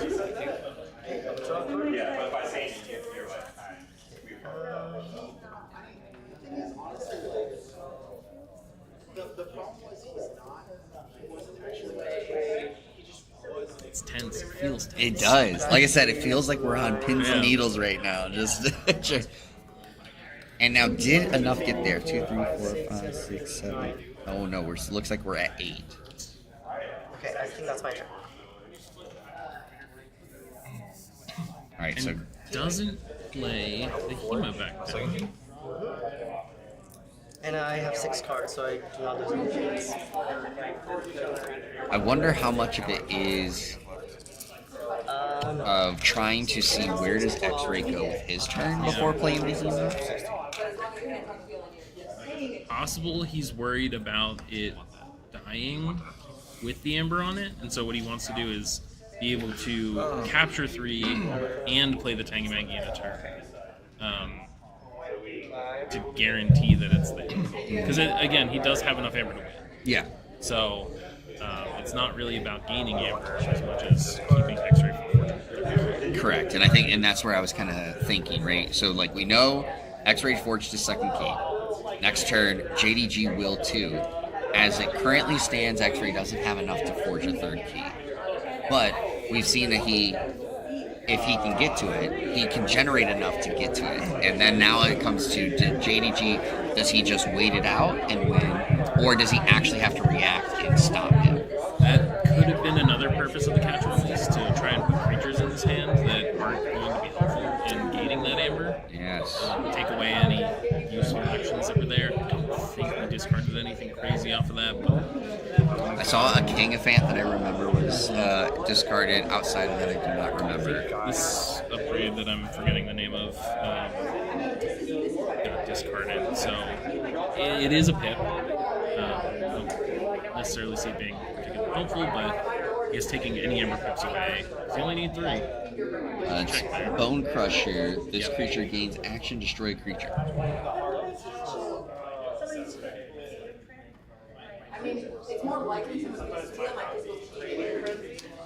Oh, going with Boo. Get rid of that barn burner.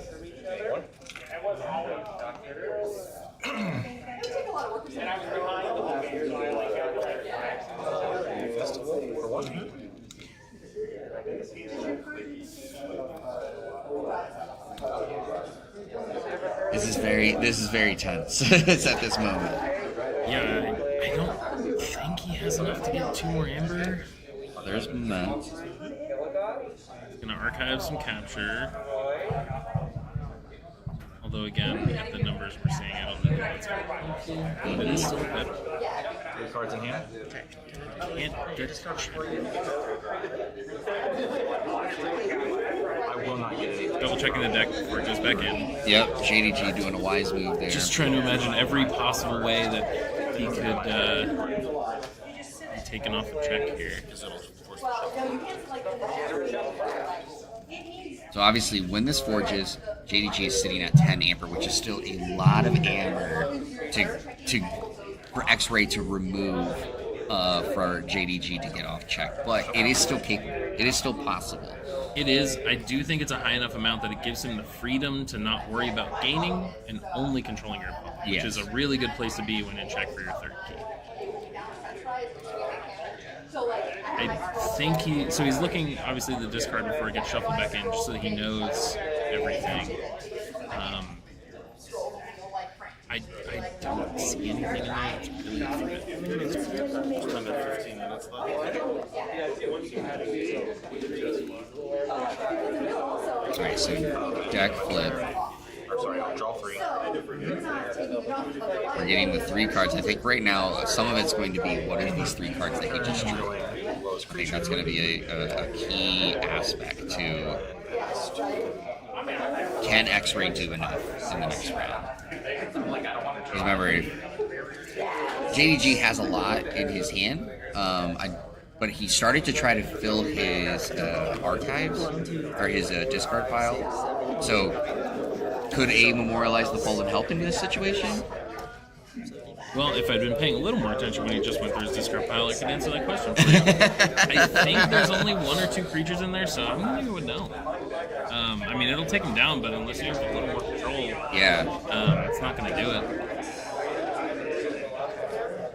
Yeah, it feels like JDG has done a really efficient way of keeping his creatures out of his discard pile. If you think about I mean, X-Ray did help with one of those cards, as you said. Instead of going into discard, went back into the deck. But in a lot of it, there were a lot of things of like either going into archives, going back into hand, catch and release. Catch and release didn't hit the same cards that maybe X-Ray was looking for.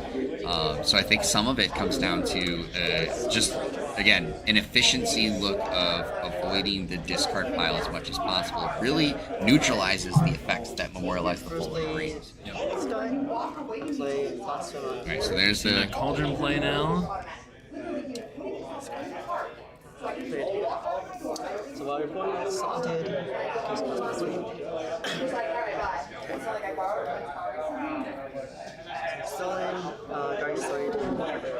At this point, the other creatures on board become important because both of them are weaker than the Fang Bang. So you can't just kill the Fang Bang. One of those other two is going to die first. He's either haunted or is intending to be there by the end of the turn. Long Spitter was just under the cauldron. Yes.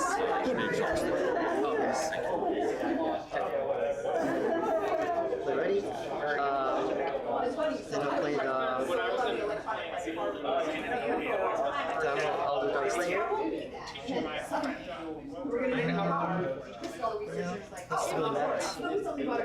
I'm just not quite sure that X-Ray has the answers for this. Yeah, based on what's been in his deck, I can't picture anything that's going to hit.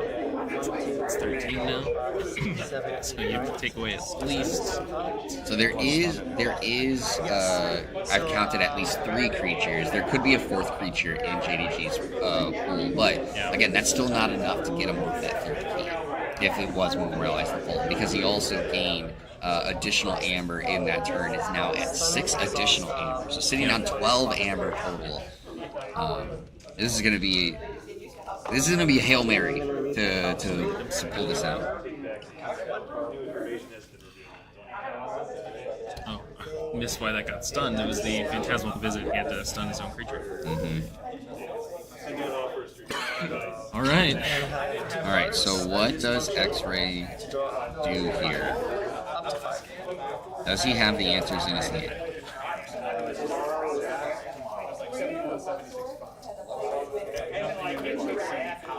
I think I see a lot of creatures in there, unfortunately.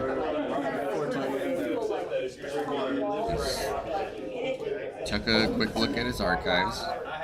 Set it back down.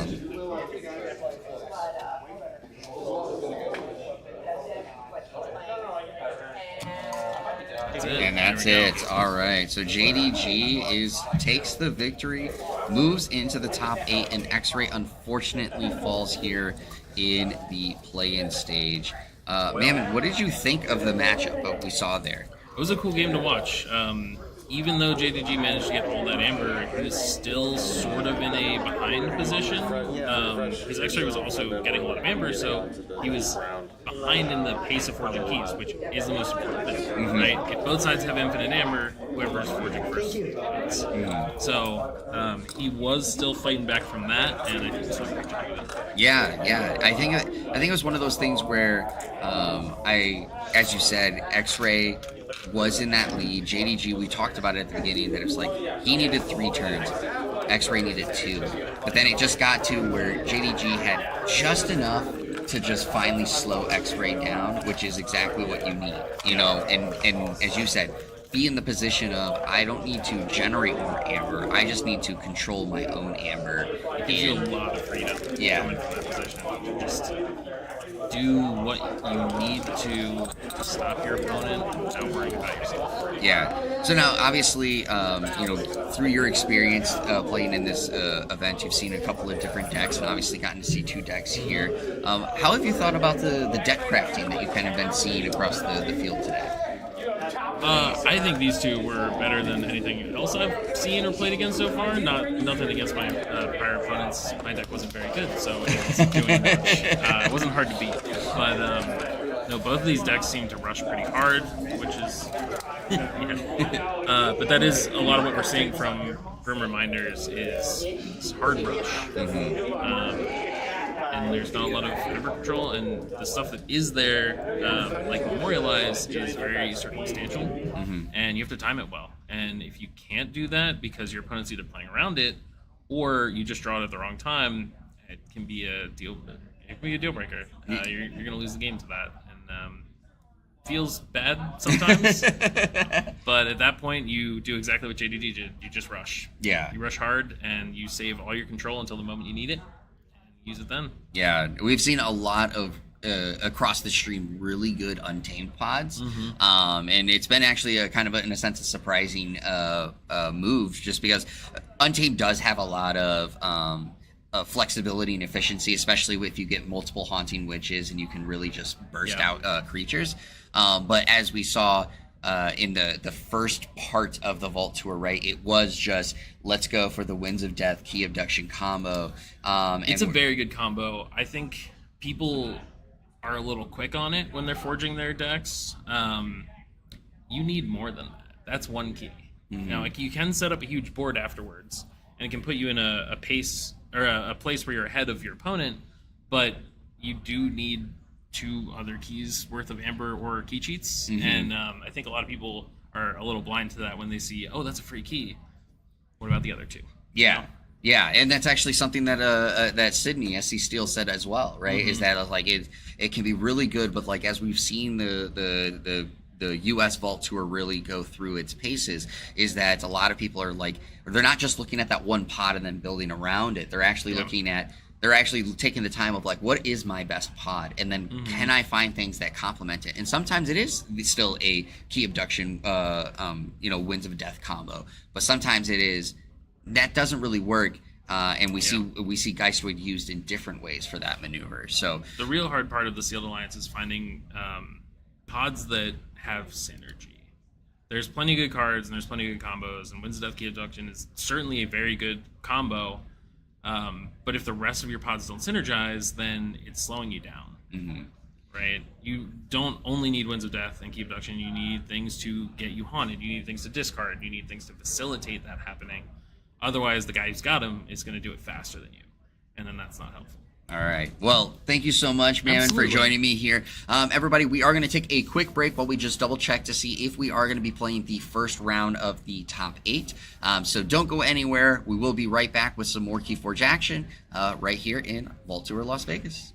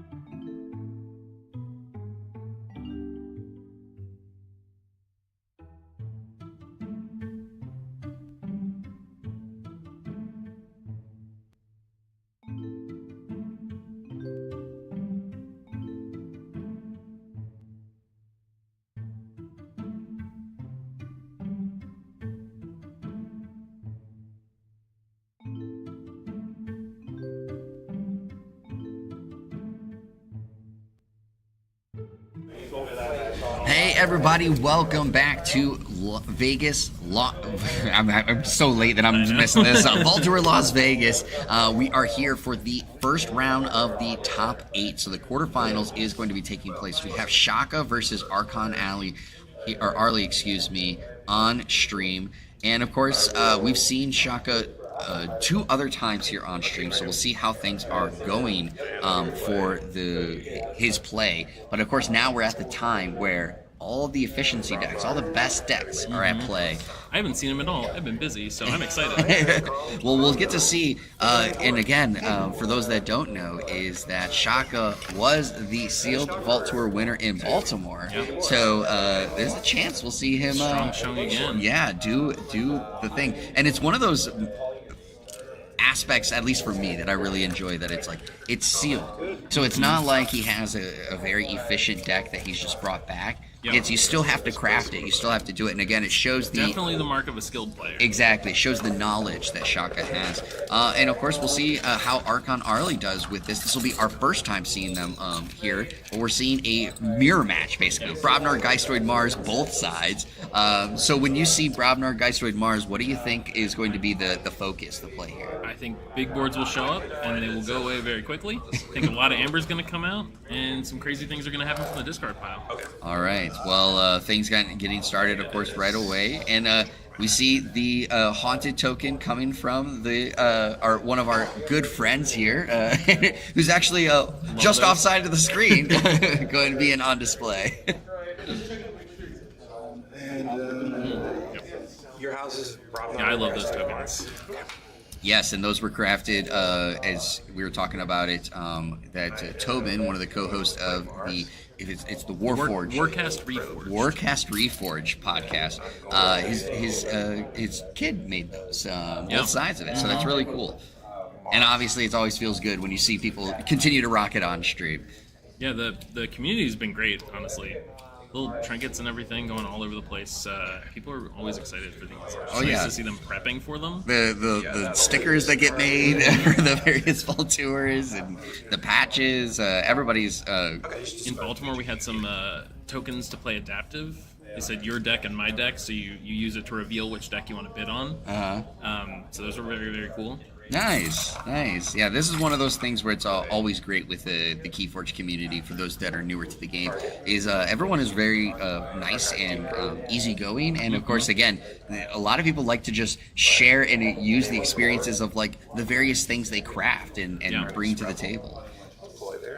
I do tell people this when they start getting into the game. I think we have one of the most welcoming communities in card games, because we have a very strong core community, and because it's so small, we want it to get bigger.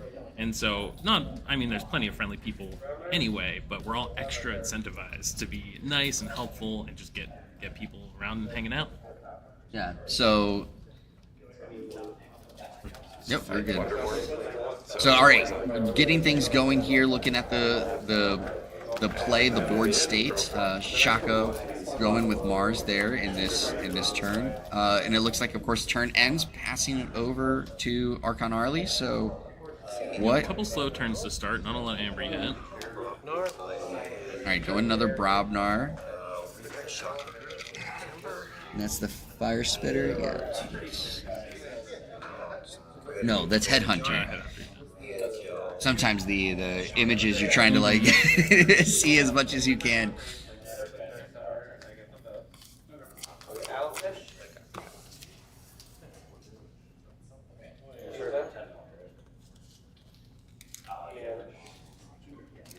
All right, so checking into this card, trying to see what's got. I did not see what he's been able to archive yet for Shaka, so... Neither did I. I believe he played a target and readied it with the Rebel, and then read. So one of the cards in the archive will be the target. Okay. The unpronounceable second.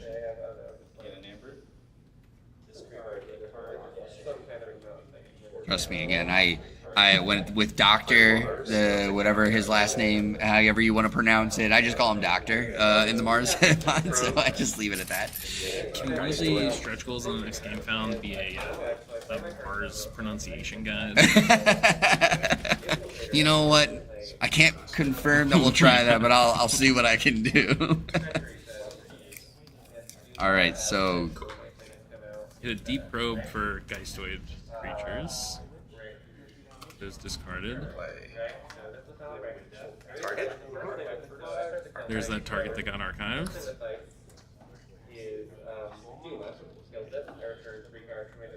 Mars first. Ooh, and then the classic that I've been talking about with Shaka, his card sleeves that he's using are so reflective that it makes it very difficult. We do not have this issue really with other people's cards, really, but Shaka's is very much a problem child on the stream.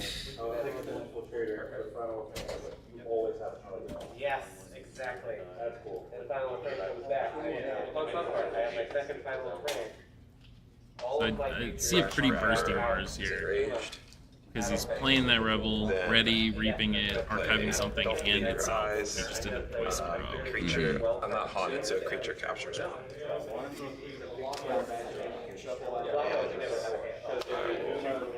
Alright, so draw 3. Passing turn, looks like he's going to draw up 3 cards. Now we have Archon Arlie going to take fold. I see the Brobnar, I see a Mars, but I don't really see what the rest of his hand is. There's a second Mars card there. See a UFO, I think that's a Mars first. Mars. Yeah, so there's the UFO coming out. Discarding. Lifting buddy. The maps. This will help, of course, getting to the Haunted. That was a very good play. I believe that haunted them.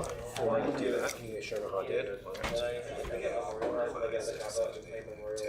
I am haunted. Yeah. Don't bleed your eyes. So not only did he get himself haunted with that play, he also pulled a card from the UFO that very much benefited from being haunted. Yeah. In fact, the same card that didn't get the full effect on Shaka's side because he wasn't haunted. Play Scoop Up and Mars first.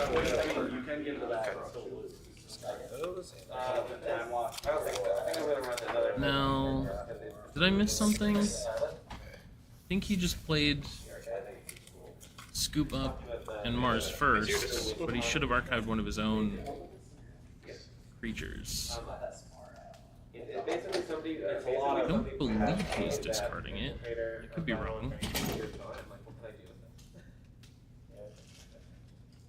Yeah, well, I didn't see him, I don't see an archives built up. Maybe he was just discarding it? It's possible. He played out the Scoop Up and then the Mars first. On top of each other. Usually, there's no reason not to play the Mars first. You usually don't do that if you're discarding one and playing another, but I trust that Marcus is there to catch these. Well, we can make a quick check. You want me to run over and yeah, do a quick check and just make sure. And this is one of those things that is, of course, really nice that being here on the stream, we can see some of these things and potentially have impact on the matches, but it's also important as we establish as you only go to the judges to make the interactions in the play there. And so you go to the judges, make sure that everything is being played away, because again, it's such an important part of the game and the tournament that we don't want the mistakes to happen. Yep, it was a missed archive, I think probably because there wasn't a creature on the other side to archive.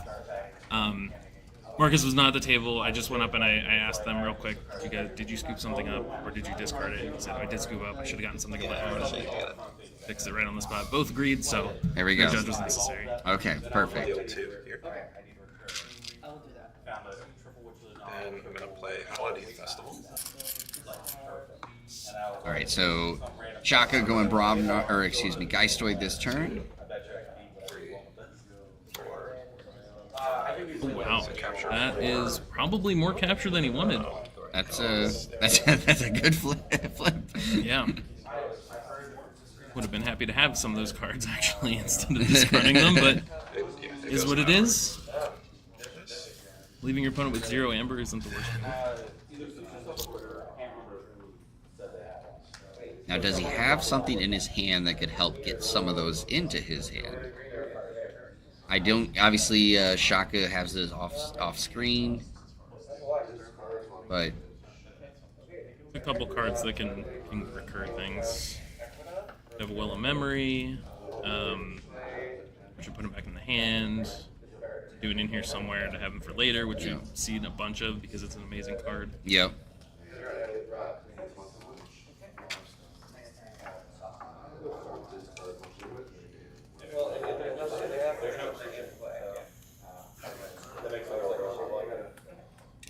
I think I did see a BR Geist in that quick little slide there at the top, too.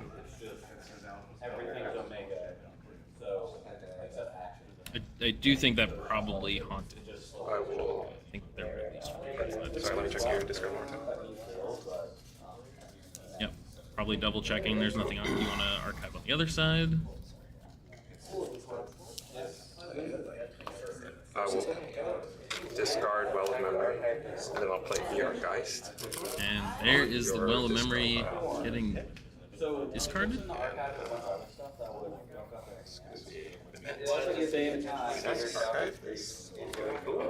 To go right into archive. That was a good move. I guess there's a discard pip on the. Then that's it. Mamet? Draw. There's not one on BR Guys. It doesn't actually look like there's one on the Met. So he might have done it just to get it into archive. Yeah, it might have been his hand. That's interesting. So whatever's in there, he didn't want this turn to get him to check. So whatever's in his hand, Well of Memory does require you to purge cards from your hand. You can choose which ones and how many, but he must want most of the things in his hand. So he's valuing that archive and use it later over purging the cards in his hand right now. Yeah. Which must be valuable enough because he could get to check. I'm going to read that out. Well, no. I'm going to pick up my archives. Then I'm going to read it. All right, so it looks like Archon Arlie, Shaka was gracious enough to let Archon Arlie go back a step so he could pick up his archive, which is the right move here. I do think he was probably happy that I pointed out that something should have been archived because that Fiery Jark that he archived is what's allowing him to get all that amber back that he lost capture right now. Yes. Play off the Cactus Riot. All right. Coffinus Riot. Fiery Jark and destroy my map. Okay. So archive Crash Cracker. Correct. And then this goes to your discard. Very nice, allowing him to archive something that is a little less useful than some of the other things in this discard. Yep, and looking at these beads, those are looks hard like to count. Yeah, it looks like we got 1, 2, 3, 4, 5, 6, 7. He's currently at 7. Is it? I almost want to say that little bit is a pile of 6 for us, and then there's 2 left. Just because most players like to group things in 6s, you are correct. I want to so assume 8. that. Yep, Yeah, you are right. There's 8. So we're currently sitting at 8. It's the easiest thing you can do to make it countable is group it in 6s. So yeah, exactly. Default to that. I will commend from being here on stream is that at previous Vault tours I had seen people, putting their amber on their tokens versus their Archon card. Of course, you're taught to kind of like in the game put it on your Archon card, and I learned I was like, that's actually a really smart idea. So now, of course, I put it on my keys so that I know exactly how many. I started putting them on the keys a long time ago because it's. I used to have the old FFG acrylic amber and the big metal keys, and 6 fit perfectly. Almost like they designed it that way. So it's like, okay, and then I move on to the next key, and there's 6 more there, and it's perfect. You pick it up, you dump it, very, very visible. You get something like that yellow Archon card, and most amber-colored things get lost and harder to read on it. For sure. Right. Yeah, see your discard. All right, so it looks like Archon Arlie is going to be doing a check of the discard pile. I'll call Brobnar, they memorialize the fallen. Okay. Ooh, memorialize the fallen. Oh. That's a pretty solid memorialize. That's my turn. Taking away 7 amber, and he's only losing 2. And I did I miss the Forge a Key step there? Because it looks like there was a key forged on Archon Arlie's side. Yeah, I think he took a whole turn just to forge that key and take Shaka down by 7. Interesting. It's Okay. it's not the most efficient turn for what you're doing, but removing a full keys worth of amber is definitely a good turn. Yeah. Usually takes more than one card to do that. So Shaka pulling out the Soul Bomb here now. Obviously, doesn't have any use at the moment, but hitting it on the field is always something to keep in mind for as Archon Arlie starts to look at potentially building a board. yeah, most Mars creatures are going to die to that. So, and a lot of Geistoid too. So Yeah. it's not so much problem there. But yeah, it's definitely a useful tool to have. Minute warning, everybody.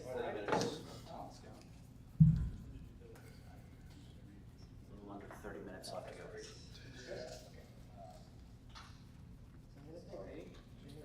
I picked up his archive. I wonder if he's looking for something to use that BR Geist on, maybe? Mm-hmm. If he uses the Well of Memory to get it back, because I think it's in the discard now, but...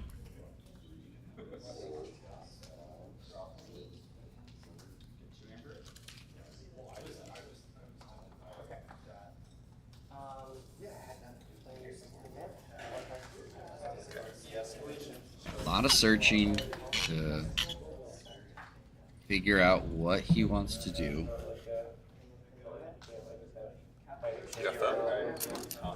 Oh, going Mars with UFO. Soul Bomb. So there's a second Soul Bomb. Oh, second card. Interesting. I wonder why take the Archon. I think the target was still in there, right? I believe so. Yeah. I believe so. I do know the So, Well of Memory. I was think in what there. we're saying is projecting that next turn will be the Geistoid turn. He's taking this turn to use the Mars that's in there, and then what's left over in his hand is going to be either Geistoid or things that are about to get purged to play more Geistoid.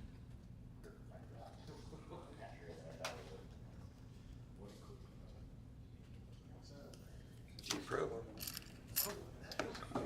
Hitting the brain drain again.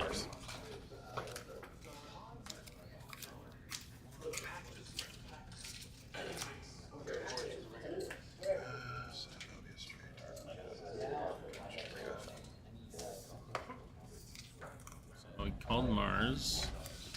Not a bad hit. Although there's some capturing Geistoid, so he's going to want to burst pretty hard to not let that take him off check. For sure. But it also does, in a sense, kind of force Archon Arlie to also go into that Geistoid house. Oh, absolutely. I'd be surprised if he did anything else next turn. Exactly. So it kind of lets Shaka know exactly, okay, whatever I do this turn, we're going immediately into Geistoid. So how does he plan to finish this turn out, knowing that, as we said, next turn might be that Geistoid turn for Shaka? Yeah.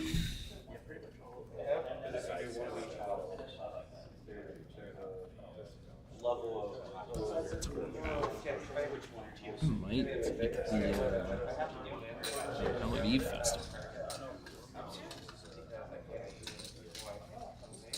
Some good cards in there, but depending on what's in his hands that he can purge, the Hell of Eve could get more Geistoid into the discard pile, so you have more options of what to return. Or he could pick another house and start building up for a big turn after that Geistoid turn. He seems to be hovering around those few Geistoid cards, so... It's a pretty good Geistoid suite he's got there, so... BR Geist. Yep. And that card actually does both. It's a Geistoid card, but it's going to help build a bigger board for the follow-up turn, so...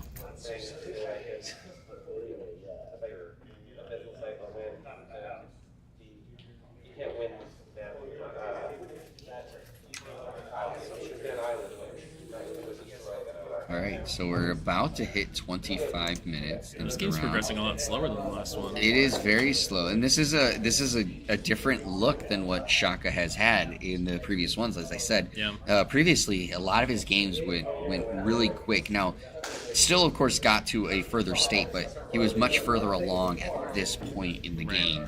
And right now, Archon Arlie. Yeah. Grab a jammer.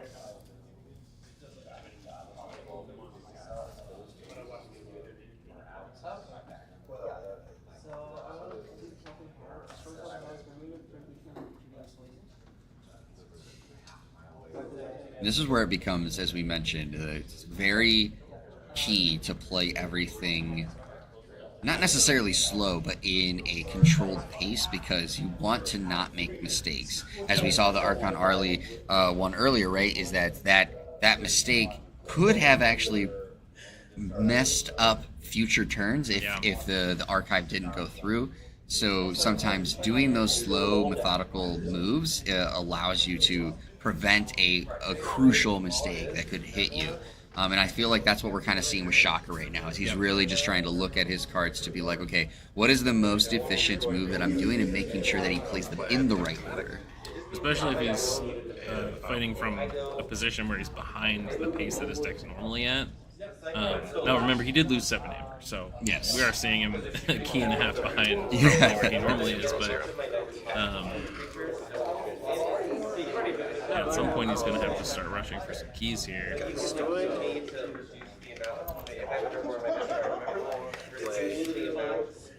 guy so turn expected?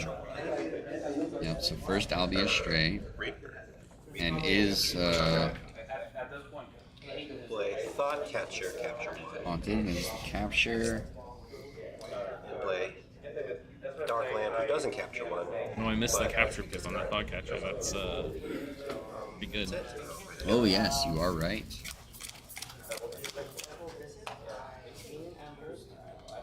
All right, and so as we might remember, Archon Arlie had 1 Mars card in hand after the removal, so you need to draw up to 5.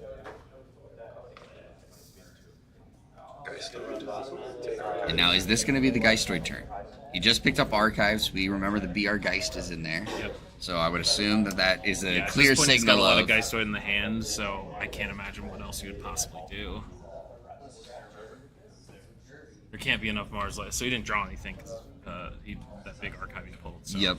Can't be enough Mars in there to make a 3 reap turn worthwhile. Creature captures one from Got Energy Vampirism. So that captures one and does Yeah. 2 damage to And it? then I deal 2 damage wherever to a I want. creature, Yeah. okay. So I'll deal. Figure out where to put the damage. Huh? Mm-hmm. 1 here, 1 there.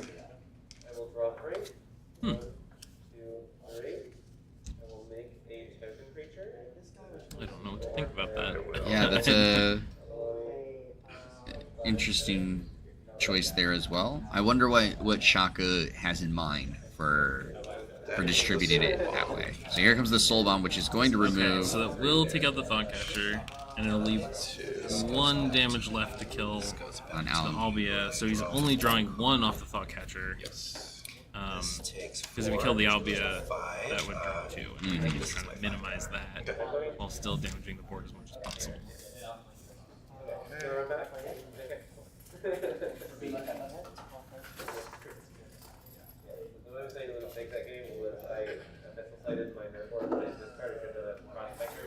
I'm excited to see how much he purchased for that Well of Memory.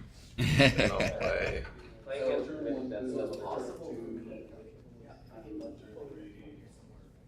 VR Geist. So there's the VR Geist. On. It is awkward, but I should have forced you to know. I should have played Continuing the archive cycle. Right, now it'll be the interesting thing of like, what is he going to archive this time? Yeah. I thought about that. He's probably going to want to count the cards in his deck to see if this should be Sleep Your Eyes is worth it. Because when you, So this if you play the Well of Memory and you purge a bunch from your hand, you're going to draw more. So you really want to be haunted for that. Don't believe your eyes. Just over 20 minutes remaining.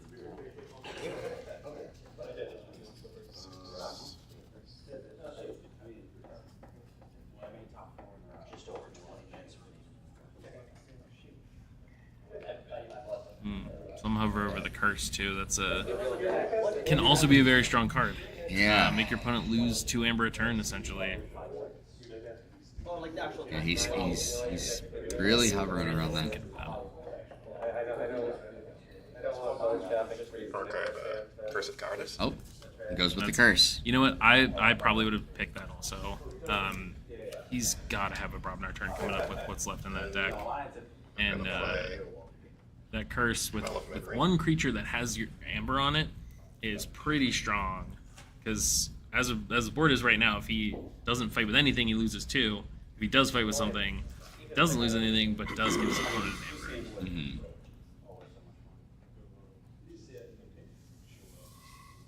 Now again, the glare from the cards is the hard part here. I believe that's in here somewhere. I saw. You could have told me that was the back of one of his sleeves, and I would have believed you. Yeah, I believe the glare is so strong. Yeah, his.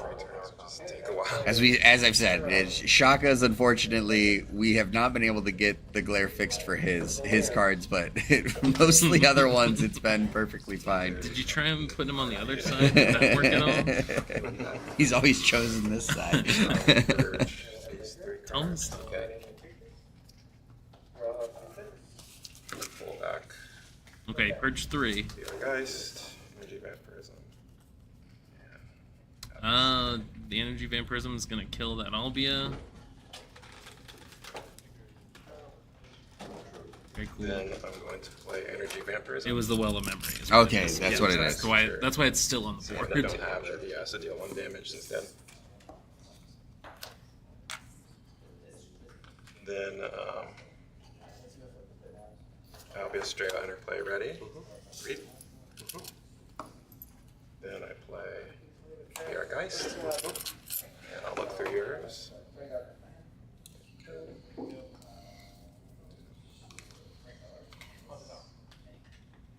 The Biergeist again? I believe that's what it is, yeah. It's always that thing of with Shaka is like you see it for a brief second with his hand there, and if you don't catch it, then it's like, all right, well, okay, what was it? Oh, using the opponent's target against him. Ooh. And this is where actually, so speaking on a conversation that happened earlier, this is where the mirror match actually works out really well, because when you take cards, you do have an increased efficiency, because it's like you're always calling the Biergeist loves a mirror match, because you can just use any of their creatures. Interestingly enough, he's not going to want to reap that target, because if he reaps the opponent's target, it'll go into his opponent's archive. Yes. It's a weird, specific ruling of where cards go. And then I am...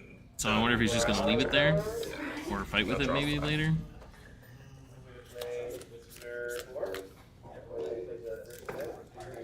Check it out. Check it.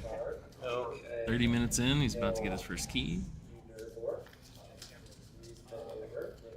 And in a sense, now has an established board. Archon Arlie has had his And some whole entire archives board to gone. Hold the opponent back. Yeah, so now this will be a crucial turn, I think, for Archon Arlie. Is what kind of thing that he can establish here.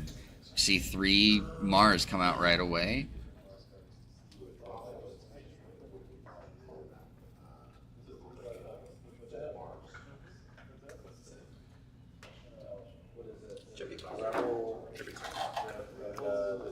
Did not see Did what not that catch was. what that was, yeah. No. Gonna let him forge for 7.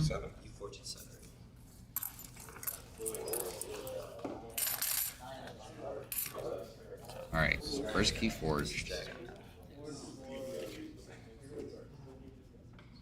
Currently, just because of that one Amber Pip, is slightly in the lead.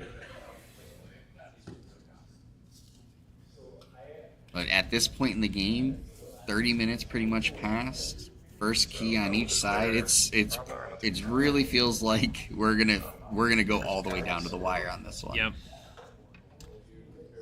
No, yeah, playing those creatures did let that curse come out, and that could be very bad for Archon Arlie.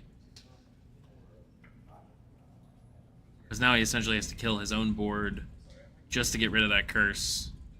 Otherwise, he's losing 2 Amber per turn, which is really hard to come back from. Flash out. Yeah. If I'm haunted, deal 3 with 3 splash. And then Berserker Slam. Oh. Or Shock, dude. Yeah, sure. Smith. Shaco's like, I will help you.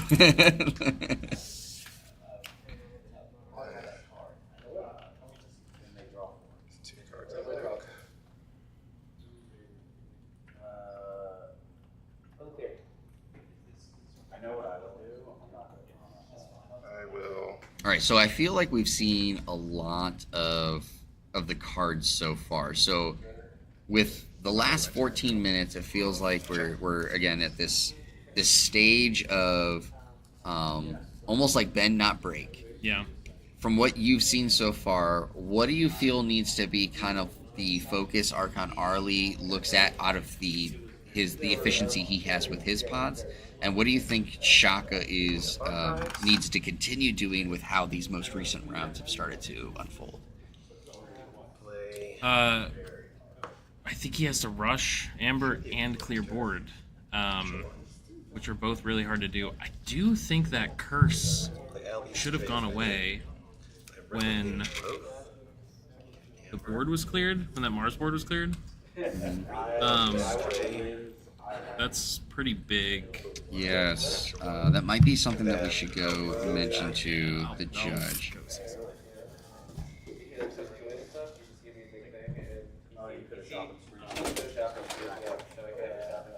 All right, so we are going to double check that and make sure that that works.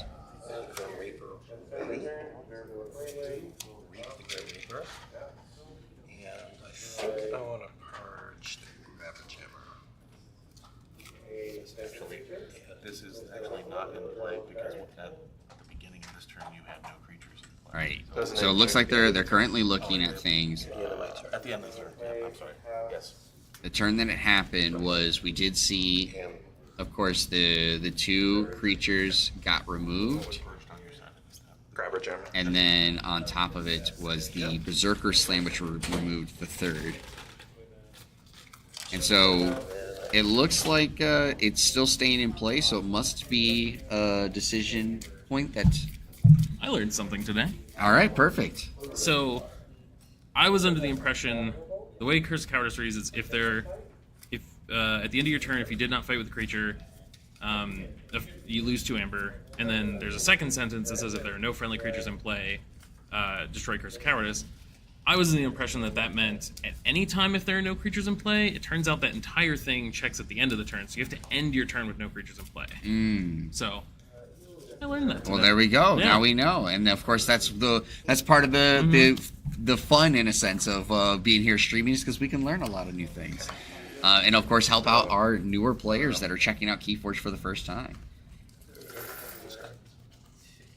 Don't worry. I didn't know. So I'm going to go ask Marcus to explain that to me in detail later, and he will not sleep until he does. So we will do a check. We will make this go. All right. I'm going to...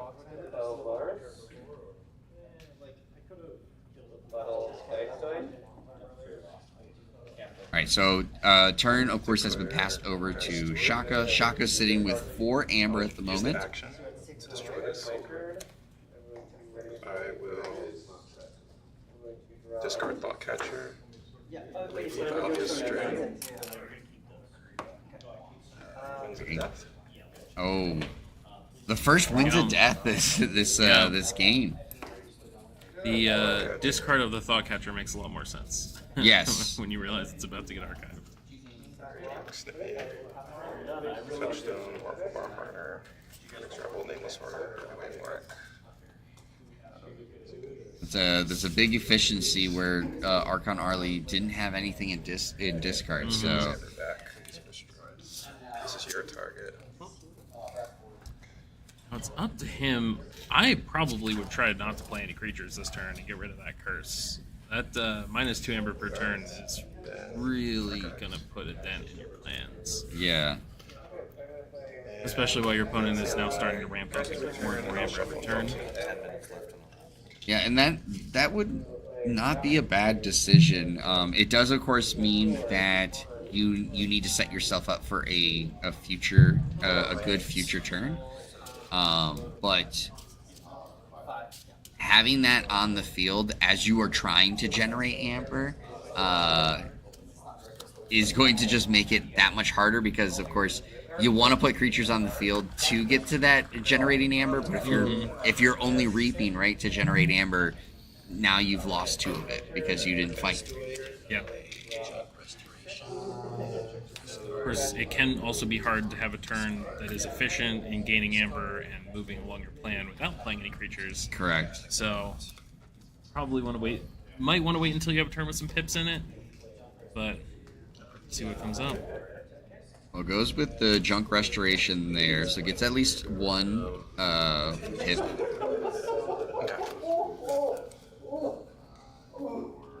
And I'm gonna discard and pass. And looks like he did exactly that. Ended the turn to get rid of Curse of Cowardice. Oh, and but it still does remove some amber because, of course, the Don't end mind of me. I'm not looking up reasons I might be right. because of the end of turn decision there. But we will see how things go with that. Because that is a turn that had to be wasted off of it. We are sitting at 8 minutes and 45 seconds, and Shaka now has their second key, whereas Archon Arlie is really going to have to try to get things going to not only forge the second key, but get just enough ahead to try to make those end of time rules, if we hit it, come into play and not be on against them. I understand why I'm wrong now, and I disagree. All right, well, we got Blunderbore coming out there with the Shock Herder. Let's see how so we got Shaka up a key now, which is a big spot this late in the game, too. Yeah. Especially when your opponent has no amber. Yeah, and as I was saying, we're at 8 minutes left. So, because Archon Arlie did have to spend that turn not getting any creatures on the field, not only now do they have to work their way to get that second amber, they got to do enough to get close to where Shaka is, because we're hitting end of time. Yeah. And so the end of time rules are going to become so key as we look at how the rest of the end of time rules play out. I haven't been able to hear in the room like we have with some of the other vaults, so I don't know when the last time check was. I wonder if they'll do a 5-minute warning for them. Because at some point, you may just have to orient your strategy more towards playing for time. Once you realize that we're this far in the game and say at least Arlie only has a key and no amber, really going to have to ramp certain things up that maybe take some riskier moves that you wouldn't if it was much earlier in the game. Flash out. So I have to damage myself, right?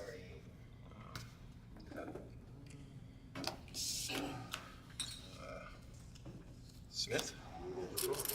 Ooh, that's a big play. Ooh, already. That is the right time to get 3 extra amber. Yeah. Can he get to charge? Doesn't look like it. All right. Oof. That would have been quite the turn. Yes. If he could have gotten to 6. Yes, really would have put Archon Arlie against the wall. But because only 5, some time has been bought, does Archon Arlie have some answers in hand right now? Going Geistoid. So scrap. The least 2 discard pips. One of them being the Abductomatic, so he captures 2 more. Thought Catcher. Capture another one. Here's that Thought Catcher with the capture on it again. Yeah, that's it. Looks like he's really going for that amber control and trying to draw into something that's gonna ramp him up a little.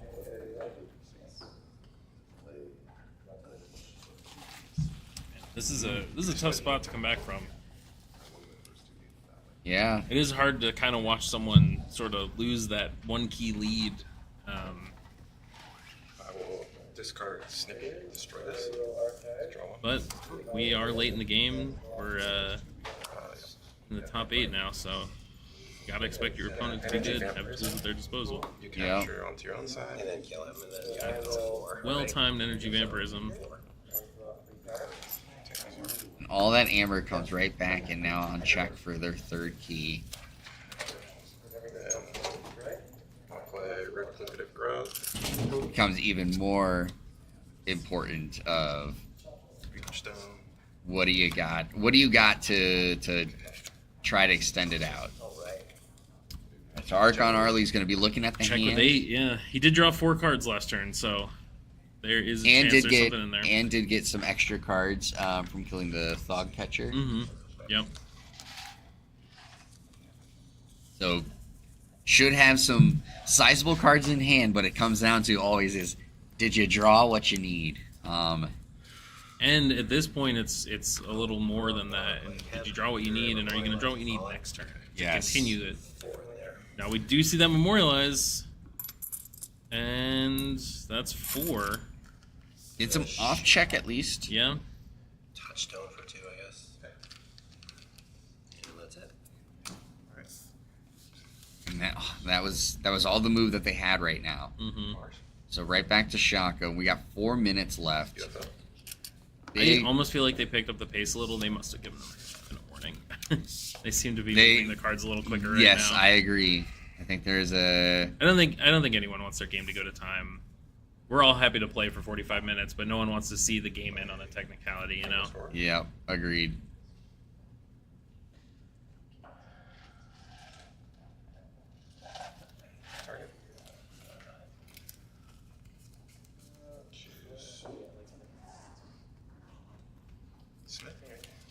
I think we've been kind of again. Yeah. Like I said, I don't know what the clear coat is on his cards, but they are very reflective. Find the brand of those sleeves and band them. Mars first. I'm assuming he was a Mars card because that's a lot of what he's been doing with the targets, especially when he can archive them again. But this also is just a big burst turn. Currently sitting at 9. Yep. That's a big number. Yeah, we'll do it, but I'll play it out. Geistoid. Alright, so what is the guy? It's going to go Amber. Geistoid. Archiving. The Replicated Growth. Wherever I put it. That out. Reaping Albius Stray. Gaining 1, capturing 1, and then removing it. There we go. Good game. That appears to be it. All right. Yep. They played it out, but just didn't have the things necessary to really come back and pull it off. And this is a big comeback from Shaka. Yes. Arlie can't be feeling great having gotten that first key, been the first player to forge key, and basically been sitting at that key and no amber for the rest of the game. Yeah. That is a tough spot to be. Yeah. It's a very tough spot, but again, it kind of shows just like the while it didn't go as quickly as it had before, it showed the efficiency that Shaka's deck does have, and as we did see later on, that's when it really started to move forward, and we're seeing the big power swings when it comes to the burst of amber that he was able to generate. A lot of times these good decks that they create, if they're slow to start, that just means that the bottom is good stuff. So they start to ramp up really quickly once you get through that first slow bit. And I think that's what we saw here. A lot of amber gain, a lot of amber control. It's like very cool moves. Yeah. So I got to ask you before we wrap up tonight. I know I asked it earlier, but how did you feel so far about what you've seen, and of course the rest of top 4? Cool. I'm jealous. There's some very cool decks. A lot of rush stuff, which is kind of what you expect from GR at this point. Yep. I don't think we saw a single key cheated in the 2 games that I've been here for, which is really interesting. Because yeah. sometimes that's what you see a lot in the top is the decks that can do that. We talked about the Winds of Death key abduction stuff, but that's not what's making the top cut at this point. At least not on stream. We'll find out the rest of them tomorrow, but yeah, at least not on stream. You are correct. Yes. So, but Mammon, thank you so much for joining us. Thank you all for who have been sticking around and staying for this this late night. I know, of course, it's a late night here, and time zone differences make it even later. So we appreciate all you guys for sticking around here. Again, that is it for today's sealed event. We will be back tomorrow with the Archon tournaments kicking off at 11:30, I believe. I can't remember exactly the time. But we will be, of course, looking forward to that one. So obviously, Mammon will be performing in those. We appreciate everybody. Thank you so much. Have a great night, and we'll see you tomorrow for some more Vault Tour Las Vegas. And sleep well.